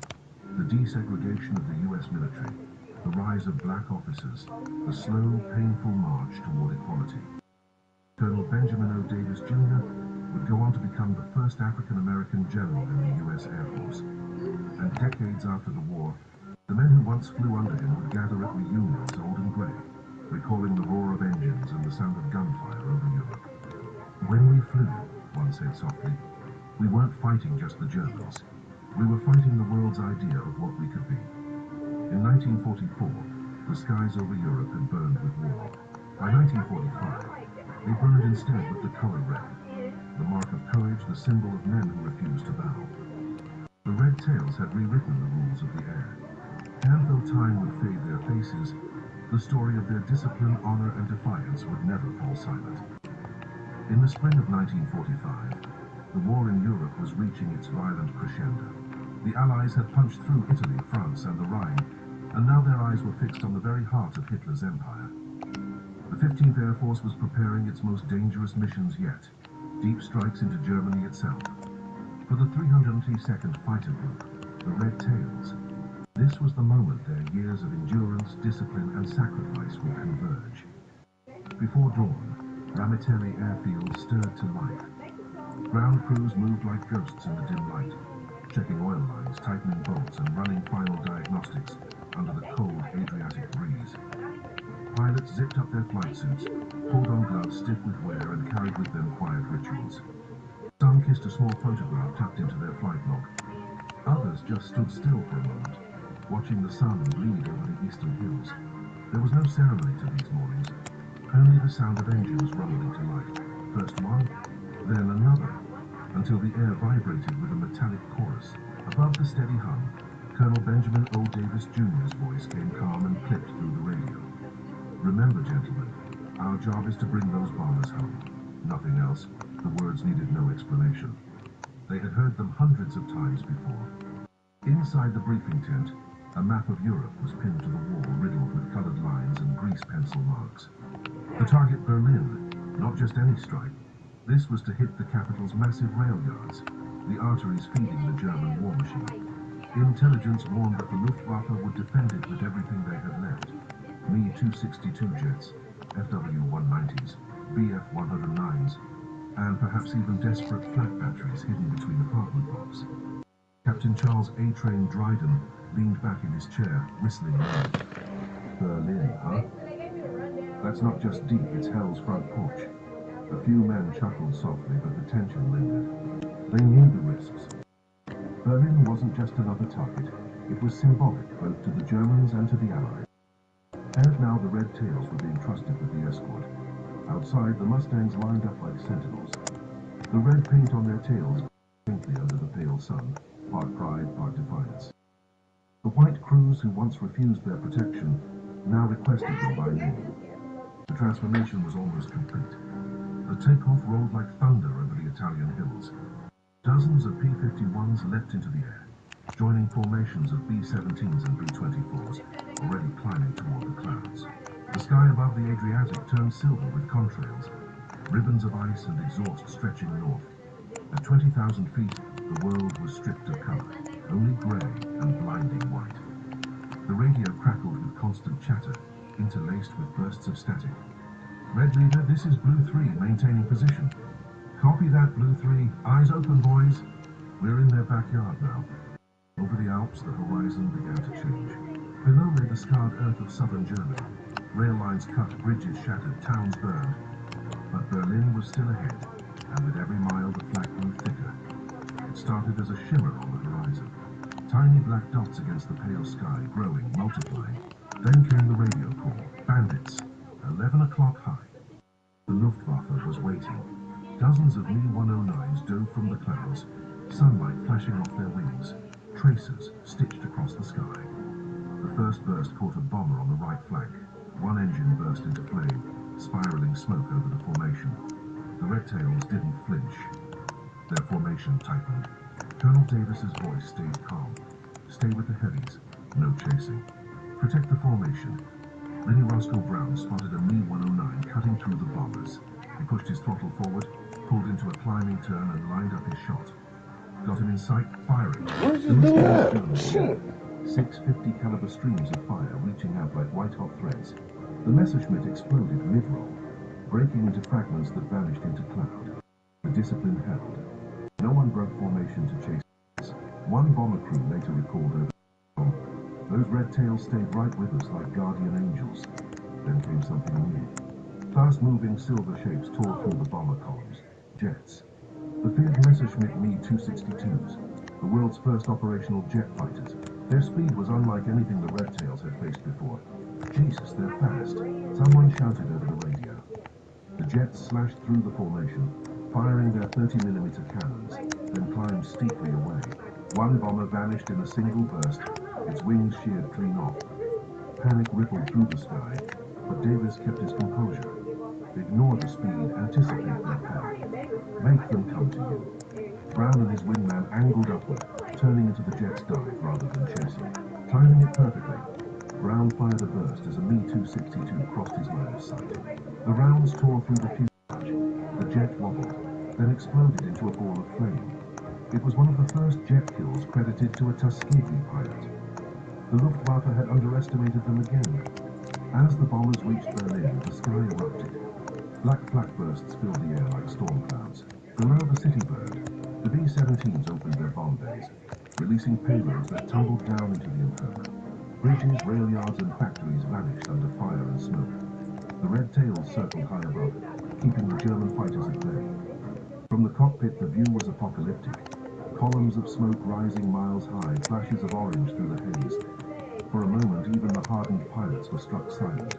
They had come so far, from Alabama's segregation to Berlin's heart, and now they were the shield of an empire at war with itself. Down in Berlin, civilians watched the chaos unfold.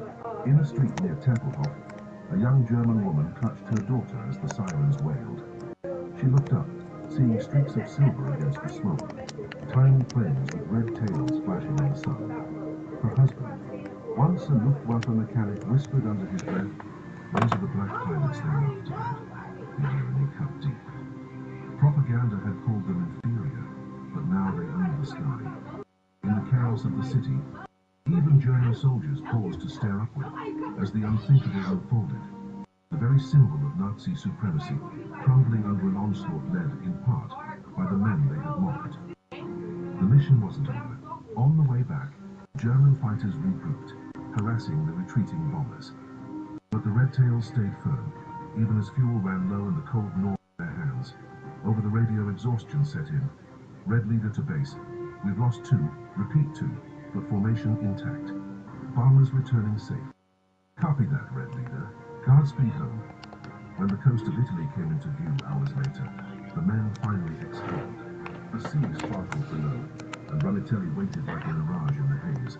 Landing gear locked. Wheels screeched against dirt. Engines died one by one, replaced by the sound of wind and the sighs of men who had stared into death and returned. On the ground, the crew chiefs ran to meet them. Some pilots climbed out wordlessly. Others patted their Mustangs like faithful steeds. The red tails, streaked with oil and soot, glowed faintly under the afternoon sun. Inside the mess tent, the air was thick with smoke and fatigue. The debriefing officer took notes as Davis stood, hands behind his back. 27 bombers escorted. 2 lost. Enemy fighters destroyed, 8 confirmed. 1 jet probable. A murmur went through the room, an extraordinary record. But Davis said little. His eyes were heavy. He simply nodded and dismissed his men with quiet pride. Later that night, the airmen gathered outside their tents. The Adriatic breeze carried the faint sound of waves. Someone strummed a guitar. No speeches, no fanfare, just laughter, relief, and a kind of tired joy. Lee Archer looked up at the stars. "We did it," he murmured. "They can't deny us now." Beside him, another pilot whispered, "Yeah. But how many more before it ends?" They both fell silent. For all the pride, the war still had one more cruel twist to deliver. Weeks later, news spread that Germany had surrendered. Berlin was a ruin. The Luftwaffe was gone. The war was over. When the Red Tails flew their final mission, an uneventful escort run to Czechoslovakia, the air felt strangely quiet. No flak, no enemy fighters, just clouds and wind and memory. As the formation turned south toward Italy, Colonel Davis looked down at the landscape passing below. Fields, rivers, burned-out towns, the ghosts of all they'd fought. He thought of the laughter in Luftwaffe briefings, the same men who'd once sneered at the idea of black fighter pilots. He thought of the Alabama sun, of cadets standing at attention under a sky that had once seemed impossibly far away. Now, that same sky carried their names forever. When they landed, Davis stood by the runway and watched his men taxi in. Some raised their fists, others saluted. No words were needed. The red tails gleamed one last time in the Italian light, symbols not just of a squadron, but of a transformation that stretched across history itself. By the spring of 1945, the war that had once seemed endless was finally contracting. The Luftwaffe, once master of Europe's skies, was a shadow of its former self. German cities lay in ruin, their airfields cratered, their factories silent except for the slow clatter of retreat. For the men of the 332nd Fighter Group, victory did not arrive with fanfare but with exhaustion. They had survived the long winter of attrition, and as the front advanced into Germany itself, they watched the enemy's resistance collapse under the combined weight of Allied might.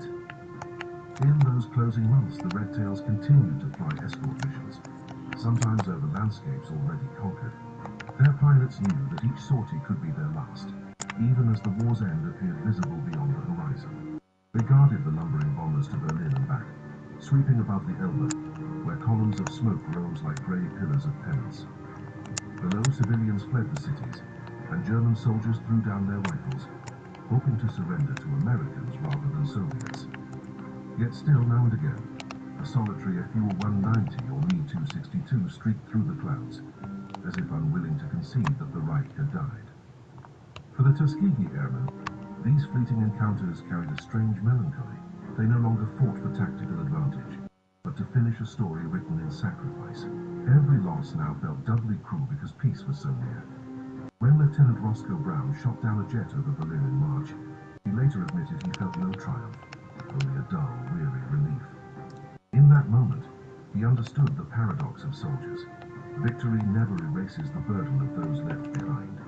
Their red-tailed P-51s became familiar even to enemy eyes. German pilots, once contemptuous of the colored squadron, had learned to respect them. Some prisoners even confessed after capture that the sight of crimson rudders meant a fight they rarely survived. Among Allied crews, the legend had become gospel. If the red tails were overhead, you'd make it home. Bomber crews would glance out of their plexiglass turrets and whisper quiet gratitude into their oxygen masks when they saw the gleam of red wings beside them. On the ground, however, the contrast was sharp. When the airmen returned to their base at Ramitelli, they found the same segregated facilities, the same narrow-eyed officers who refused to dine beside them. Even as they became war heroes, they were still confined by the invisible borders of prejudice. One mechanic recalled watching a German POW sit in a whites-only section, while black pilots who had risked their lives were told to eat elsewhere. The irony was bitter, but the men endured it in silence, their discipline a quiet form of rebellion. By April, as Hitler's regime crumbled, the Red Tails flew their last missions into the heart of Germany. They saw the smoking wreckage of rail yards, the endless trails of refugees trudging west, and rivers choked with the debris of a fallen nation. For many, those final flights felt almost ceremonial, escorting bombers not out of necessity, but out of duty, ensuring that the war ended as cleanly as possible. They'd come so far from the dusty runways of Alabama, from a world that doubted they could fly at all.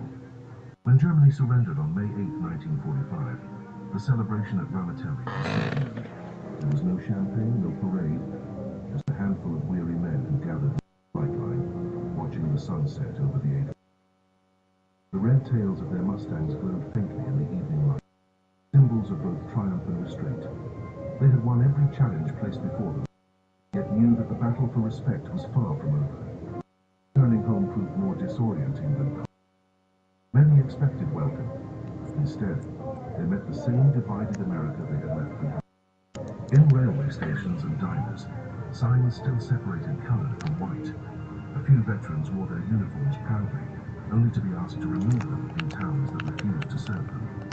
One pilot later wrote, "It was easier to face a Messerschmitt than to face a country that still saw me as less than a man." The contrast between their valor abroad and indignity at home was a wound deeper than any inflicted in battle.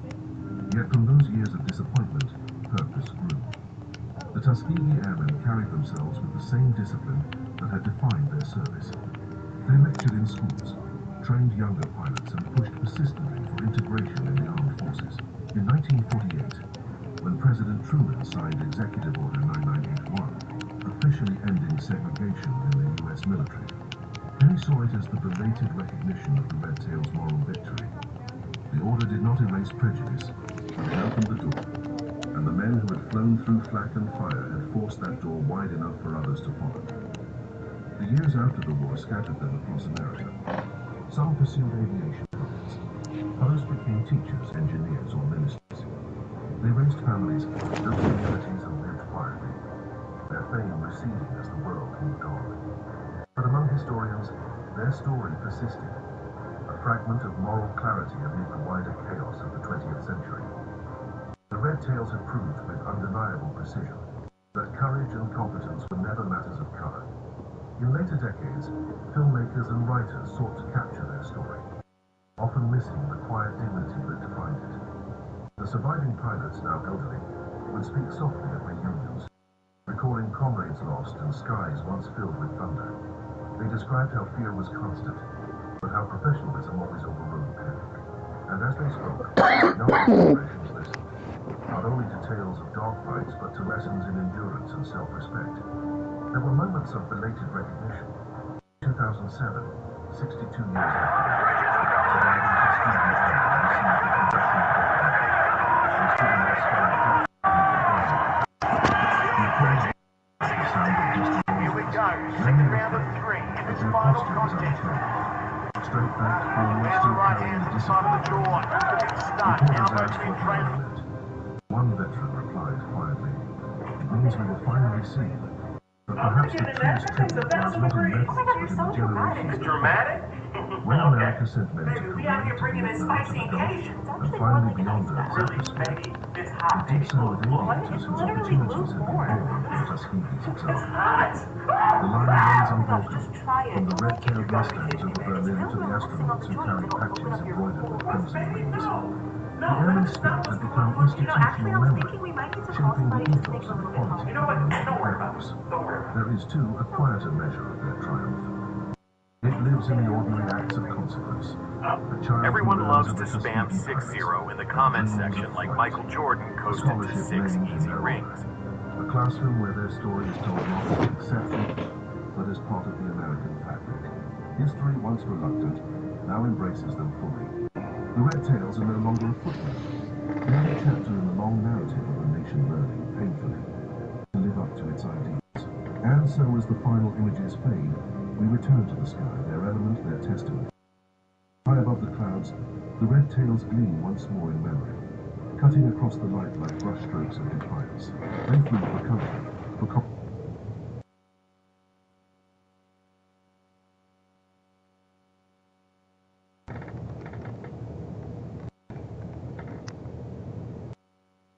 This is 71-year-old Deborah Sims. She spent nearly a decade in the Army before dedicating the last 17 years of her career as a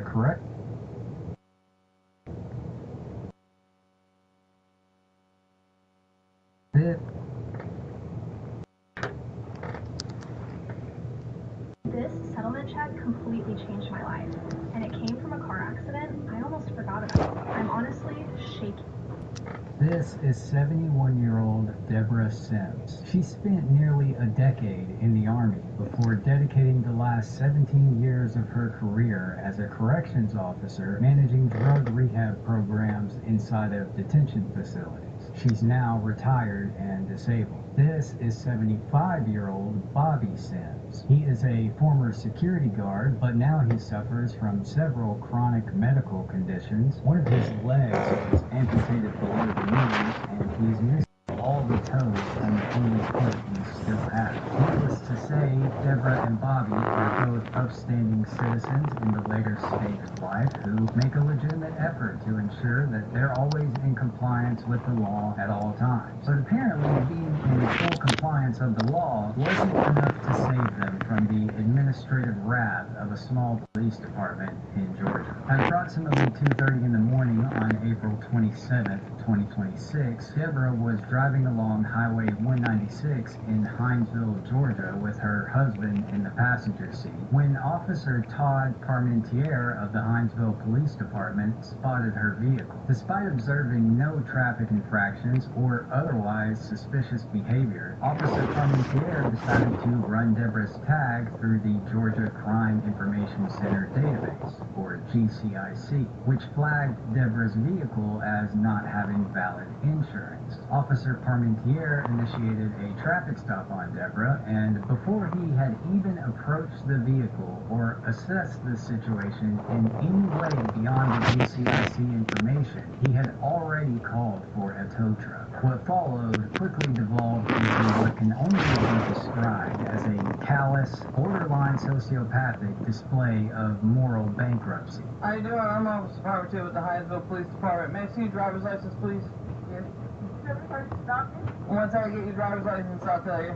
Is this address correct for you, ma'am? That is the correct address. Okay. So the reason I stopped you is a rated tag, okay? The vehicle... Tag? I did. Okay. What's wrong with my tag? Well, I ran your tag. Your vehicle comes back with no insurance. That ain't true. I got insurance. So listen to what I'm saying, okay? Okay? So we have to go by what the state says and our system says. And our system in the state of Georgia says you do not have insurance. So I have a vehicle, I have a tow truck en route. The vehicle is getting towed. You're gonna tow my vehicle because it's saying I don't have any insurance. I can show you on my phone. I have insurance for USAA. Like I explained to you, ma'am. Okay, I have to go by what our system in the state of Georgia says. Son, I know what your system says, but I have insurance with USAA. Well, there's a tow truck en route, okay? So you're going to be able to have time to have somebody come and get you? I don't have anybody come get me. My husband got one leg. Okay. Could you take us and drop us off at 5:13? I can't walk with him. You're going to have to make a phone call, ma'am. Officer Parmentier informs Deborah that he is going to tow her vehicle and refuses to give her a ride, despite the fact that her husband is an amputee and she herself is a disabled veteran and a senior citizen. Now that alone is disgusting behavior from anyone, not just a police officer. And I'm pretty sure that goes against the Hinesville Police Department's core values of professionalism, respect, integrity, courage, and excellence, especially the part where they say that their integrity, quote, defines who they are as individuals and what they stand for as an organization. But the extremely poor ethics on display here are just the tip of the iceberg, and this stop only gets worse from here. Hey, sister, I don't have it right. This is your... And I will get the... Listen to me, ma'am. This is your opportunity to have somebody to call somebody to come get you a ride, Lyft, Uber, something, because you guys have money for that. There's a tow truck en route already, okay? So just go ahead. Okay, so I have a question to ask you. Yes, ma'am. Once I provide to the courts that I got insurance, am I going to get my money back for this tow truck stuff? That's between you and the insurance company. I'm with USA. That's how y'all treat y'all police. I'm with USAA, and I know not to drive a car. Not to drive a car without insurance. Okay. Well, I'll be right back with you. Just make sure you stay in the vehicle, ma'am. I have a sign in this car also. Okay. I want to make sure that you knew that. Okay, well, I'm going to give you the banner's back there in the back. That's in the trunk. I do appreciate you just closing that with me, ma'am. Yes, sir. Okay, so once I'm all said and done, okay, I'm going to give you an opportunity to gather any personal belongings, including your firearm, okay? Okay, I just want to let you know that. After being informed of the presence of a firearm, Officer Parmentier returns to his patrol car to begin writing Deborah a citation for not having insurance. But by the time he's finished, Deborah had the proof she mentioned readily available. And along with that proof, she also had a strong theory about how the mix-up even occurred. But none of that mattered to Officer Parmentier. All right, ma'am. So did you come back as me upon the bank? Is what the tags came back? Because this car is registered in my name in the state of Georgia. And I do have insurance. I'm showing it to you right here. I do have insurance. I do have insurance. Okay. Well, like I said, I gotta go by what the system and the state of Georgia says. I know what your system say, but I'm showing you that I do have insurance. I understand what you're showing me, But I'm asking you, did it run come back as Mia Vanderlei? Because that's my daughter. I'm Deborah. Okay. And Mia would have insurance because she lives in Texas. So I have to get insurance here in my name. This car is, I am the owner of the car. I co-signed for Mia to get this car. Hang on. Deborah explains to Officer Parmentier that she is the registered owner of the vehicle, and the system the officer is referring to is wrong because it's displaying her daughter's name, who is the co-owner of the vehicle. The officer then returns to his patrol car to verify the information that the database showed, and after confirming that the GCIC did in fact show Mia as the owner of the vehicle, like Deborah suspected, Officer Parmentier returned to Deborah's vehicle. Now pay close attention to what he says here because this will become important for later. Yep, the registered owner is coming back as Mia. But I'm Deborah. But it's registered in my name. It's Deborah. Okay, so like I say, so this is your citation. It's for no insurance. It's $446. It says at the time of the stop, vehicle had no insurance. Okay? I'm showing you. Again, could you get a supervisor here? After my traffic stop, you can go to the Hinesville Police Department. I can go to the Hinesville Police. Okay, so listen to me, okay? It says at the time of the stop, the vehicle had no insurance. It's $446. You have the option to pay or go to your court date, which is going to be May 13th at the Hinesville Municipal Court at 8 a.m., okay? In order to get the car back, they might have to have the registered owner go and get a release form. No, it's registered in my name. I got insurance. See, it's coming back to me. That's what I'm telling you. It must have came back as. See, you're a co-owner. Co-owner. So in our system, sometimes even though there's two co-owners, sometimes it only pop up one co-owner. I understand that. That's what it says. There's got to be something wrong with the system. But you see my name there. Yeah, I see your name there. So you'll be fine, you'll be fine if you take this. Go to the Hinesville Police Department and show that you are one of the registered owners. So just in case you didn't catch what he was really saying there, even after independently verifying and openly admitting that the entire premise for the stop was based on a mishit from the GCIC system, rather than stopping the process in its tracks, Officer Parmentier continued with the detainment and tow. And I gotta give it to Deborah here because she directly confronted him about this obvious inconsistency right to his face. But you do see, and I just showed you that I do have insurance. All this stuff is together. I looked at what you showed me. I understand that it came back as Mia L. Vanderlei.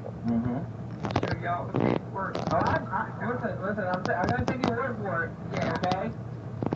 But my hands are, I'm bound by law, I'm bound by policy. And our policy says that I'm a law abiding citizen. I ain't gonna drive no vehicle without no insurance. It could be something as simple as a mix-up between the insurance company and the state. So if you can get a hold of your insurance company and you can get it squared away, you can do that over the phone. You can call them now, and you can possibly, later on tonight, tomorrow, or later on this morning. I got to get you to doctor's appointments in the morning at 8 o'clock and at 9:30 to get his leg. Because he got a leg in there, but he can't wear it. Officer Parmentier issued Deborah a citation for no insurance, and rather than allowing the couple to wait in their vehicle for their ride, he rushed Deborah to collect her belongings and extract her husband so it could be towed. And this is what the state of Georgia is saying. This is your vehicle, that's your tag, okay, that's your county, okay? It says the insurance is not active, okay? But you see that it is. Ma'am, here you go. That's going to be your copy, okay? Your driver's license is right there. Okay, thank you, sir. Okay? Thank you. I'll let them know that you need a little bit of time to get him out. I told him I'll have some time because I got. Well, he can't, I mean. Well, I understand that we can't stand on the side of the road now. But we can't. He's out here 5:13.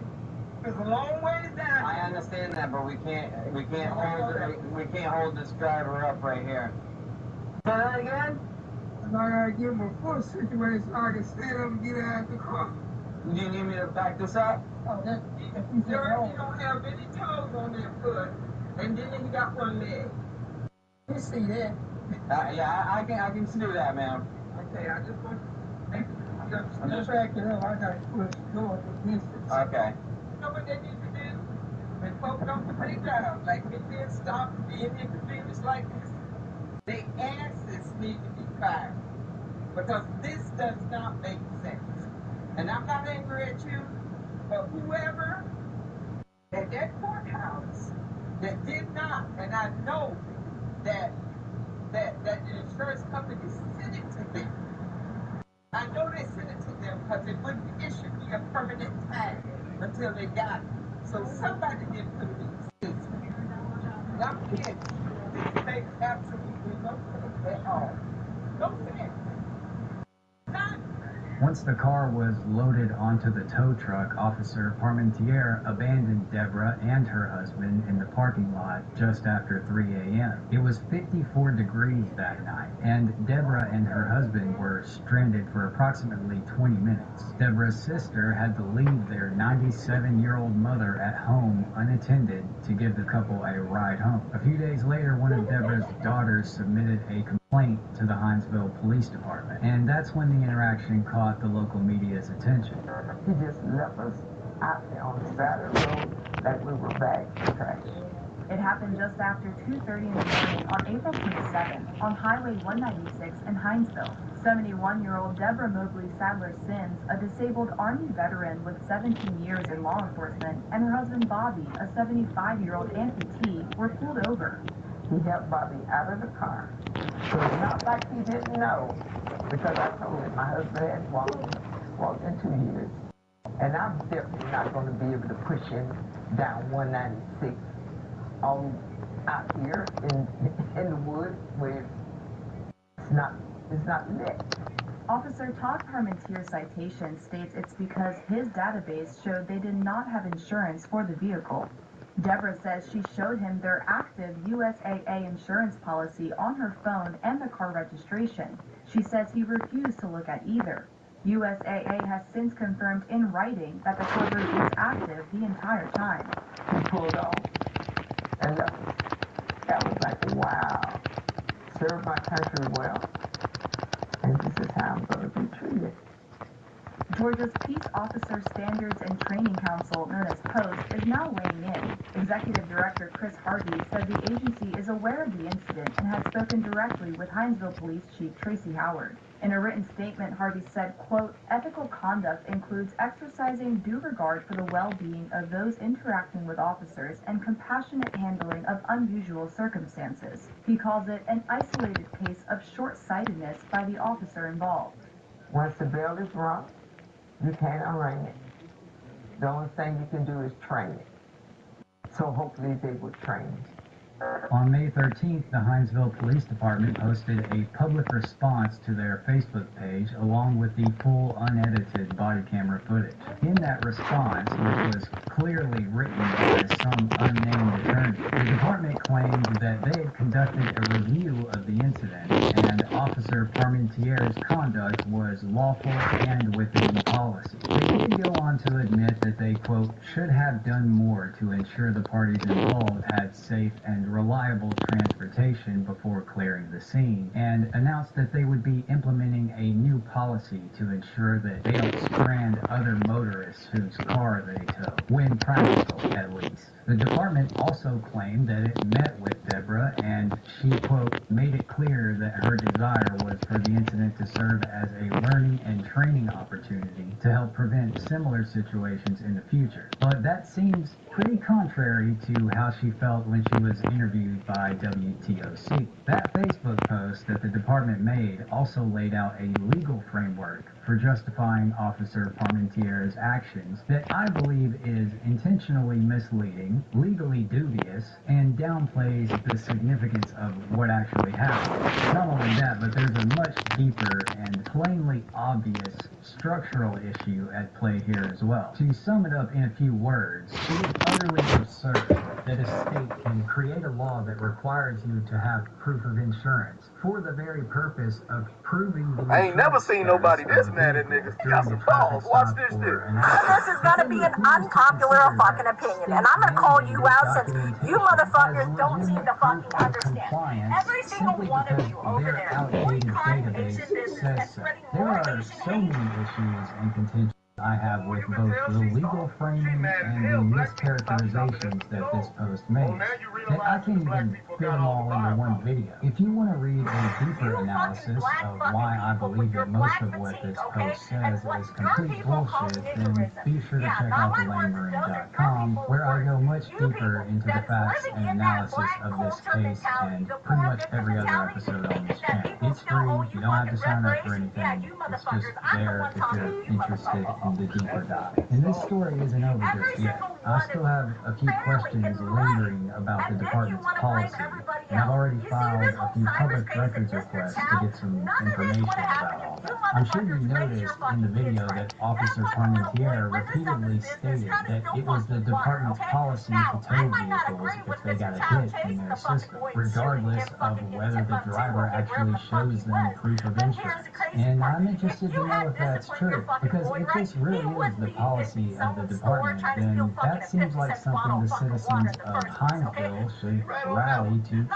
Not only that, but there are some serious questions to be asked about the constitutionality of a policy and legal framework that supports a regime like that. Probable cause can be dispelled when contemporaneous evidence arises that dispels the suspicion of a crime. That's a pretty well-established precedent, especially at the circuit level, and I can't think of a more legitimate way to dispel suspicion of lacking insurance than a state-issued document that proves the vehicle is insured. The charge against Deborah was ultimately dropped, and the HPD paid the towing fees so that she could retrieve her vehicle for free. So at this point, it would probably be difficult for her to file a 1983 claim just due to the lack of damages. But look, I don't want to bore you too much with the dense legal analysis, and like I said, you can find all that in the article for this episode in the links below if you're interested. That's all I got for you today, folks. If you stuck around to the end of this video, then I want to give you my personal thanks. It really helps the channel grow and helps these stories reach new people. Don't forget to like, hype, and subscribe if you'd like to see more stories like this one popping up on your homepage. I hope you have a fantastic week, and I'll see you in the next one. Cheers. That Chinese lady is mad that her future of her family depends on black people, depends on niggas. She don't want this to bleed over to other communities, so she trying to shame us. Make y'all be like, prove a point. I'ma come shop at your store because I can afford it. You can't keep me at your store. That's what she think. She think niggas stupid. But everybody else makes it easy to buy cars. Louis Vuitton cars under you go to Louis Vuitton, they'll act like they don't want you to buy. Need our money for your generation to be better. People will put their business in our community. They'll live outside our community. Look down on them. Black people that try to open up beauty stores.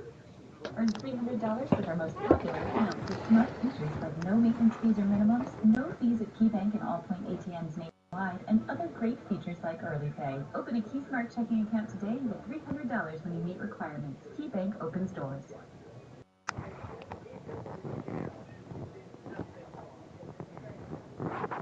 From Ozarks today, the Benton County, Missouri Sheriff says he has fired a sheriff's deputy and placed another on administrative leave suspension after an incident back on April 1st. The sheriff says he made that decision after an internal investigation. In the news release, the sheriff said he is limited to what he can say about the incident because it's under investigation. But video is circulating on social media showing two deputies with an interaction with a man inside an ambulance. This is Donald Bellows. On April 1st, 2026, Donald's family made a call to the Benton County Sheriff's Office in Missouri, reporting that he was mentally unstable, alone, and and possibly under the influence of drugs. Donald's family had just secured a 96-hour emergency hold on him due to prior mental health concerns, but the paperwork hadn't made its way to the Benton County Sheriff's Office just yet. It was Detective Hope Hearn who took the call at the Sheriff's Office, and she initially informed the family that being a danger to yourself is not illegal, and they can't trespass on Donald's property just because the family was concerned. No deputies were dispatched at that time, but a few hours later the family called back after discovering Donald drifting in and out of consciousness in his camper. This time, local EMS was dispatched and requested deputies from the BCSO to respond for standby. Deputy Jacob Sebring, along with Detective Hearn, reluctantly arrived to assist. Let's handle it. Back away from you. Let's handle it. You've been drinking? I don't know if he's been drinking today. He just... No idea what he took? No. When they called in initially, they said he's in a meth psychosis. And but he's taking something besides that. It took over maybe 15 minutes. Narcan doesn't work with meth. Well, he's alert. You can't Narcan them when they're alert. It's okay if it helps, okay? Yeah, that's the one to. You'll be okay. Grab the other battery.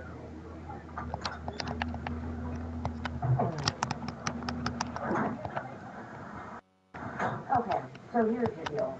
She called in earlier saying he was, and I told her that I wasn't illegal, and she didn't like my answer.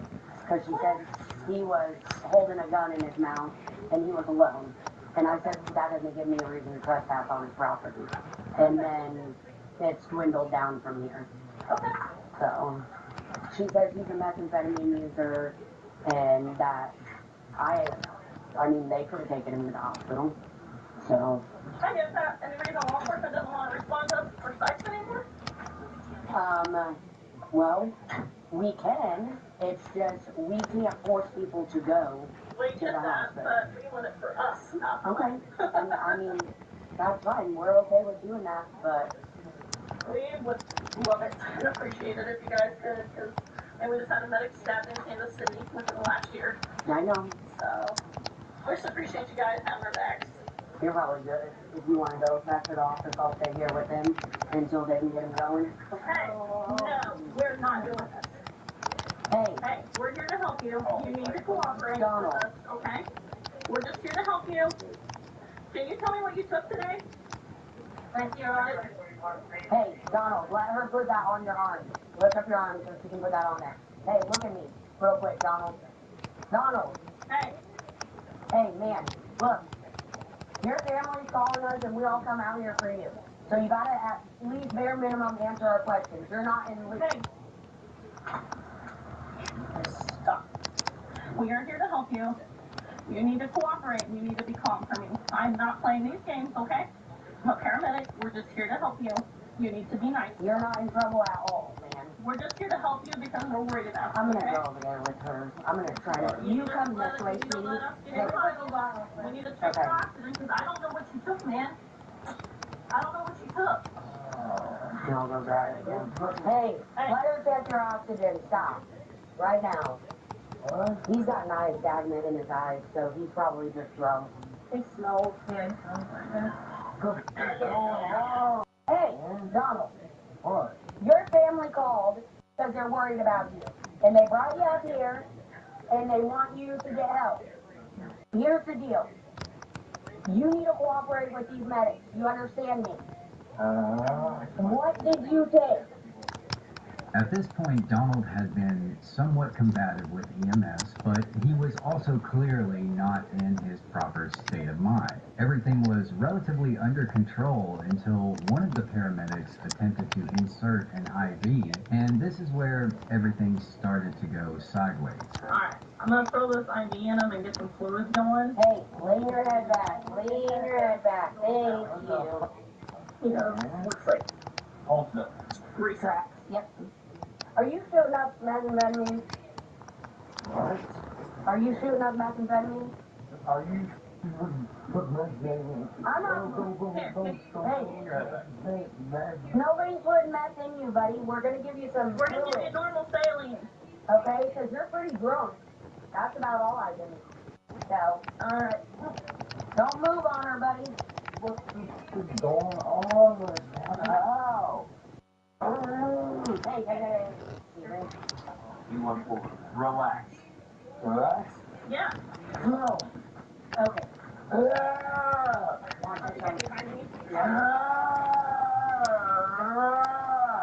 Hey. Mug.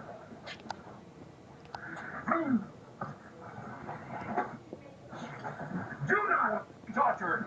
You understand me? Do not touch her. Taser. Put your hands behind your back. Now. You're not moving.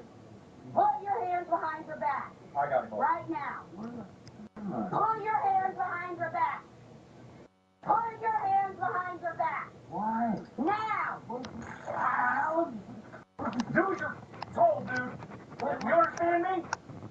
Pass your back up. Back up. Do it again. Put your hands behind your back.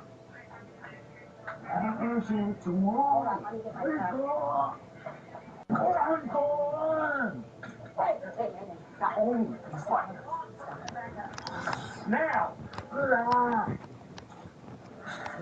Got it. Got it. That's up. No. Oh.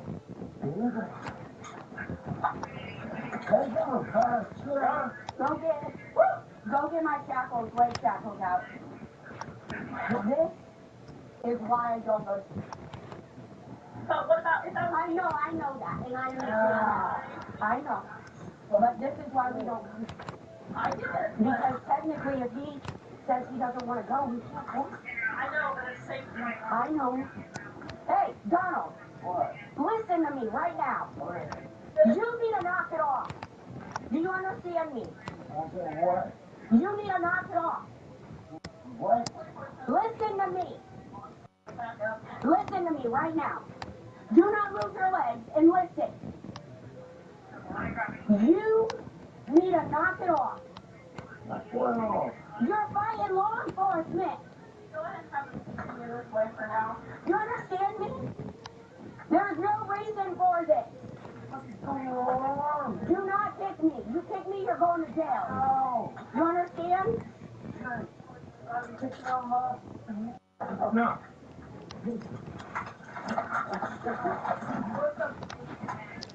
Kick her again, dude. You ain't the one. Kick her again. Got it? Well, mine's all up now. Just hang on a minute. I can't move. I don't want to Relax. Do not move. You understand? That's the thing. Because Keep it up, you're going to jail. worse. He can go to jail. So, don't. I got it. I just need to get this out of You're fine. Easier. Crush it. Yeah, got it. Yeah. You go to jail for assault. So real. What's going on? Do you guys have straps to completely strap him down? Yeah. Let's get him strapped. Stop moving. Put your legs in. Ow. Almost accident.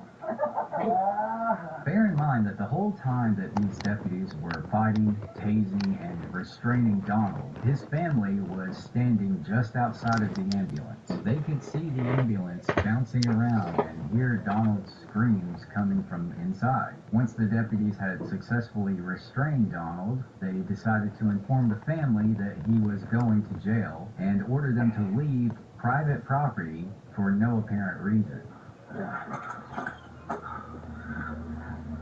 You guys need to leave. Now. Go. No, he's going to jail is where he's going.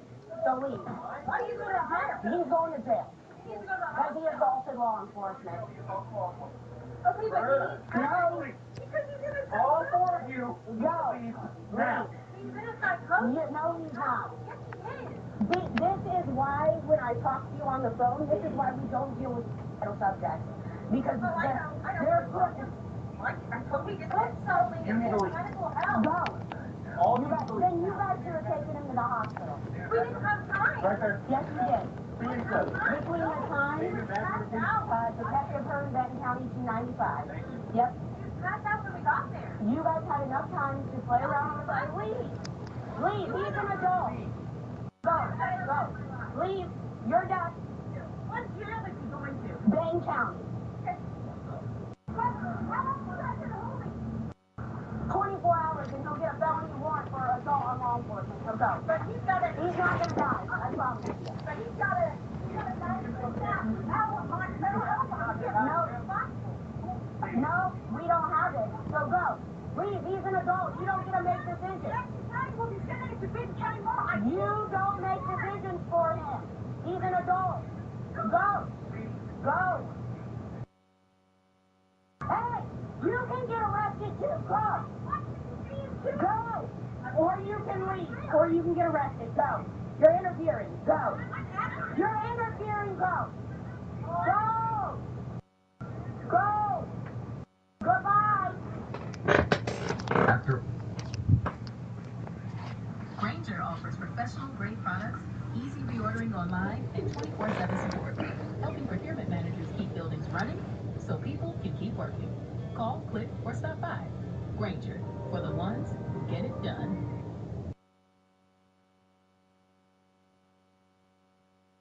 What's your coming on my family? Remember all the time. There's the fruit. You guys like to try sheets of you? Whole fruit. You say that like it's a good thing. Oh my God. Well, they are good for you. They're fantastic.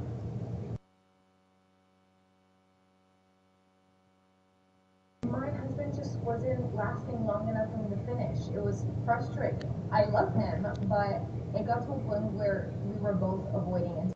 And then he got prescribed the SexRx plus Climax Control pill through Hims. This pill combines tadalafil, an ingredient to help men get hard and stay hard, with PE treatment to help them last way longer. And the best part, it's 100% online, no doctor's office, no pharmacy runs, just a simple intake form, and then a licensed provider recommended the right treatment for him. And now he's lasting longer, he's more confident, and we're actually excited to be intimate again. So if you're struggling with early climax, check out treatments through Hims today. It's seriously saved our sex life.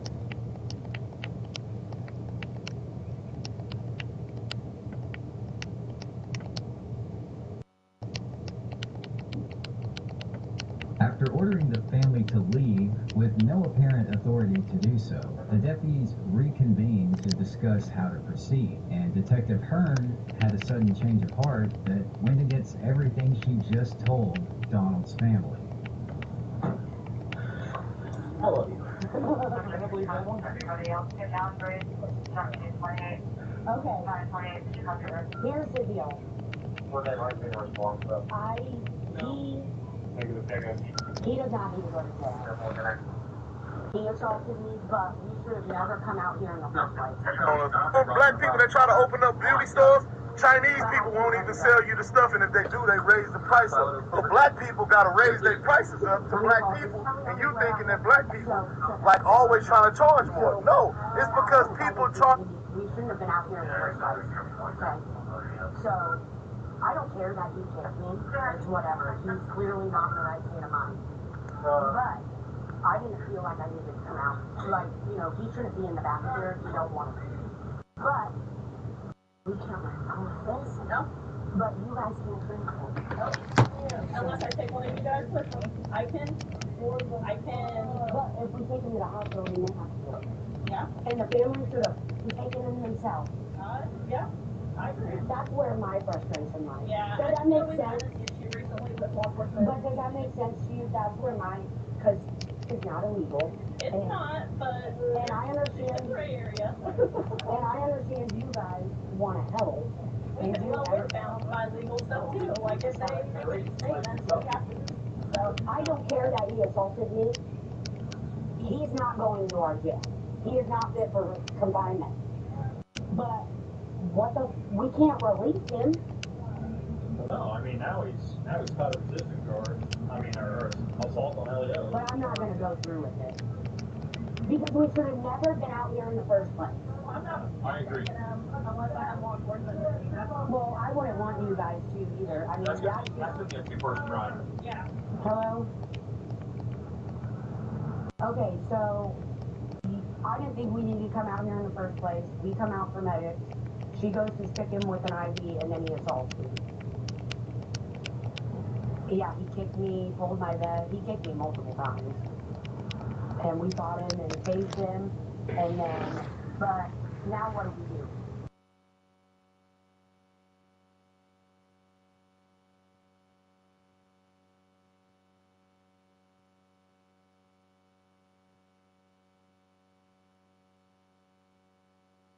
So, you remember when we talked about Scott Bolden?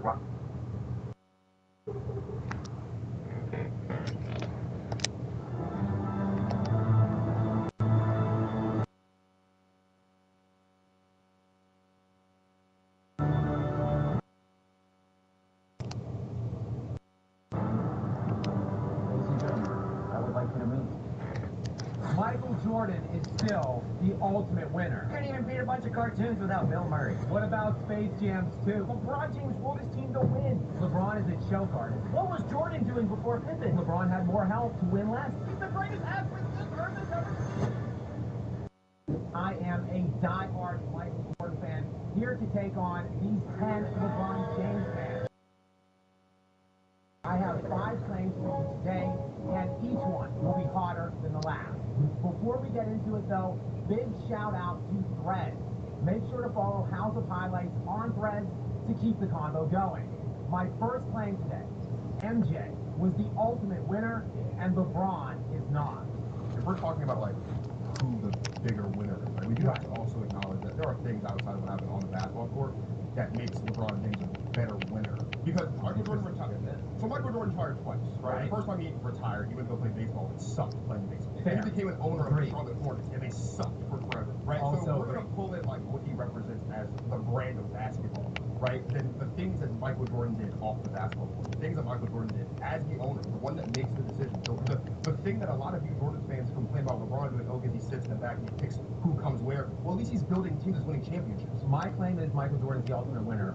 Obviously, I'm talking about on the basketball court. Sure. You're basically saying he stunk at baseball and was bad at being an owner. Therefore, he is not the ultimate NBA winner. Is that what you're telling me? I just want to make sure. You didn't say NBA winner. You said, okay. Did he suck at baseball? So what is, okay, did Michael Jordan suck at baseball? Okay.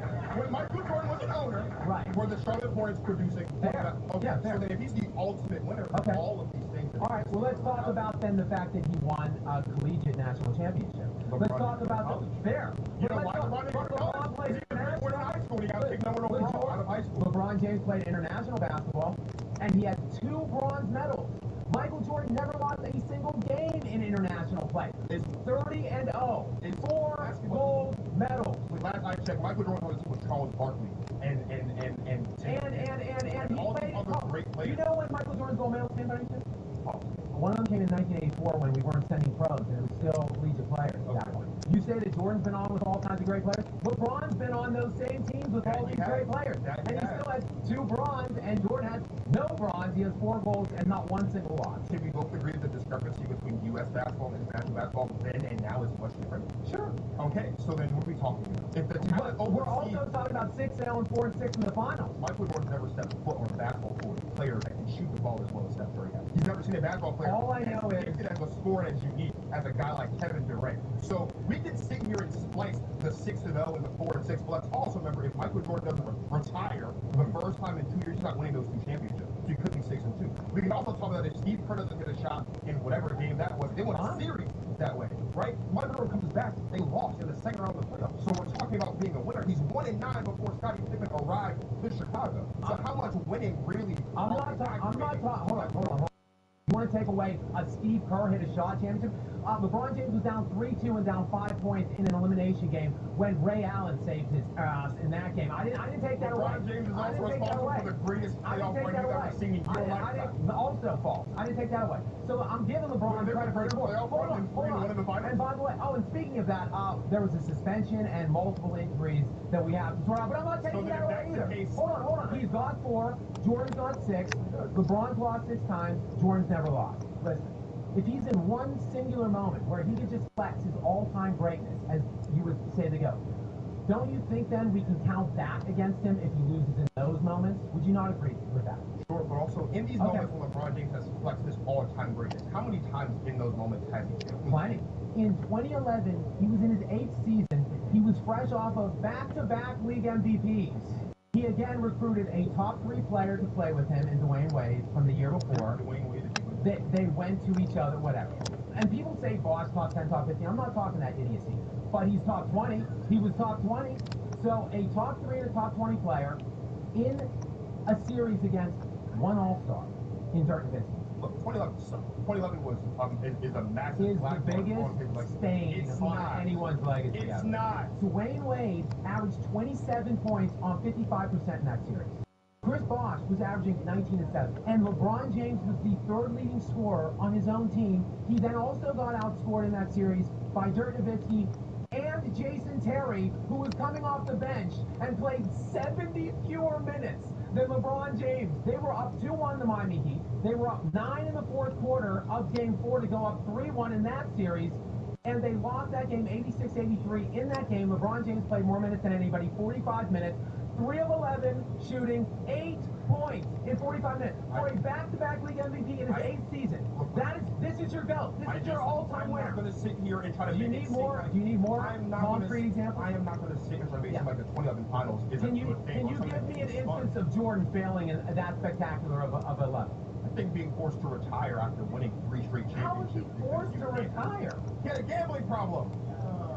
What are you talking about? He had a gambling problem. And they got him out of there. And if Michael Jordan were playing, I will give you this, Michael Jordan were playing basketball in the 2020s when gambling is loved all over the place, he would have been forced to retire. Here's like, I'm not going to sit here and spin the 2011 finals for it. That sucked. It's really, really bad. I watched my dad. I cried. It wasn't good. I'm not going to tell you otherwise. But what I am saying to you is LeBron James, to be able to be who he is, to live up to the expectations that he had to live up to, coming out of Akron, Ohio, being drafted number 1 overall. Who's the greatest Game 7 performer of any sport in your lifetime? This guy's bringing up Game 7s. Jordan never even played in Game 7s. That's how great he was. He never played in one single Game 7 in the NBA Finals because he's too good. What was Jordan doing before Pippen? He wasn't winning championships. How many All-Stars did he play with before Scottie Pippen? Does that mean? None. We're talking about what did Jordan do once he got one serviceable All-Star on his team? That's what we're talking about. He more than serviceable. Fine, but LeBron had 2 perennial All-Stars in Miami. He had 2 perennial All-Stars in Cleveland, and he had a top 5 player in Anthony Davis when he won in LA. So to say that, Jordan just couldn't win without Pippen, we just didn't have anybody else. LeBron couldn't win at all with anybody else either. In fact, he had 2 All-Stars. Who did LeBron have in 07? Well, more All-Stars, hold on, more All-Stars than Jordan. Ilgauskas made All-Stars. Mo Williams, it's more than Mo Williams. All right, okay. Well, you asked me who he had. You asked me who he had. Yeah. More All-Stars than Michael Jordan had before Scottie Pippen. Scottie Pippen came in the NBA, and he averaged 8 points and 14 points his first 2 years, wasn't an All-Star. He became an All-Star in 89-90. That was the first year he was classified All-Star. In that year, in 89-90, Michael Jordan went to the Eastern Conference Finals against the Detroit Pistons. In that series, Michael Jordan averaged 32, 7, and 6 in that series. His All-Star Scottie Pippen averaged 16 in that series. And then in Game 7, Michael Jordan had 31, 9, and 8 in Game 7. Scottie Pippen, in 45 minutes, 2 points. So Jordan lost when he got his first one-time All-Star. He lost that ECF in 7. The Pistons went on, easily won the championship that year. Then, the next season after that, as Pippen finally ascended to All-Star, Jordan won 6 of the next 7 NBA championships. What did LeBron have in 2018 when he dragged that I don't remember. That 2018 team, we're talking they got swept. Jeff Green, they made it. Jordan never faced a team. We'll get to this later. Jordan never faced a team anywhere near as good as the 2018 Warriors or any of those Warriors teams. This is the fallacy of you people. And when I say you people, I mean LeBron jock sniffers and bootlickers. That's what I mean. This is you're bringing up a year where he didn't even win. You're bringing up a year he got swept in the finals. And you brought up the conference finals, and you didn't just credit Jordan for. You brought up the conference finals like, oh, look at these stat lines. You can take that. You can count it against him because he didn't win that year. Whatever. But what did Jordan do otherwise? Oh, 6 championships in the next 7 years. What did LeBron do after 2018? And gallivanting all over the NBA, 2 All-Stars, the top 5 players. Like, look at Anthony Davis. So LeBron had 2 perennial All-Stars to win his first 3 rings. His 4th and final ring with Anthony Davis. That year, Anthony Davis led the Lakers in points and rebounds in the regular season. He led them in scoring in the playoffs, win shares in the playoffs. He also was All-NBA 1, All-NBA Defense 1, DPOY 2, MVP 6. That's what... He's a top 5 player. And he had Pippen, winner. He had co-coach, he had Phil Jackson, and LeBron has Rodman, and LeBron has 8 guys that made 17 different All-Stars. All those 8 guys at the same selections time. When he played with them. Jordan had 1 guy that made 6 All-Star appearances. And one of the greatest defenders of all time. Okay, but I'm just saying LeBron had more help to win less. The fact that you just brought up the Detroit Pistons game as like a negative for LeBron, they were down by 7 with 3 minutes left. He scored 25 in a row, 29 to 30. He scored all 18 points. Did I say negative? He scored all 18 points in overtime. That's one of the most clutch performances of all time. They shouldn't have been. So now we want to discredit the Spurs series because he didn't play well. The team should not have been in that position. Wait. The Pistons that year, they had essentially the same number of wins. They were the same net rating in terms of net differential. You want to know why? Because LeBron James was on the team. You want to talk about Jordan being the ultimate? They were the 3rd rated net defense that year that held the Spurs to 86 points per game in the final. Well, he was the one scoring 29 out of 30. You want to talk about the Bulls, the ultimate winning machine. Correct, because they went from 57 wins to 55 wins in 1994 or 93 when Jordan retired for the first time. Or retired, who knows what happened, right? They lost 2 less games. They lost in Game 7 to the Knicks in the 2nd round. That team in the Phantom call in Game 5, the Bulls fans don't like talking about it. That team should have went to the Eastern Conference Finals without Michael Jordan. They had a top 20 player of all time, Scottie Pippen, top 3 MVP, top 3 defensive player of the year, 1st team All-NBA, 1st team All-Defense. That was the guy, the greatest coach of all time. Tony, greatest 6th man of all time coming in. Greatest, I wasn't talking about help. I wasn't talking about supporting cast. I am. But if you do, we certainly can. LeBron James failed 7 straight years in Cleveland. Couldn't get it done. Fine. What is failure to you? He was the league MVP with the best record in the NBA in back-to-back years, and he didn't even make it to the finals. Because they had no Williams. They had no Williams and Antoine James. Why do you think they went 66 and 16? Why? Because they had the greatest player of all time. So let's talk about it then. He couldn't win in 7 years. Whatever you want to call it. Failure or not. He could not win. He didn't win a championship. It's not all about... So what about the championship? It's not all about winning a championship. You sound like Giannis Antetokounmpo right now. So there is no failure in sports. Okay, so we're talking about the ultimate winner. You want to talk about supporting cast, so let's do it. He couldn't win, whatever you want to say. He was great in 7 years, but he didn't win a championship. He moves on to Miami. You want to talk about what Scottie Pippen was doing the year Jordan was there? I do. Let's talk about Dwayne Wade. The year before the team-up, D-Wade was All-NBA 1. Okay. He was All-NBA Defense 2. Okay. He was 2nd in the NBA that year in PER, BPM, VORP, and win share. Okay. 2nd only to LeBron James. Hold on. And he was MVP 5. The year before that, he was MVP 3. Yeah. Dwayne Wade was a top 3 player in the NBA. Then, hold on, they recruited Chris Bosh. Yeah. What did Chris Bosh do that year? 24 and 11. He was 4th in PER, 18th in BPM, 19th in VORP, and 20th in win share. Top 20 player in the NBA. Why were the Bulls still a top 5 team in basketball when Michael Jordan left? Why did LeBron have to bring in 2 top 15 players on every team? No, they didn't. Yes, he did. Dwayne Wade. Why did Chris Bosh have 10 points in that game? Kyrie Irving, Kevin Love? He hasn't answered the question. Anthony Davis? Yeah, they're great players. Have you watched the NBA? You need like 4 All-Stars to make the playoffs now. I mean, have you seen how good the NBA is right now? We'll get into the competition, don't worry. Dwayne Wade before, in the years before, was a better player than Scottie Pippen. Before he was. That word carries a lot of weight. You were talking about Scottie Pippen when Jordan's not in the league. So I'm talking about Dwayne Wade before he joined with LeBron James. But then Scottie Pippen Scottie Pippen did was when Jordan was playing baseball. Yeah, when he was striking out more than getting hit. That was shaved. Parlay baseball. People act like he batted 190. You got me. Single A. You got me. What is he like? My cousin did better than that. You got me. Jordan was not a great baseball player. How many championships did Bill Russell win?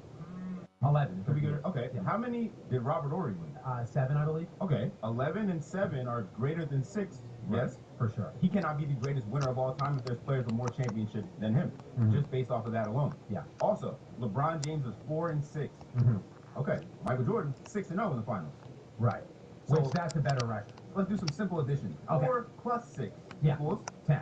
6 plus 0 equals 6. So in order for him to go to 10 finals, he had to have won more than Michael Jordan did, because Michael Jordan only went to 6 finals. So winning doesn't start in the finals. Winning starts game 1 out of 82. So then to get to the playoff, now I got to win 16 more to win the championship, right? Yeah.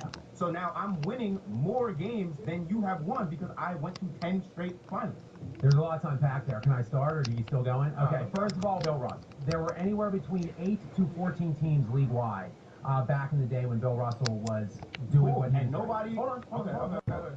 He also played at the peak of that run. He had 6 to 8 other Hall of Famers on the court with him. So, again, Jordan not even a single All-Star till the 89-90 season. He came in the NBA in 84. Okay, finally, Bill Russell was anywhere between the 3rd to 6th leading scorer on those teams. See, Jordan was, and yes, Bill Russell is arguably the greatest individual defender, but Michael Jordan also has 8 top 6 defensive players of the year finishes, 9 first-team defensive selections. So he is still an elite defender in his own right, while leading the NBA, not just his teams in scoring, leading the NBA in scoring every year and in the playoffs every year, substantially, by a lot.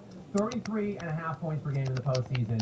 Only one other player in basketball history is in the 30-point per game range in the playoffs. Luka Doncic, 30, still 3 points behind Michael Jordan. So, by far, look, no disrespect to Bill Russell. I have Bill Russell higher on my all-time list than LeBron James. He is an elite all-time player. But Michael Jordan is still the ultimate winner, because once he got one single All-Star in his peak, he won 6 out of 7. He repeated twice. Like, to me, and the fact that he was the best player on offense by far and the best player at his position defensively by far in the NBA over that span of time, to me, the pull that he had, the ask that he had, the things he had to do, the responsibilities on those teams outweigh what you're talking about Bill Russell, and they certainly damn sure with Robert Ory. I'm just saying, we talk about winning, right? We talk about winning. But yes, but there's context. There's context. There's also context to what you're saying about, okay, there's 8 to 10 teams or whatever in the NBA, right? So now we're devaluing the competition that Bill Russell had to play with. We can do the same thing for Michael Jordan. There's nobody hitting a step back 3 when Michael Jordan was winning his championship. Allen Iverson hit Michael Jordan with a crossover. He almost fell out his shoes. What are we talking about? If Michael Jordan had to go see James Harden, if Michael Jordan had to go see Steph Curry, Damian Lillard, Kyrie Irving, he would be looking like, what the hell is going on? I don't know what's going on. I've never seen nothing like this. So we can say the same thing we're saying about the era's not as good. The same argument applies, and that would only lead to us coming to the conclusion that LeBron will be better because he's facing better talent. But that's a whole different argument. But I don't see the point. Look, ultimately, in 6 finals appearances, Michael Jordan was 24 and 11. That's 69% win percentage. LeBron James was 22 and 33. Okay, now let's add all of the rounds that happened before the finals, which are wins, which are on his back. He never has LeBron James was in the easier by far of the 2 conferences, vastly inferior conference in the Eastern Conference for the main majority of his career. And we're going to get into this with the competition. We're going to get into this. Yes, but the East was better back when Jordan was playing. Basically, when Jordan retired is when the West took over for this whole century. How convenient It is convenient. For LeBron, what happened once LeBron went to the West? He was going to all these finals. He went to one final. He went to one final. He's been in the West in 8 years. He went to one final versus 9 finals in 15 years in the East. See the difference? 9 in 15 years in the East, and then 1 in 8 years in the West.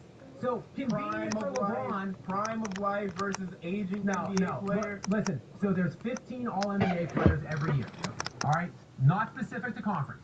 2/3 of the All-NBA designated players over LeBron's 15 years in the East came from the West. 2/3. So the best players, the best teams, by far were in the West. That's why he loses every time he gets to the finals against those. Just 6 out of 10. Not every time. Because he failed in the clutch time, which substantially hindered his ring count. And we can get into it because I've got the numbers. I've got the receipts Well, of how big of a choke artist he is in like clutch time in the final. It sounds like we're moving the goalposts a little bit, but we're not moving them at all. The guy is a miserable failure in clutch time in the final. That's why he only has 4 and not 6 or 7. And that's why Bill Russell has 11 and Robert Horry has 7. Michael Jordan faced harder competition than LeBron James. I did not drive 3.5 hours to listen to this absolute blasphemy. 73-9, the best regular season record of all time. Ooh. The best shooter in the planet. Oh. My buddy Owen. Yeah. 0-32 when we're down 3 games to 1. Klay Thompson. People don't even want to say things in a post-game presser anymore because Klay Thompson woke the beast. He came out and dominated the best team ever assembled. 73-9. Steph Curry was shooting from the parking lot, and LeBron James willed his team to win. I mean, there was the little inconvenient thing in that series of Kyrie Irving, who outscored Steph Curry, who shot higher percentages than Steph Curry from the free throw line, the three-point line, the field. He averaged more assists than Steph Curry. He had fewer turnovers than Steph Curry. He basically outplayed the unanimous MVP as well that year. The 2 best players on the floor were LeBron and his teammate, Kyrie Irving. And Kyrie Irving, who had a 45-point game in Game 5 to stave off elimination on the road on 80% true shooting. Now, there's also the suspension. Who was right next to who got hit? Well, of course it was LeBron mixed up with Draymond.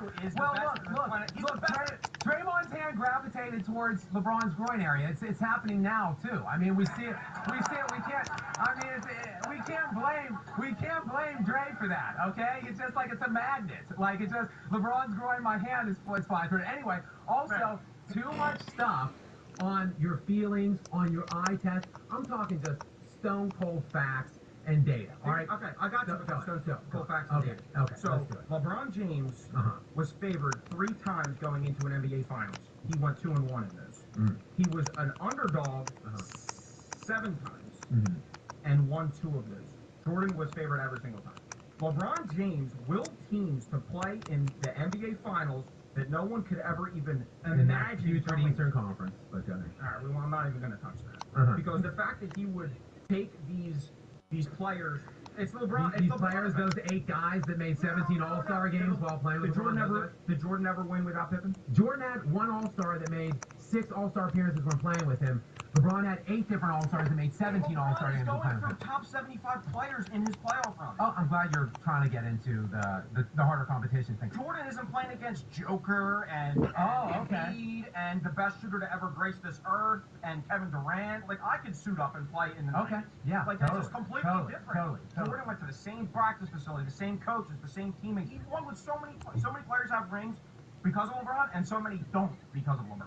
I'll tell you, people, I'll tell you. It's a shame we don't have a statistic that can match an individual player. There is, and I have more. There's points. There is more that I can give you. We're top 10 of points. LeBron's got 10,000 more points. Oh, because he played so many more games. Exactly, because he's the greatest athlete this earth has ever seen. Nobody in the 90s could shoot, and tactics were really rudimentary and bad, and, the last guy. Defense was much better, though. No, it really wasn't. Yeah. Beating someone up is not really defense. Well, and wouldn't you admit that it's harder to score and make these highlight plays when you're getting beat up and mugged and grabbed? Wouldn't you admit that? Well, I would, but guys can't touch you, and they're just running up and down, making wide-open shots left. It looks better. Wouldn't you admit that? For the purpose that these players would not strike each other. That was the whole purpose of the invention of the foul.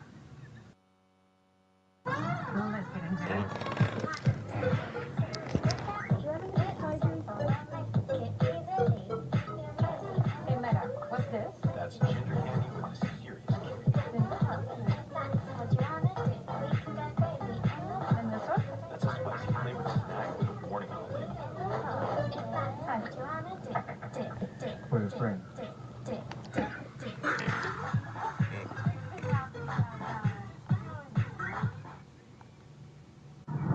I've heard every opinion, read every headline, but surrounded by the right people, all that noise just fades away. That's when you take control of your story.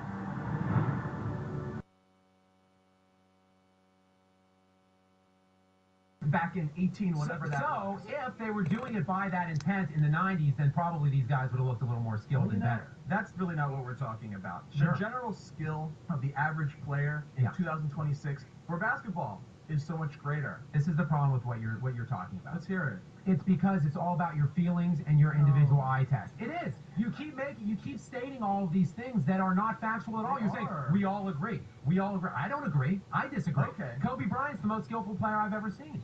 He was drafted in 1996, a year before you were born, so you probably don't even remember seeing him playing his feet.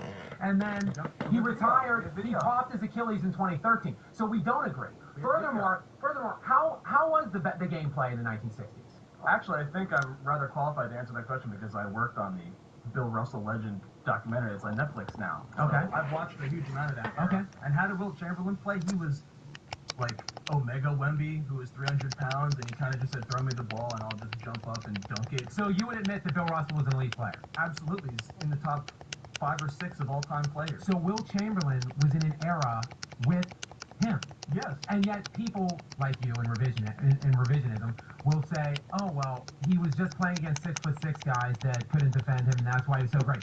He was playing in an era with Bill Russell. So it's an obvious fallacy. But my point here is, so the problem is with you saying the 90s stink, is like everybody's eye tests are different. They see different things. They've experienced and lived through different things. So I don't want to talk about. So I don't want to talk about. I don't want to talk about your feelings or your eye test. I'm talking about specific measurable things. Well, so do you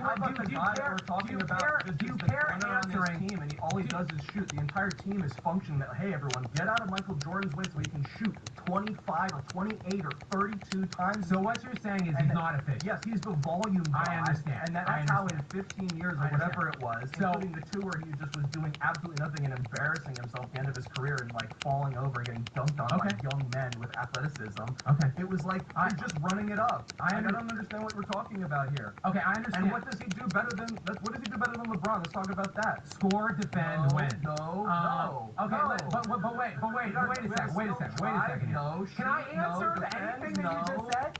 I can't even get a word in edgewise here. Look, Jordan scored what he scored in an era where scoring per game was substantially lower than it is right now. That's one. But you're talking about efficiency. Fine. Hey, I'm with you. Let's talk efficiencies. Yeah. Player efficiency rating, which measures. Let's talk BPM, PER. Efficiency metrics. You're saying Jordan was a gunner. He was inefficient. LeBron's more. So why is it that, riddle me this, why is it that in all of LeBron James's peak, he never once eclipsed Michael Jordan in regular season PER or BPM, never once eclipsed Jordan in playoff PER or BPM. And guess what? Nikola Jokic is number 1 in those things now. So Jokic was able to do it, LeBron wasn't. You know, from the moment that LeBron stepped on the scene, there's been just gentlemen like yourself who, this is the key topic of conversation. We all talk about the scandalous person, scandal-less, this person who is fantastic and like has all these attributes to him. He's under a microscope, so he understands that if he goes out there and he shoots 32 or 35 times like the GOAT, his airness or whatever it is, he would just say, look at this guy. Doesn't he know he has teammates? Doesn't he know this, that, and the third? He's a selfish, anything LeBron would do, they would do the opposite. Because he was afraid to take those shots? Open shot. Because he choked unequivocally in the biggest moments with those shots? 6'9" flying tank and drive through the air and dunk on someone. Does that mean he's afraid of you? No, I don't think so. Epic choke artist when it matters. He has the most buzzer beaters in history, the most clutch shots to go ahead in the last 30 seconds, last 10 seconds, 15 seconds, 5 seconds. He is the antithesis of clutch when it matters, and we're going to talk about that at some point in this show. Falsehoods. Okay, welcome here. I think about NBA history. It's like a story, right? Mm-hmm. And when you're telling the story of the NBA, the modern NBA, right? Yeah. 21st century. Right. What teams are you spending the most time talking about, right? What dynasties cropped up in the 21st century? Well, the Bulls are the greatest dynasty in modern era. Okay, all right. Post 1976 ABA NBA version, the Bulls are the greatest. There's an organization known as the San Antonio Spurs, and the only time they lost during the Tim Duncan window was to a LeBron James-led team. You want to talk about the Golden State Warriors, who almost had the perfect. Lost twice. Okay, but Tim Duncan's only finals loss came to LeBron James. Okay. And then you want to talk about. But he beat him 2 times out of 3. Great, but I'm just saying, if there is any argument there's a chink in their armor, LeBron James was the reason for that. Oh, yeah. And then you want to talk about the Golden State Warriors, who almost had the perfect season. LeBron James is the reason they didn't. Curry beat him 3 times out of 4 in front. But when he lost, it was coming off of the greatest regular season, right? A unanimous MVP, historic season. That story didn't end well because LeBron James had a different ending, right? You want to talk about the Boston Celtics? LeBron James put a knife in the heart of the Boston Celtics dynasty on their last legs and made sure the same Kevin Durant, Garnett, and Paul Pierce packed into Brooklyn, right? LeBron James keeps showing up in competition with these great teams, these great Hall of Fame players, and ending their hopes. I told you that we're writing a story. When you write the story of NBA history, I'm not spending a lot of pages on the Barkley Sons. I'm not spending a lot of pages on the Sean Kemp, Gary Payton. Do you know why? Wait, because Jordan beat them all. I'm not done. I'm not spending a lot of pages on the Karl Malone and Stockton Jazz, but I am spending a lot of pages on the San Antonio Spurs, who LeBron beat. I'm spending a lot of pages talking about Kevin Durant and Stephen Curry, who LeBron beat. I'm spending a lot of pages talking about all these Hall of Famers, and LeBron has How many times in Michael Jordan's career, playoffs, did he play either the MVP of the NBA or a year that he won the MVP, the runner-up to himself? Would any of those players who were MVP or runner-up be better than Tim Duncan all time, or Stephen Curry all time, or Kevin Durant all time? Here's the problem. I'm not putting Barkley above those guys. I'm not putting those guys above those guys. Karl Malone is the 3rd all-time leading scorer in NBA history. That has never mattered more. Hold on. He's the 3rd all-time leading scorer in NBA history. He in 3 straight years, he went MVP, runner-up to Jordan MVP, MVP. He averages 25 and 10 for a 19-year career. He also had a playoff efficiency drops. If he won championships, he would be a top 10 to top 12 player. If he won championships. He didn't because Jordan didn't let it happen. He didn't eat on Jordan's watch. That's the point. Like, these people's legacies are inflated in some degree because they're getting rings on LeBron's watch. Jordan didn't let that happen. Jordan also didn't play for a quarter of a century. Right? You want to talk about All-NBA? Wait. You mentioned All-NBA. LeBron has the most All-NBA first teams of any player ever, right? I think another angle in the competition, LeBron is also competing with Father Time, and he's giving him some blows. Because you talk about LeBron James. Is this about his competition? Well, you're talking about All-NBA as a metric of greatness. That I'm going to flip that around on you, because LeBron has made All-NBA more than anyone. He is the youngest player to ever make an All-NBA team. He is the oldest player to make an All-NBA team.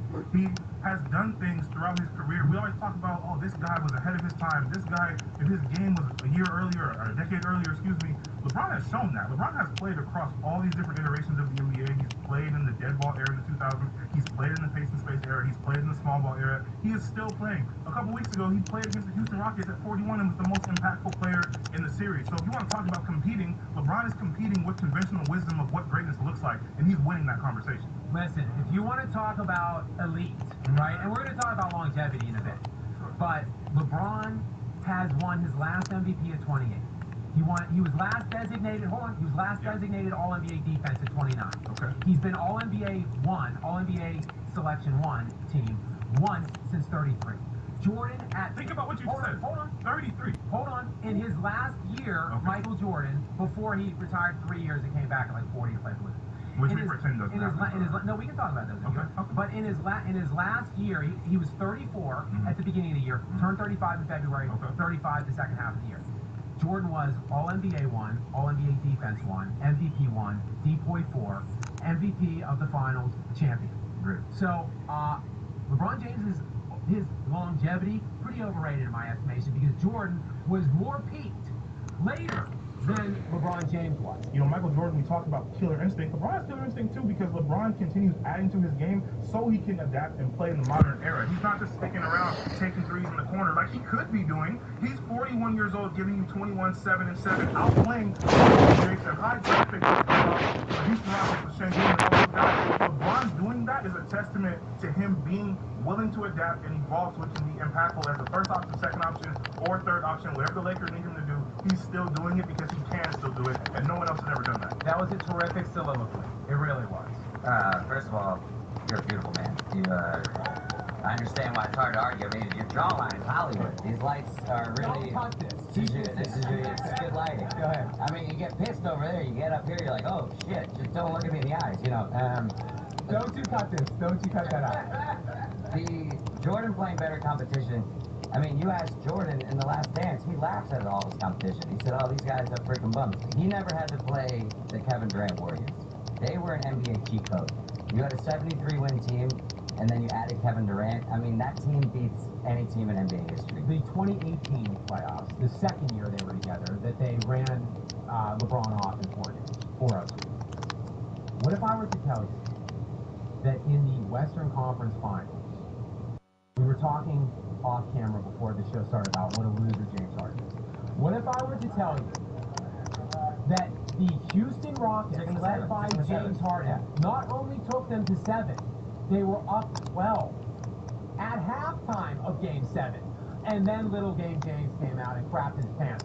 But and Chris Paul was great that series. Chris Paul was great. Well, he didn't play Game 7. Right. But he was great for 6 games. They likely, if he didn't get hurt, probably they were up 12 at halftime. And little Game James came out and crapped in his pants. And there was no Chris Paul. You're saying no team in NBA history could have ever beaten that team?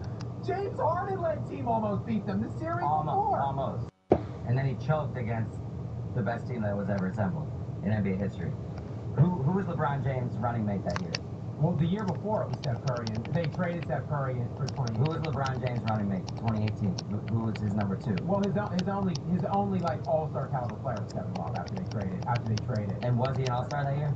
No. So he was all-star caliber according to What about the year before, in 2017 when they lost 4-1? When he had Kyrie Irving.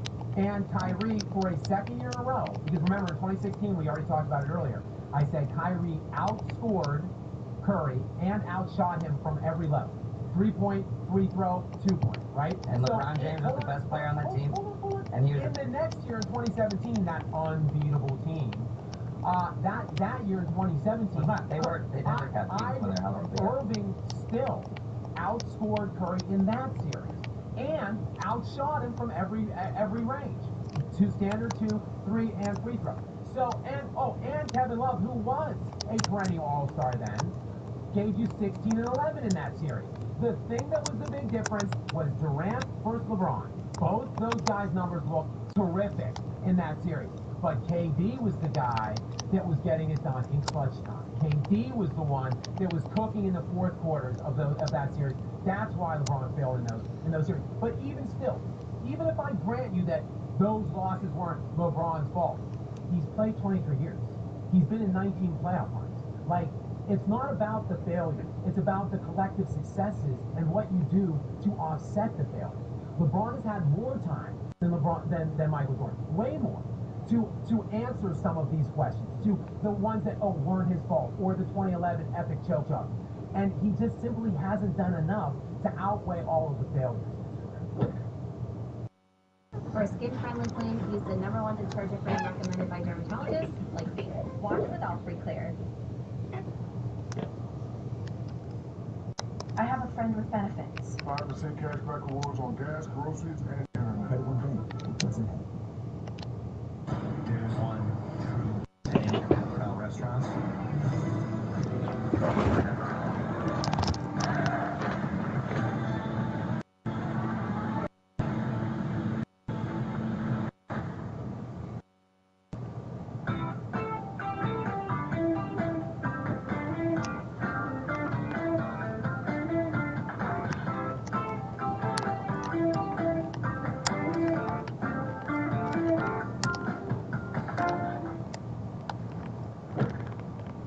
Jordan's peak trumps LeBron's longevity. What specifically are we comparing? I don't want to. No, please. You lead the way, and I'll respond to you.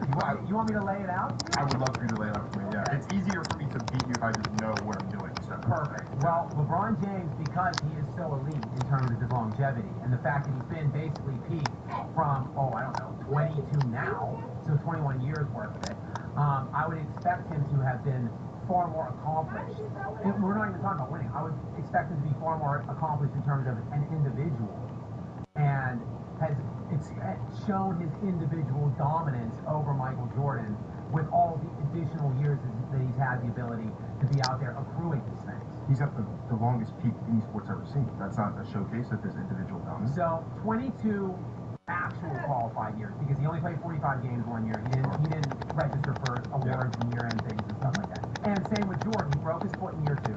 He came in at age 21, broke his foot in year 2, missed all of that season basically, played only 17 games. Then he retired at 30. I know you think you have some conspiracy theory thing that he was forced out. They called him. He left at 30 and then missed that whole season and most of the next season. He came back only 18 games that year. So those years don't matter. Like the broken foot year where he played 17, those are unqualified years. All right. So 13 total qualified years for Jordan and 22 total qualified years for LeBron. Sure. In 22 years, let's talk standards, because LeBron's the king of stats, the king of the box metrics. So let's talk standard things, right? How many times did LeBron James win a standard box crown? Being points, rebounds, assists, steals, or blocks. How many times in his 22 qualified seasons? No.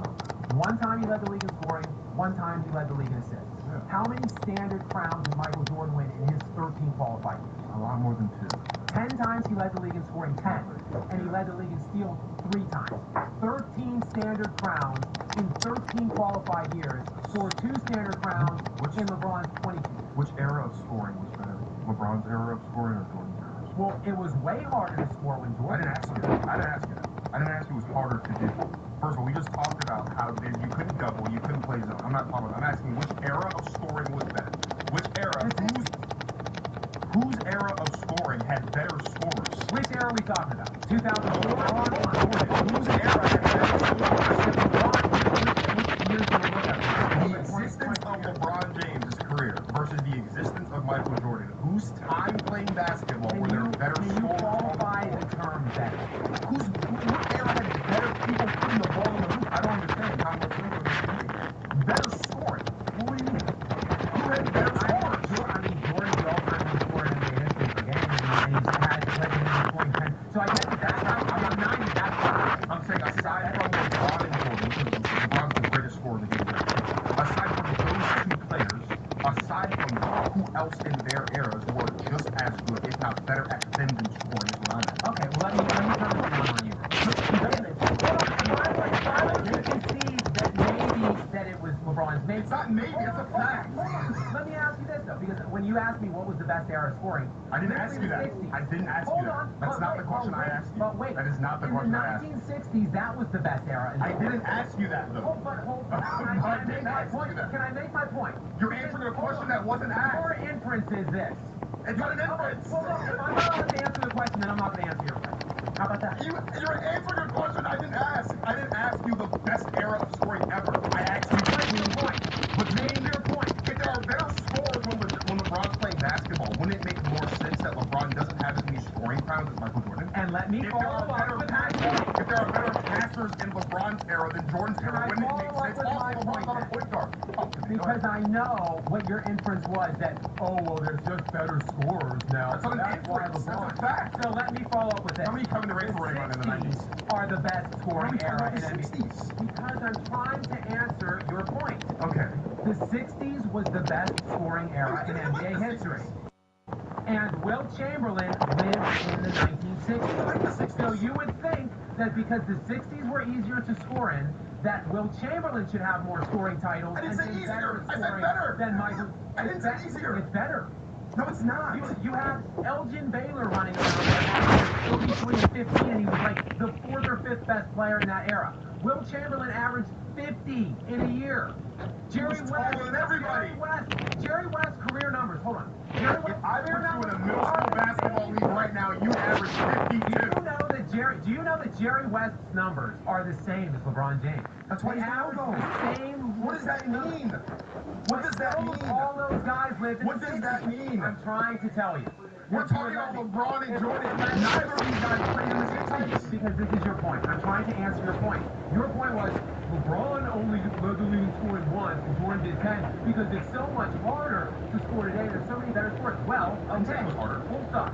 In the 1960s, that's the best scoring era. Wilt Chamberlain should have more scoring crowns and be a better scorer than Jordan. He's not. Jordan averaged more points per game than Chamberlain, and he has more scoring crowns than Chamberlain, 10 to 7. So it completely negates your future point of, oh, which era was better at scoring? What does it matter? That wasn't the question I asked you. Jordan has 10 scoring crowns. That was not my question. That's the answer. Okay, can we both agree that you've answered a question that I didn't ask you? Can we agree with that? Because I didn't ask you the better scoring era. I asked you what does which. it matter? What does it matter? Which scoring era? I put you on a team with a bunch of people who are better at scoring a basketball than you, and I go play on a team with people who can't score for shit. I should lead the team in scoring more often than you do if I'm playing with crappy scores, and you're not. He wasn't running around with a Kevin Durant, with a Steph Curry, with a James freaking Harden, like people who are good at putting the ball in the game. Michael Jordan is an exceptional scorer. I'm not saying he's not, but to act like just because Michael Jordan led the league in scoring 10 times or whatever it was, 10 times, and LeBron did it once, when you're talking about an era that has some of the best scorers, that's fine. Versus one He's an time exceptional scorer. 23 years. How many? If Michael Jordan played basketball in LeBron's era, Oh my goodness. Michael Jordan had He's league every year. Every year. How do you figure? How do I figure? He averaged like 40 points per game. He averaged 40 points per game. Kobe and Jordan would easy 40 per game. Kobe didn't average 40 per game, and he played in LeBron's era. No, he didn't play this today era. He played back when the era was still different. How many points will LeBron average if he played in the night? When you didn't have to double, and you didn't play zone. I don't know. There was a it lot was just one-on-one the whole time. He's 6'9", 260. He can't shoot. The pace Michael Jordan. Jordan's a better shooter at every level. No, he's not. He is. He's a better mid-range shooter. I will give you that. LeBron James is not a good mid-range shooter. He's a better He's not good anywhere. Other than he's good everywhere. He's the most all-around basketball player you've ever seen in your lifetime. But he's not. Jordan's much better in the mid-range. Much better. I would argue that I think LeBron, if, the team is fully around him, because he has pass, by the way, much better passer than Jordan, much better rebounder than Jordan. If you want to get into that, we look at... Sure, you know what, I'll even say that is the case, but Jordan, better scorer, better defender, better winner. LeBron could have had those stats, but he, as we said, adapted around his team. He was passing. Yeah, Jordan had 35, 5 and 5. LeBron had 20. His career averages are like 29, 8 and 7. You get the extra assists, you get the extra rebounds. His career 27. 27. I think he's dipped to 26. Well, 27, he's 40. But see, here's the thing. Again, with you people, I love how like LeBron could do anything. He could do whatever he wanted. That's what you say about Jordan. That is what you say about Jordan. He can average triple-double. But look, we've seen 6 different triple-double seasons in LeBron's era now. 4 Russell Westbrook triple-doubles, back-to-back Nikola Jokic triple-doubles. All I've heard about for all the years leading into Russell Westbrook and Nikola Jokic was, LeBron, he could average triple-doubles. I mean, that's good. But he never did. I have a quick question for the audience. Did I mention triple doubles at all? You're talking about stats. Did I say the word triple double? Thank you. You are saying he changed the topic with every single person we talked to. I'm tired of this. You're saying he could average the same numbers as Jordan. Did you not say that? And the thing is, if you add the assists, the points created off those assists, he's right there. It's even. 35 and 5, 29 and 7. You are creating the same amount of points. Outside of that, LeBron, so could Jordan do what LeBron did with longevity? Absolutely not. Do you know what Jordan was averaging at 37 years old? Like 21, 5, and he was on 41, 19, in a league where scoring was 98 points per game versus 116. And his efficiency was terrible. Do you know what LeBron did at 37 years old? He was averaging 29, 9, and 7. Do you know at 38? So why was it in his last MVP season at 28, he was only averaging 26 points? Because he changed it. He shooting three-pointers. There was less scoring, etc. And it was harder than the 90s, definitely. It's definitely. Jordan had years off, and he couldn't do what LeBron did. LeBron could do what Jordan did, absolutely, without a doubt. Michael Jordan was the clear GOAT of his era. LeBron James isn't. So who is the GOAT then to you in LeBron's era? I would say Kobe Bryant was the best player in the NBA until 2010. LeBron had higher MVP finishes than Kobe starting in 2006. Nash stole one from him. What was that, 06? He was second. Yeah. So starting from 06, he had higher MVP finishes than Kobe. Steph's unanimous MVP year, he came back and beat him in the finals, and he was the best player on either team, led both teams in statistics in every category, which isn't the first time he did that in the finals in his career. So is it arguable? Sure, that there was just less talent when Jordan was there in his era. So I test feeling specific things. No, I mean, like you were saying, stats are up now. There's higher average for team scoring, higher average for shots per play, for points per minute. So skills sets are going up. Is down. There's no hand check. There's no hand checking, but you can play zone, you can double, you can pull guys by the hair and not get thrown out of the game. I mean, you know, a lot of things happen. I think we need to start looking at some intangibles, right? Like, who would you rather hang out with? Jordan seems like a jerk. You know what I mean? And jerks are losers. That's a loser. LeBron seems like a cool goofball. He's a funny guy. That is winning mentality. I didn't see this going in that. You look at their Hollywood career. You give me LeBron and Trainwreck next to Bill Hader all day. He crushes it. He's one of the funniest actors to ever come out of the NBA. Space Jam 2. How old were you when you saw Space Jam 2? You saw it, you creep. Why would you go to theaters and see that? It's a kid's movie. That's a kid's movie. I didn't say if you're not a 6-year-old kid, then of course it's a bad movie. We were all young when Space Jam with Jordan came out. That's why we liked it. I liked Bugs Bunny back then. I don't now. Can you name? Bill Murray won the game for those guys. It wasn't even Jordan. You know what I mean? He couldn't even beat a bunch of cartoons without Bill Murray. Guys ate at the early stage of Michael's career, right? Like, you had Magic winning titles and MVPs, Bird winning titles and MVPs in the early part. Just like Kobe and Duncan were eating on LeBron early on, right? Like, Kobe was winning MVPs and titles. Duncan was winning MVPs and titles. With a stacked team. Kobe's team wasn't stacked. Dude, Pau Gasol, Ron Artest, Lamar Odom, that's a really good team, dude. Pau Gasol made one All-Star appearance in his entire career before he got to LA in year 7. How many All-NBA teams? Before he got to LA, 0. And how many with Kobe? Exactly. He got better with Kobe. Then when he left Kobe, again, not good. So maybe it was Kobe was the one. You guys talk about it like LeBron does for teammates. He's also a power forward in the West, so he's not going to make it over KG. He's not going to make it over Tim Duncan. I mean, Yao Ming had healthy years out there. Okay, so how many All-Star games did Ron Artest play?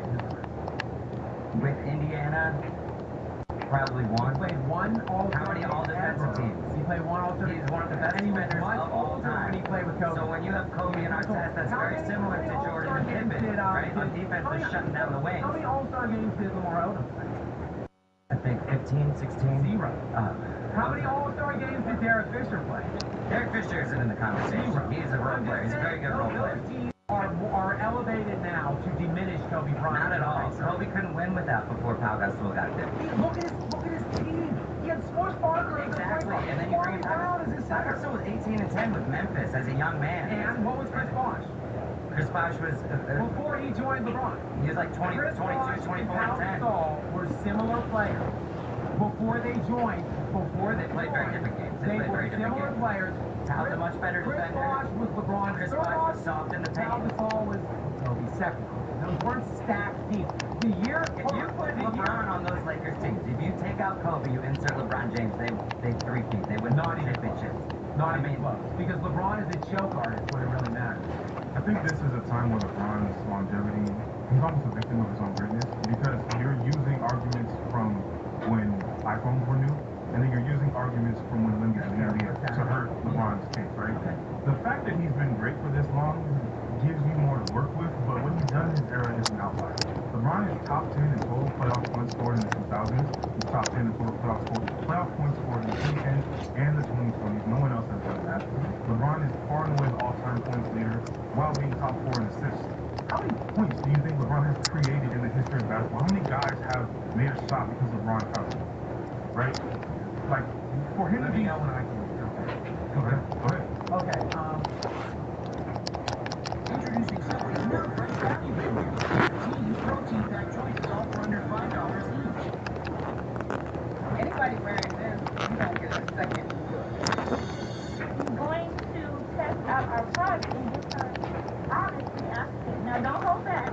Recently, our newest food called Empire. That's how it feels good. That feels nice.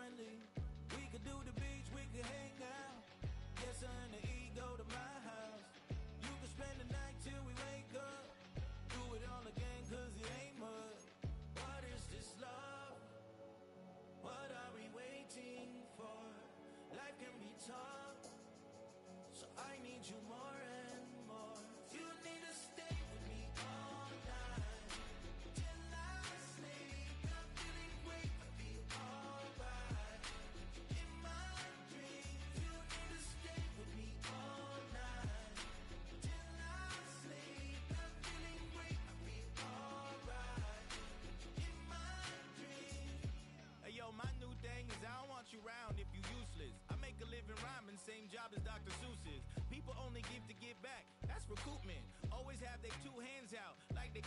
My new thing is you ain't even gotta be my new chick. You can just pull up and hang out and be a new friend. Or I can show you how to train the dragon like. And either way, it ain't gotta be love. What is this love? What are we waiting for? Life can be tough, so I need you more and more. You need to stay with me all night till I sleep. I'm feeling great, I'll be alright. In my dreams, you need to stay with me all night till I sleep. I'm feeling great, I'll be alright. In my dreams. Yeah. So every morning after snoring, yes, I yearn for you. Thought that wasn't super serious, but now it's too much. I got a disease, so please let go with the you got the pedal to the metal and you're revving me up. So slow down, I got a 2-car garage, or we can go and make sounds up. Call you Dale, cause you weren't hearts. I'll be Tracy Chapman in the fast car. What is this love? What are we waiting for? Life can be tough, so I need you more and more. You need to stay with me all night till I sleep. I'm feeling great, I'll be alright. In my dreams, you need to stay with me all night till I sleep. I'm feeling great, I'll be alright. In my dreams.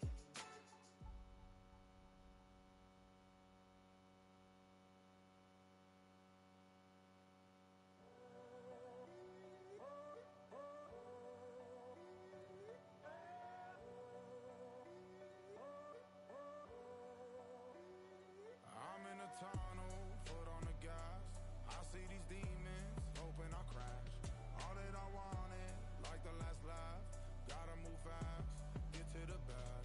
I saw the signs for so long. Just a reminder to hold on.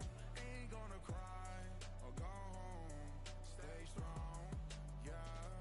Walls keep closing in, closing in. I keep going in, going in. See that I'm gonna be the first, but they praying that I won't let.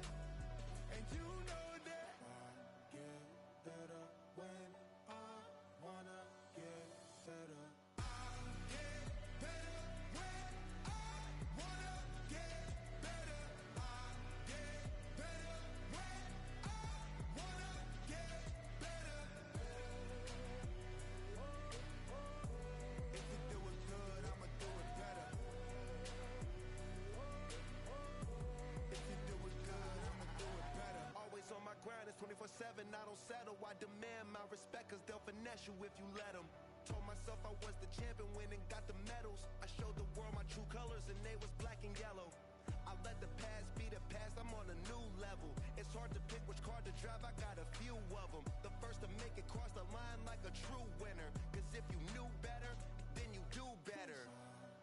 Yeah. When yeah. I wanna yeah. get better.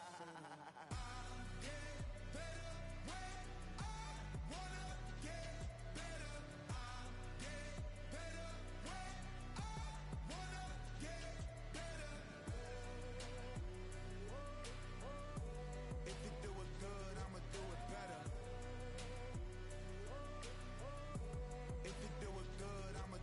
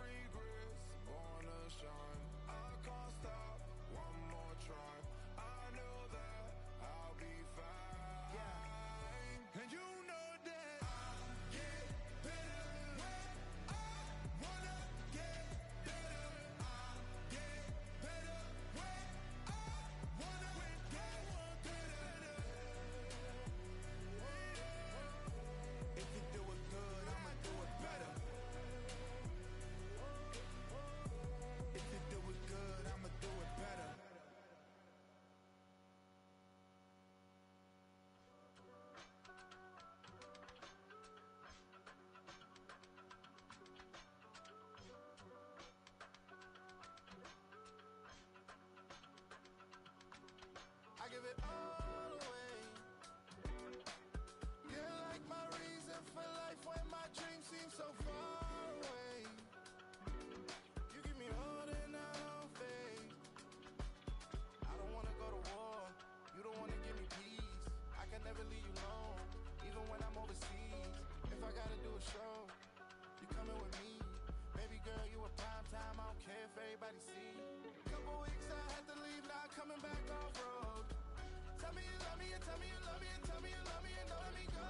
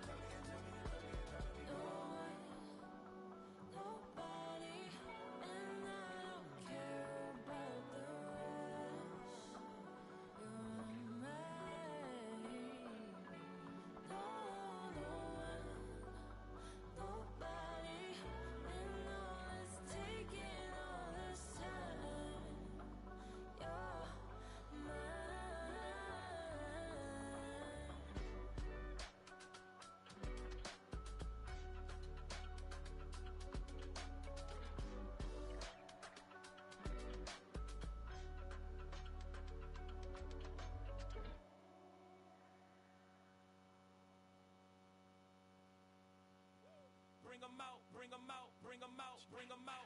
It's hard to yell when the in your mouth. Come on. Bring 'em out, bring 'em out. Hey. Bring 'em out, bring 'em out. Bring 'em out, bring 'em out. Hey. Bring 'em out, bring 'em out. VIP coming live from the VIP.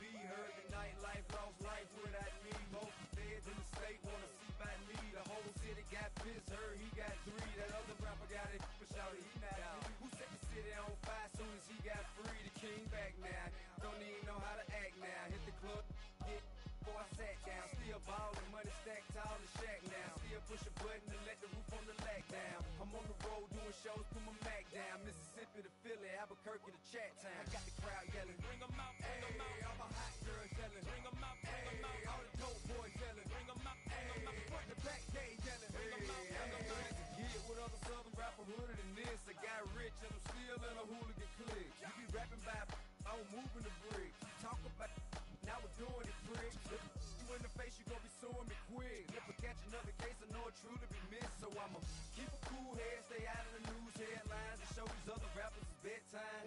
It's clear to see that I'm ahead of my time. I caught the chromed out, hard talk, career with a shine. I got some time, they ain't I get better with time. Who got a flow and a live show better than mine? I got a packed house yelling, bring 'em out, bring 'em out. All my hot girls yelling, bring 'em out, bring 'em out. All the dope boys yelling, bring 'em out, bring 'em out. Front the back gate yelling, bring 'em out, bring 'em out. Mic check, 1 2 1 2. You wanna beef with the king? What is you gon' do when you show up on the scene with a 2 Drew on you and your friend and play a little 2 on 2? If you do half of what I do, you'll be hitting the deck. I gotta get some respect. I'ma make it hard for another sucker to flex.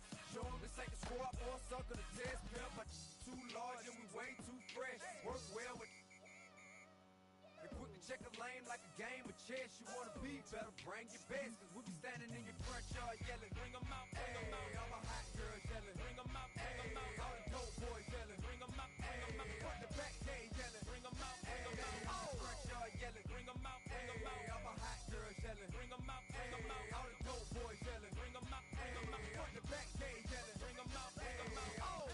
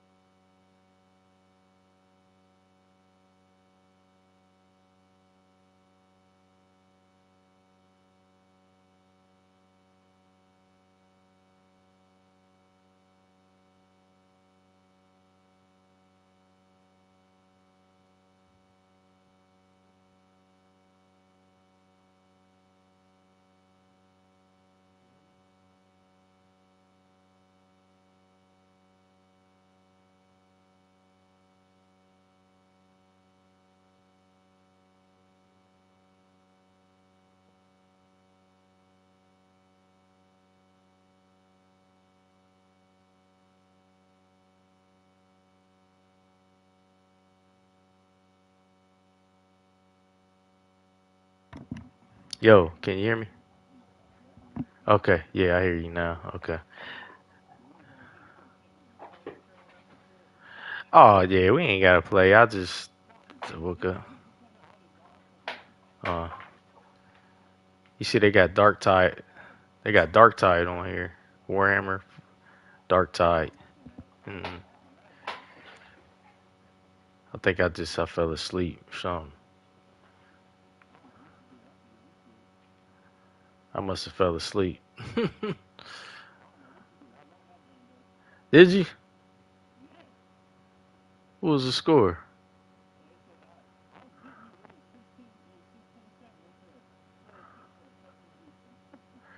Are you serious? Wow. How many games did we play? I don't even remember. That was, let's see, one, two, three games. I won the second one. Oh, and then we played the fourth one. Okay. 2-2. Okay. All right. Damn. It's excessive griefing.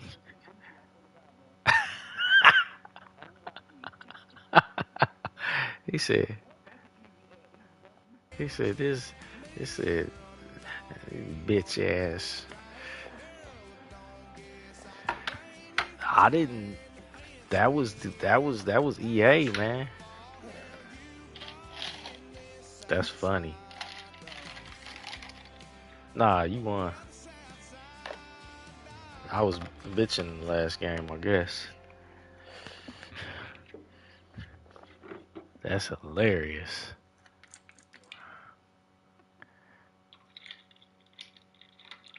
Mm. That's a new one.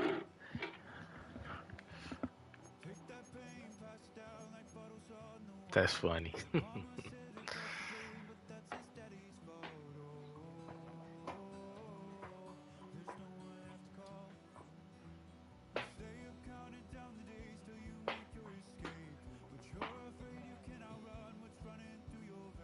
Bruh.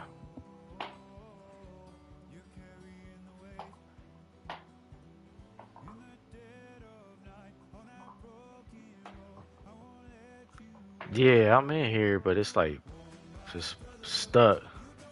Yeah, that's what it's saying on mine.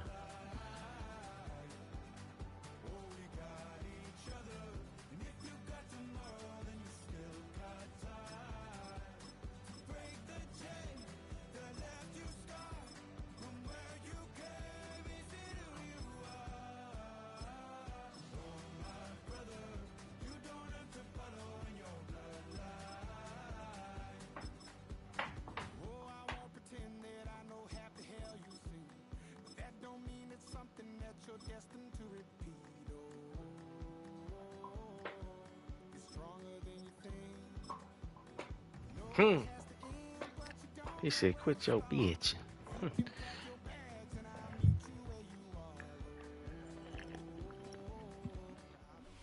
Known for some incredible wings and one of the league's most passionate fan bases. We're just outside of Buffalo at Highmark Stadium in Orchard Park, New York. Coming up, a highly anticipated contest between the Houston Texans and the Buffalo Bills. Here's Tyler Bass to get this one started, and we're off and running. Yeah, that game was nice. New York. On the return, it's Jalen Noel. He's brought down just inside the 25.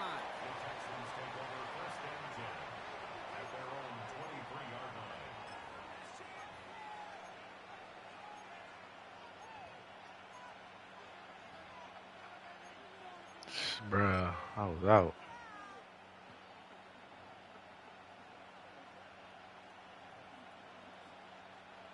Offense out now to get us started. It's 1st and 10.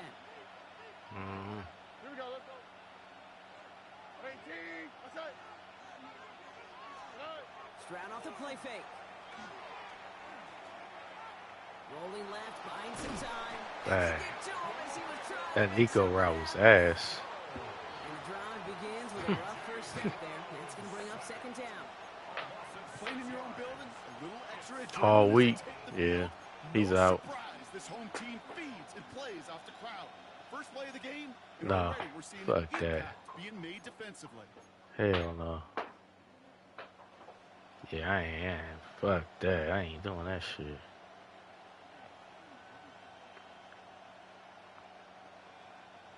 Yeah, you know, Joe don't even run his, like, his shit. Yeah. Mm-hmm.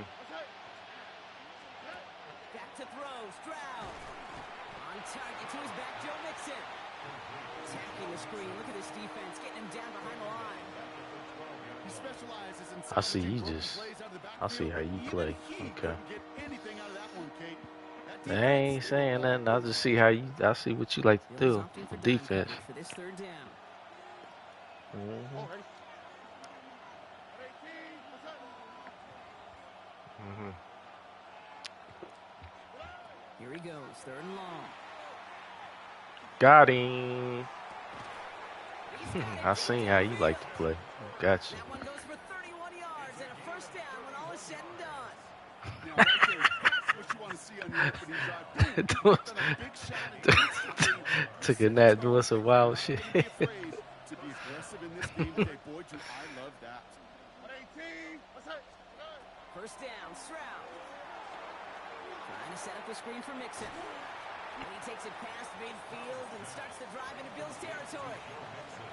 Hey, you like these results on first. Completion right there, right in the window where all options are now available to you on second down. That playbook is wide open. Here we go.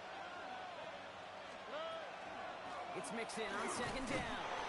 And he's down For the for the Texans. That's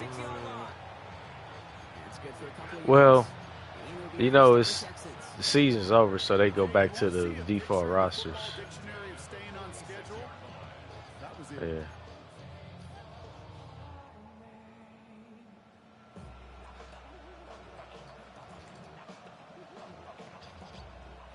Offense off to a good start, Brock. Here's a 1st and 10 inside of enemy territory. Shotgun now, first round. That first down throw is going to wind up incomplete. Defender in the area making a nice play on the football on second down. Well, they connected on 3 straight before that throw, Brock. Might not be perfect anymore on this drive, but they are still moving it well. I don't expect that one to interrupt his progress very long. They're still on a mission this series. He's the one driving it. He swarms in the middle. This gets maybe a yard. That play cleaned up by Matt Milano. Well, that's what I'm talking about. That's the kind of reaction time you want when you face a draw play. They broke on it shortly after the draw started, and they contained it to a minimal gain. Drive in dire straits. It's Man. 9.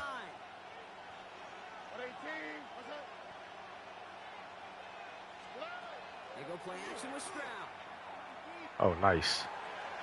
Oh, yeah, man. Stroud is just, he the best quarterback I used today. Hands down. So 20 yards on that play. And it'll be first down, Houston. Quite the opening drive they put together, partner. New set of downs all the way down to the 25. Stroud to throw on first down. Oh, man, come on. Interception ends that drive. Picked off by Tre'Davious White.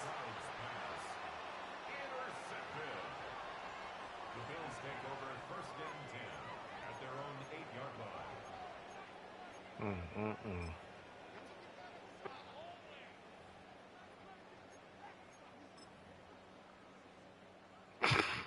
All right, Bills to the line now. First and 10. He got spit coming out. He got spit coming out his mouth. Second task. I don't think that's the amount that they were looking for there, Kate. Going to lead to some shuffling around here in the playbook. Find a more aggressive call on second. Following that little 2-yard run, it's 2nd and 8. Working from the gun, it's Allen. Hits him on the out route. And he's going to reach his own 20 before stepping out. Give him 9 on that play, and it's enough for the first. I know I could sound like a broken record when I talk about timing and getting the ball out on time and on rhythm, but these outcuts, it is so imperative, and the best of them make it look oh so easy. They'll come up on 1st and 10.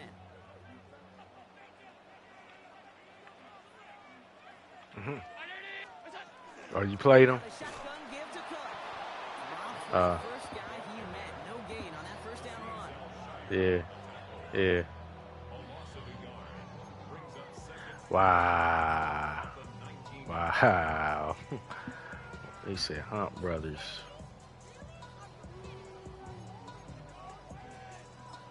Damn. He one of those. Man. With his shirt off. We've finished one quarter in what's still a scoreless game. Hopefully no shortage of excitement coming up in the second. We'll return to Highmark Stadium in just a moment.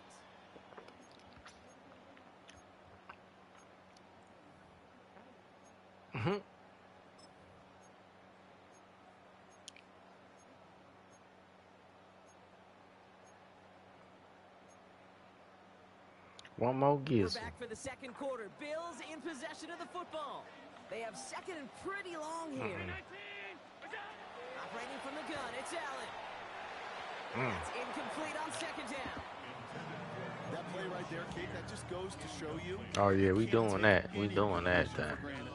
Even some of the shortest passes in the game plan.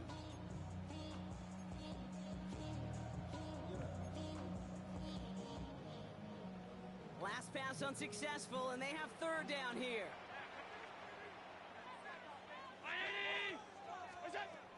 Third and long for him here. Complete beyond the marker. And this is brought to a stop up at, say, the 34-yard line there. That play gains 15, and it moves the sticks. That's a statement throw right there. A statement throw that lets the opposing defense know it's not just going to be check down Charlie today. They're going to be willing to push the ball down the field, and this defense better respond. And now from the pistol to Cook.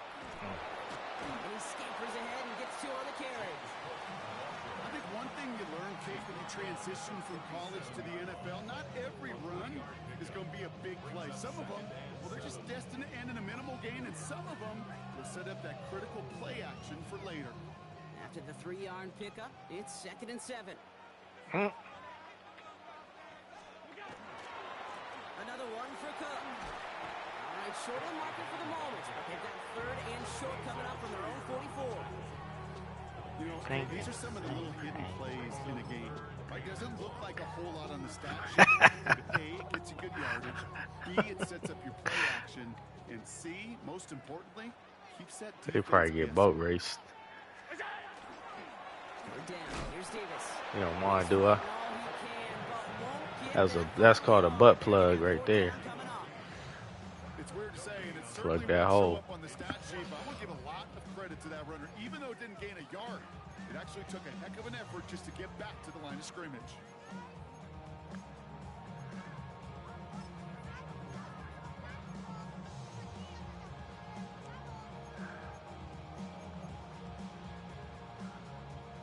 All right, here's one of our game's first big risks. The offense lining up to go for it on their own side. They are going for it. Allen. He finds it beyond the marker. You gotta be kidding me. He's taken down, but he's got it to the 29.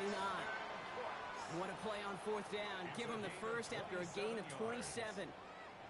Just excellent effort on that catch. And a lightning quick transition from bringing that football in to getting vertical. He was not content for a second to end that play where he caught it. Any catch he makes, his intent is to put some serious yards on top of it.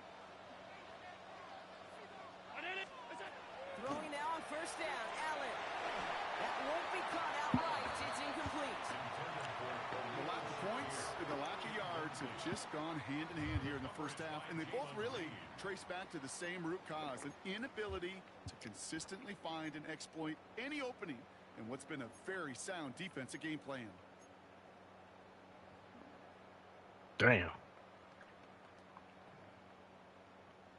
Ball still on that 29-yard line as they come up to it. 2nd and 10. He does, doesn't he? Back to the air. Allen. Give me that. Oh, not like this. An interception ends that drive. Picked off by Jalen Petrie. Said we ain't doing that. Before he goes out. My This team got the defense.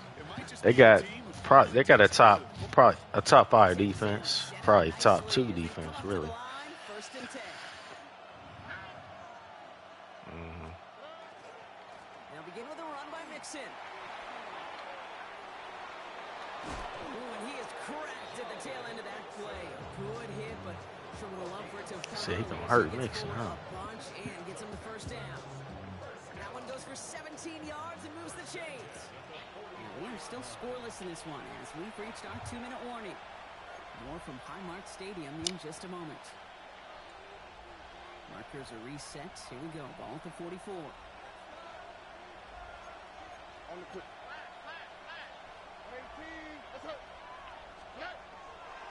First and 10. A run to Mixon. He works it down inside the 40. That's a run of 8. The clock rolls as the Texans try to herd their offense to the line. Brings up 2nd and 1. On play action, here's Stroud. Bails out of the pocket quick. Out of bounds. Close to the sideline there. They're rolling him out of bounds. We've got 3rd down. With each incompletion, each turnover, each sack, you can almost just feel this offense's frustration. Really imperative this quarterback stay positive. Just keep chopping away. 3rd down, Mixon gets it. And he'll pick up enough to move the chains. The clock rolls as the Texans try to herd their offense to the line. First down, going back to Mixon. He's stuck with him, but this one heads the wrong way. He winds up losing yards. That goose egg up on the scoreboard, Brock, is not going away anytime soon if they keep having plays like that. They really need something. An injection of energy here. Nothing will take the spark out of a series quite like getting stuck for a loss.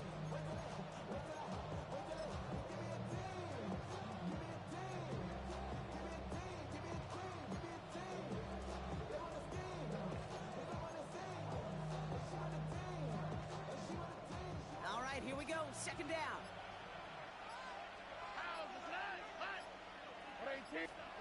To the air, Stroud. This is reeled in downfield by Schultz. And they have this well into the red zone now at the 15. Big gain, 14 on the play. And it'll be a first down, Texans. Here we go. First down, Houston. A give to Mixon up the middle. And that is exactly what they were after, Brock. A good 8-yard run there on first down.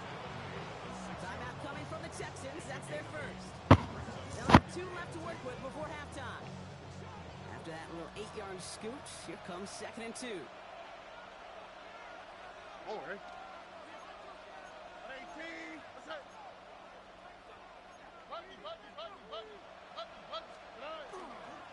On the ground again with Mixon. And he'll get this across. Touchdown, Houston. The Texans get their first points of this game just before halftime. It's a Joe Mixon touchdown. Damn, he look like he hopping on the dildo, man. What kind of dance is that? Damn. Just before halftime. That doesn't change the theme of the halftime speech, but I guarantee you it adds some enthusiasm to the tone. That was awesome. Point after up and good by Fairbairn. And they add one on to their first touchdown of the contest.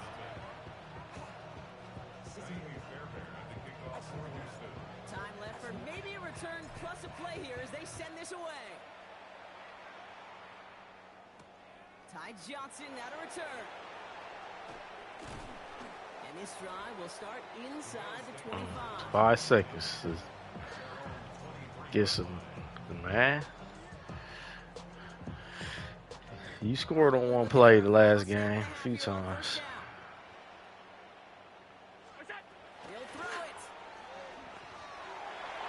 Ooh, incomplete. A single second left now on the clock. No luck finding his receiver that time. So it'll be 2nd down. All right, this is going to be the play that takes us to halftime. Looking to throw. His final shot of the half will not connect. That falls incomplete. No time remaining. in the Parquet. first half.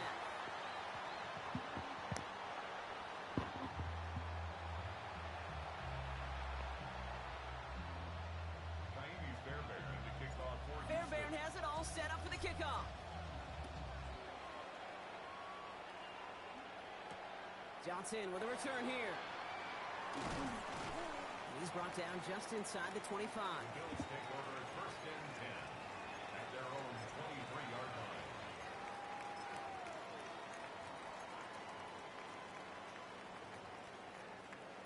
Buffalo offense to the line. Here's 1st and 10.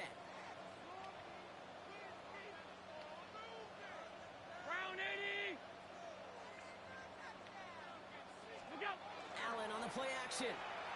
Oh, I got shook. This is Damn. complete to Dawson Knox.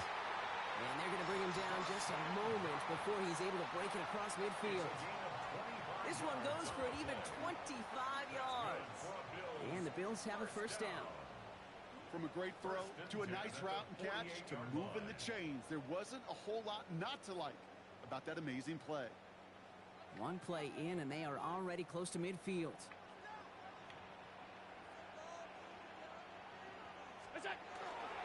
Cook trying this one up the gut. And he drives this across midfield and down into enemy territory. Give him around 6. That's going to make it 2nd and 4. A humble 5 to 6 yard gain on the ground. Not a huge gain, not a game-changing play by any means, but one that keeps you on schedule and takes some of the starch out of that front 7.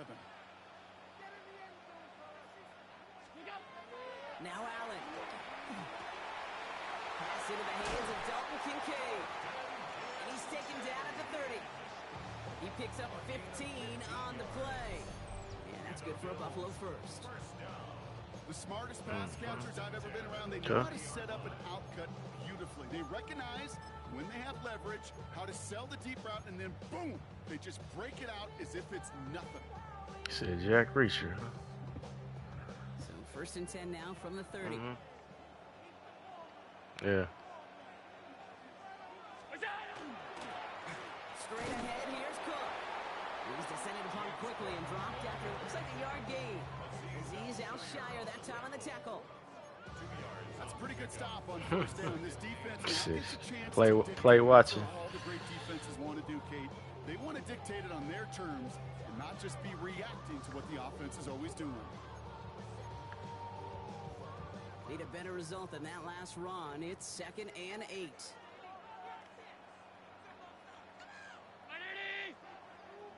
Allen setting up to throw. Gets it quickly to Palmer. And this is going to get him right up near that 1st down. But he's marked short after a gain of 7. 3rd down. Good luck defending that short yardage slant. Just not going to happen. There's a reason this is a go-to play for just about any quarterback in every situation. 3rd down, 1 yard to go.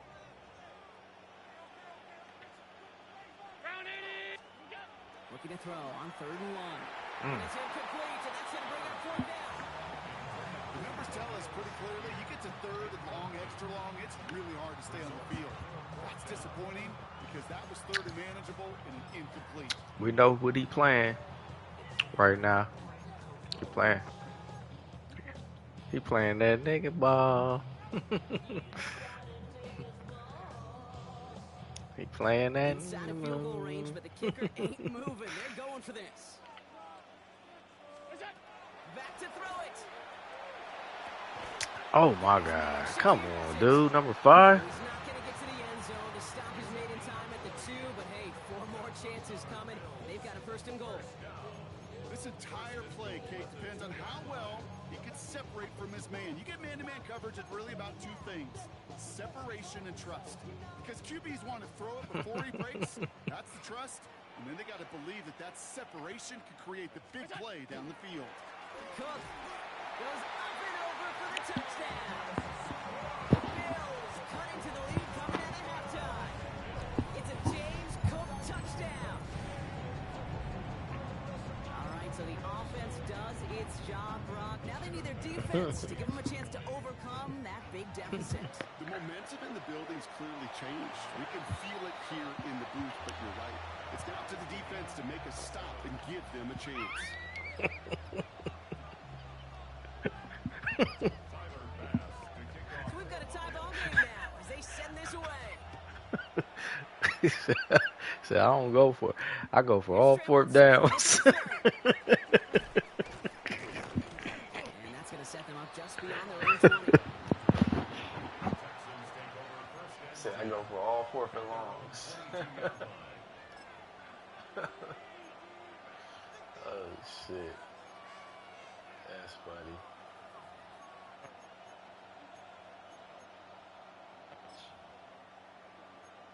Right.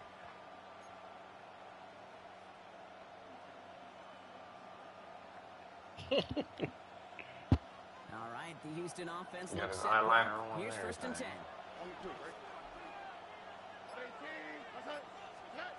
From the gun, Stroud.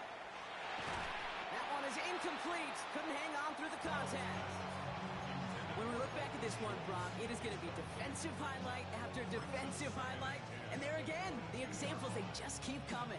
The physical play has been the trademark. Really, from the first snap through this second half, there have not been many just uncontested, clean, efficient plays. Every effort's been answered. That's why that scoreboard's not been lit up.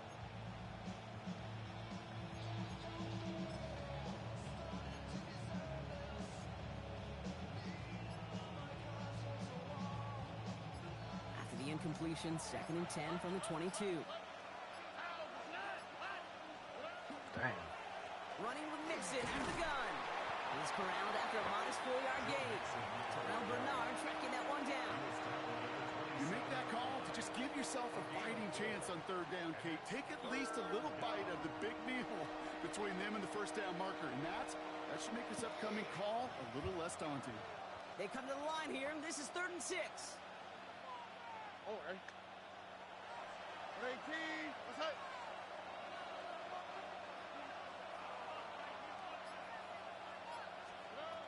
They'll throw, 3rd and long. Can't convert on 3rd, that's to the ground and incomplete. We see this all the time. The number one thing you see NFL defenses do, try to force that 4th down, gets down coverage. Put your cover guys on the field. Let the boys up front cut it loose with pressure. Let the cover guys go shut it down. And that hit right at the 10. Somehow, though, got a wicked bounce and makes it into the end zone for a touchback. All right, y'all. Let's get this. I said, let's get this stopped. Offense to the line. Here we go. Don't worry about what I said.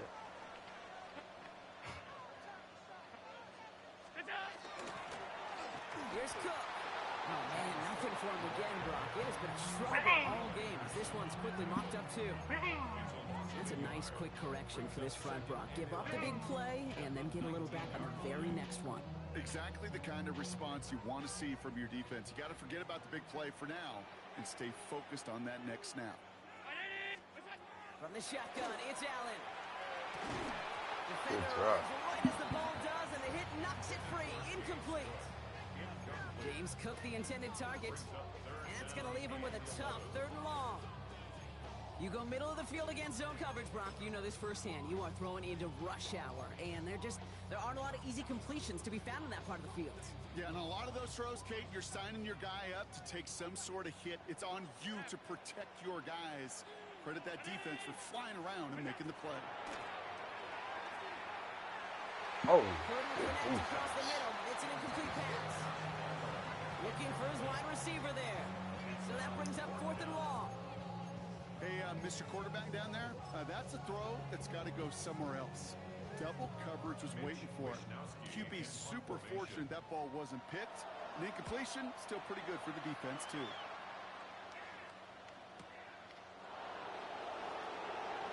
And it ends up a good return for him. Up past their own 40.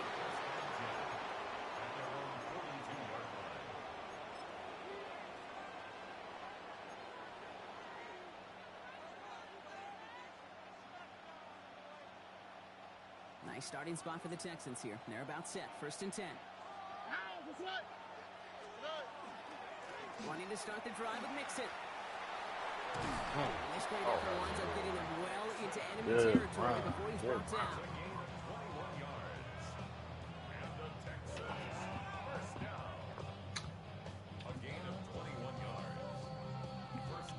Round play. For 3 quarters, we're still neck and neck. Neither side has been able to fully separate.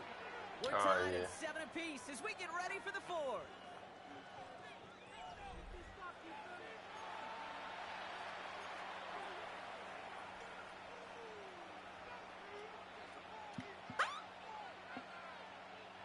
Damn, We've that set sounds it like a down siren from right 37. there.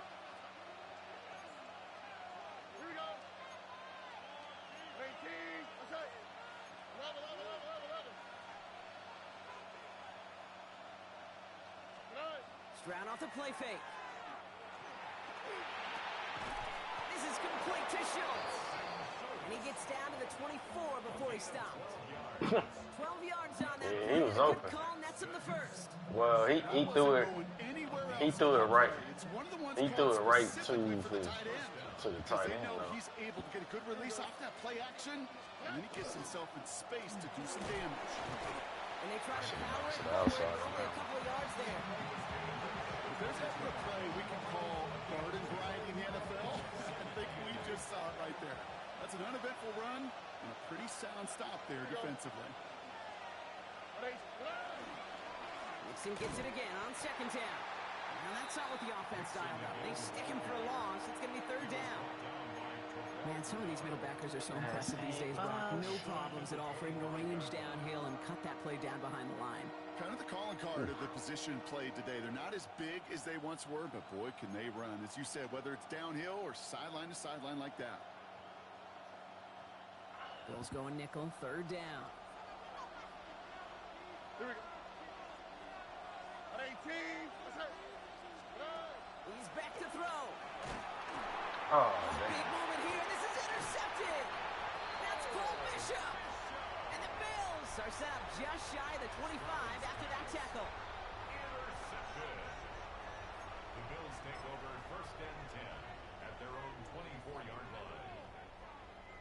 All right, Bills to the line now. First and 10.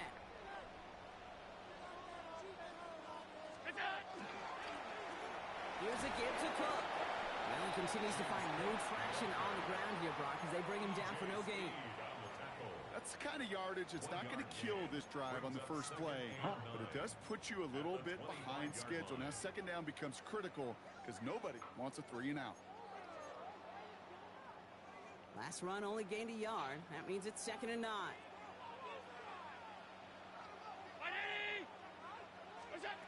Throwing here, Allen. It's on the end. Even that wide He's open. taken down after a very productive effort there, Brock, up to the 40-yard line. That's 16 on the pickup. And the Bills have a first down. I know the Combine tries to test everything it possibly can physically, but I don't know how you test courage at the Combine because there's nobody defending you. Nobody wants to hit you. But that was the epitome of courage to make that in cut and make the catch. Can't slip that initial tackle. Stops made for no gain on that first down play. You want to see the term read and react to the little video in the football dictionary? That's it. Second and 10 at the 41-yard line.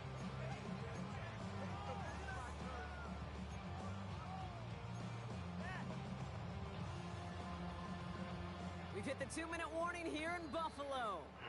Bills pushing to get within range for a game winner.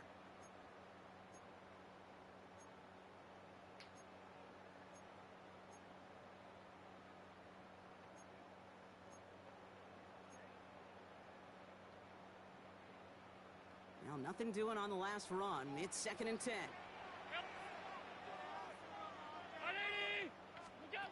Setting up to pass. Caught by the tight end, running that corner. And he'll be taken down, but not until he reaches that 45-yard line. They'll get 14 yards and a new set of downs. And those are the completions they rely on from their passing game. At the 45-yard line.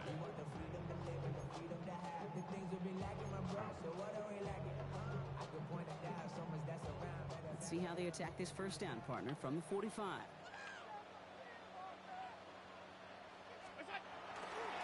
Trying it left side with Cook. He's not going to be happy to get himself back up after this. They're sent backwards on first down. With each carry he gets, Brock, I'm starting to wonder, is this going to be the last touch that he gets in this game? Because it hasn't been a great performance for him. No, individually, collectively, and you can look up front, right? They've just not been winning the battle enough push, enough drive to get this running game going. Offense to the line, second down.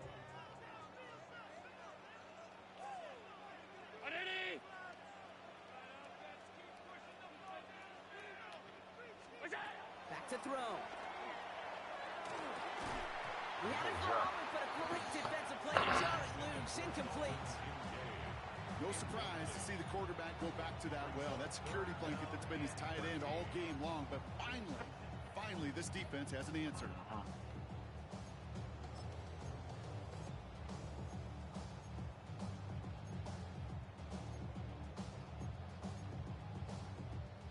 No connection on the last play. Now it's third down.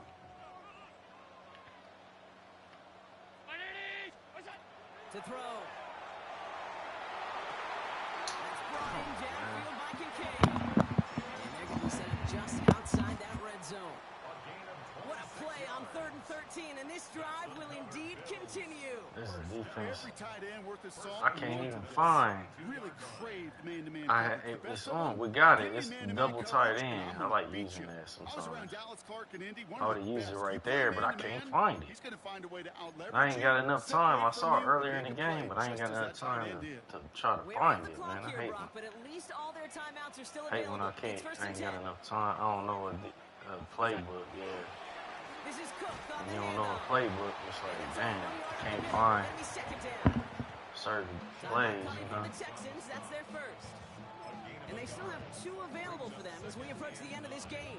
I see all the other double bracket, double wide receiver 1, wide receiver, double wide receiver 2. But I cannot find the tight end. I saw it earlier in the game, but I can't find it right now. Motioning one of the tight ends. Here he is to throw. Oh, that one is incomplete. Couldn't hang on through the contact. Tough one to retain through that hit. So now it's going to be 3rd and long. Once that quarterback broke the pocket, kind of turns into like a zone read option a little bit. Kate, you got a couple choices. Keep it yourself or try to force the throw. There was nowhere to go. He really should have used his legs. So after that prior incompletion, we've got 3rd down. Hey, tight. Brown 80. Throwing now. Man, that's Kincaid. And they're going to do it, Brock. They break the tie in the final minute. It's a touchdown. See, I know where you like to go, but I cannot find that double tight end play, man. As you will see. No, I know, but I know where you like to go. You go to the tight end most of the time. That double tight end, I can't find it. But I saw it on your first drive. I found it, but I cannot find that play. I ain't got enough time to look for it. No to return this. I cannot find that play, man. It's crazy. I might go through this playbook. Look for that shit. I don't know where it is.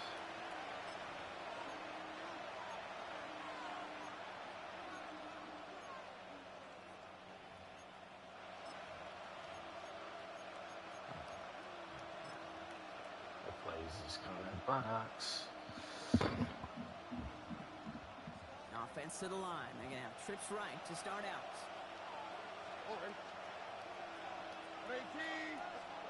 He'll look to throw it. And really, no, he's not going to escape. They take him down on a pivotal play late in this ball game. They ain't really got good, like, second timeout. plays that I can work and attack down the field that I know.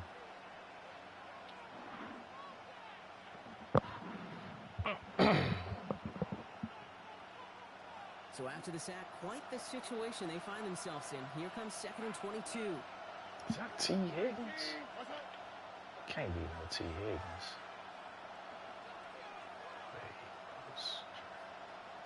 Damn, man. Operating from the gun, it's Stroud. That could be it, folks. It's intercepted. Yeah, I don't like their playbook. I don't know their plays like that. Interception gave them a chance to take the lead, partner. And now their defense gets them another one so they can start growing this advantage. Yeah, this defense letting them know we don't want to defend a small lead. Here's the ball again. Good get us a two-score Oh, advantage now I this see time. it. Ain't that about a bitch? It's in the nickel. It's in the nickel. It's in the nickel. Buffalo offense to the line. Here's 1st and 10. They'll run it with Cook. And he has the Bills the first down. And Brock should clinch them this win. The Bills are going to go ahead and call their first time out. And they still have 2 available for them as we approach the end of this game. A touchdown would put this one to bed. A few shots at it here, starting with 1st and goal. Oh, Brock, look at this. He's setting up to throw it. And that is the catch that should end this game and seal this win. Touchdown!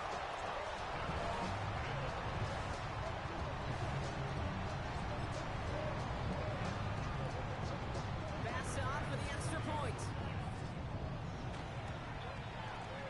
Extra point sent right down the middle. And the Bills double their lead to 14. Pass now to kick this away.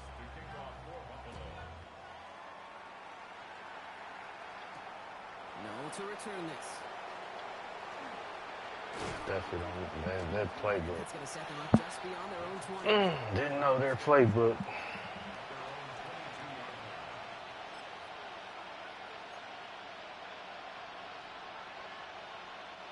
All right, one more snap to play here.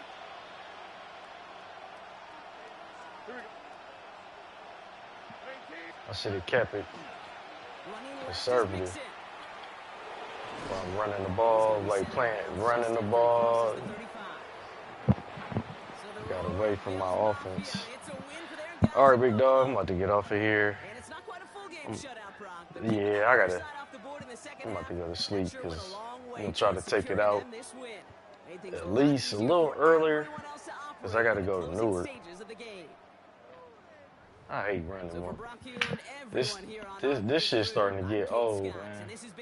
Running like different routes, just running different, covering different routes, just covering different shit, man. Like I just don't. There ain't no routes that.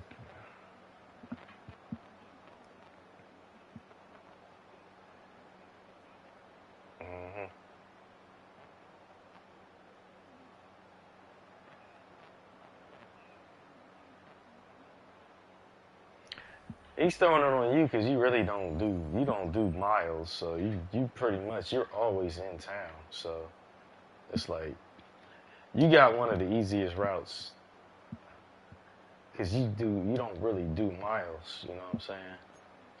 But yeah, I know it's like, what is Joe doing? Joe ain't. No, he ain't getting help. He's not even running his, like, he's not running his route. Well, I guess you could say it's help, but he's taking stops off of his routes. Well, he took his days, so like 2 days out the week, he didn't even have anymore. He just gave it to Peyton.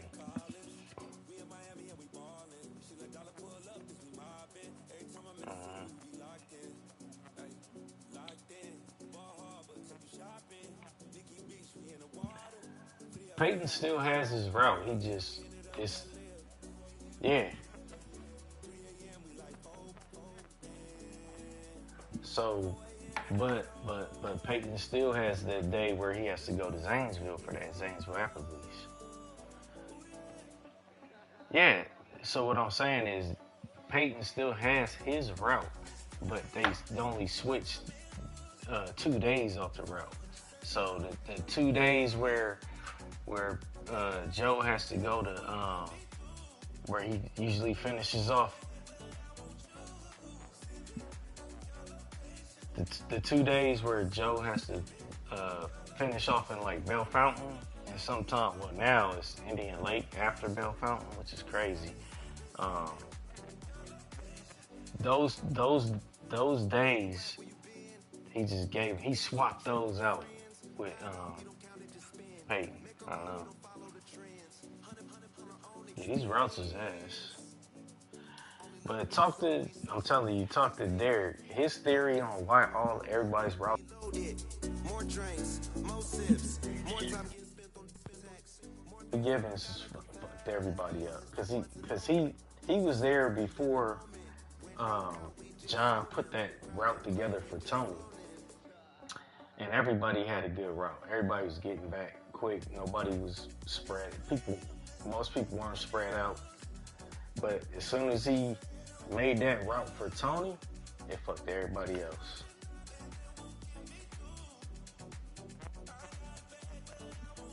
Yeah, he fucked everybody else. So Tony gonna have to go. When Tony.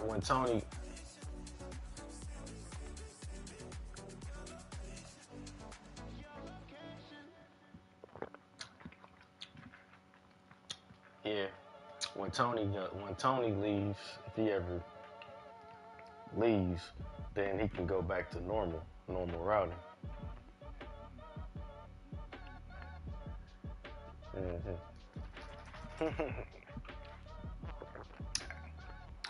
Ain't no layovers for you though. Ain't no layovers. Ain't no.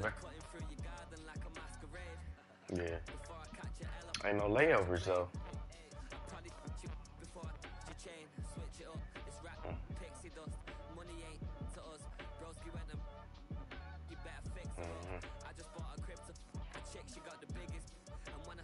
Yeah, I feel you.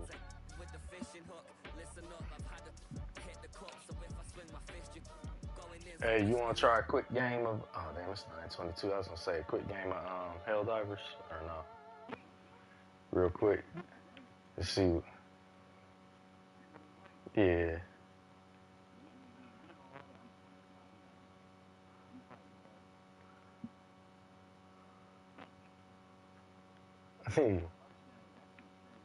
That was crazy. That first game was crazy. Let me see. Nah, hell no. I gotta win 48 games against you before I can recover from that.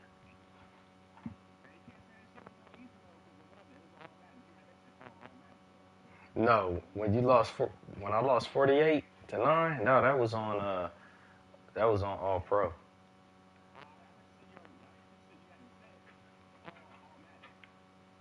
Maybe.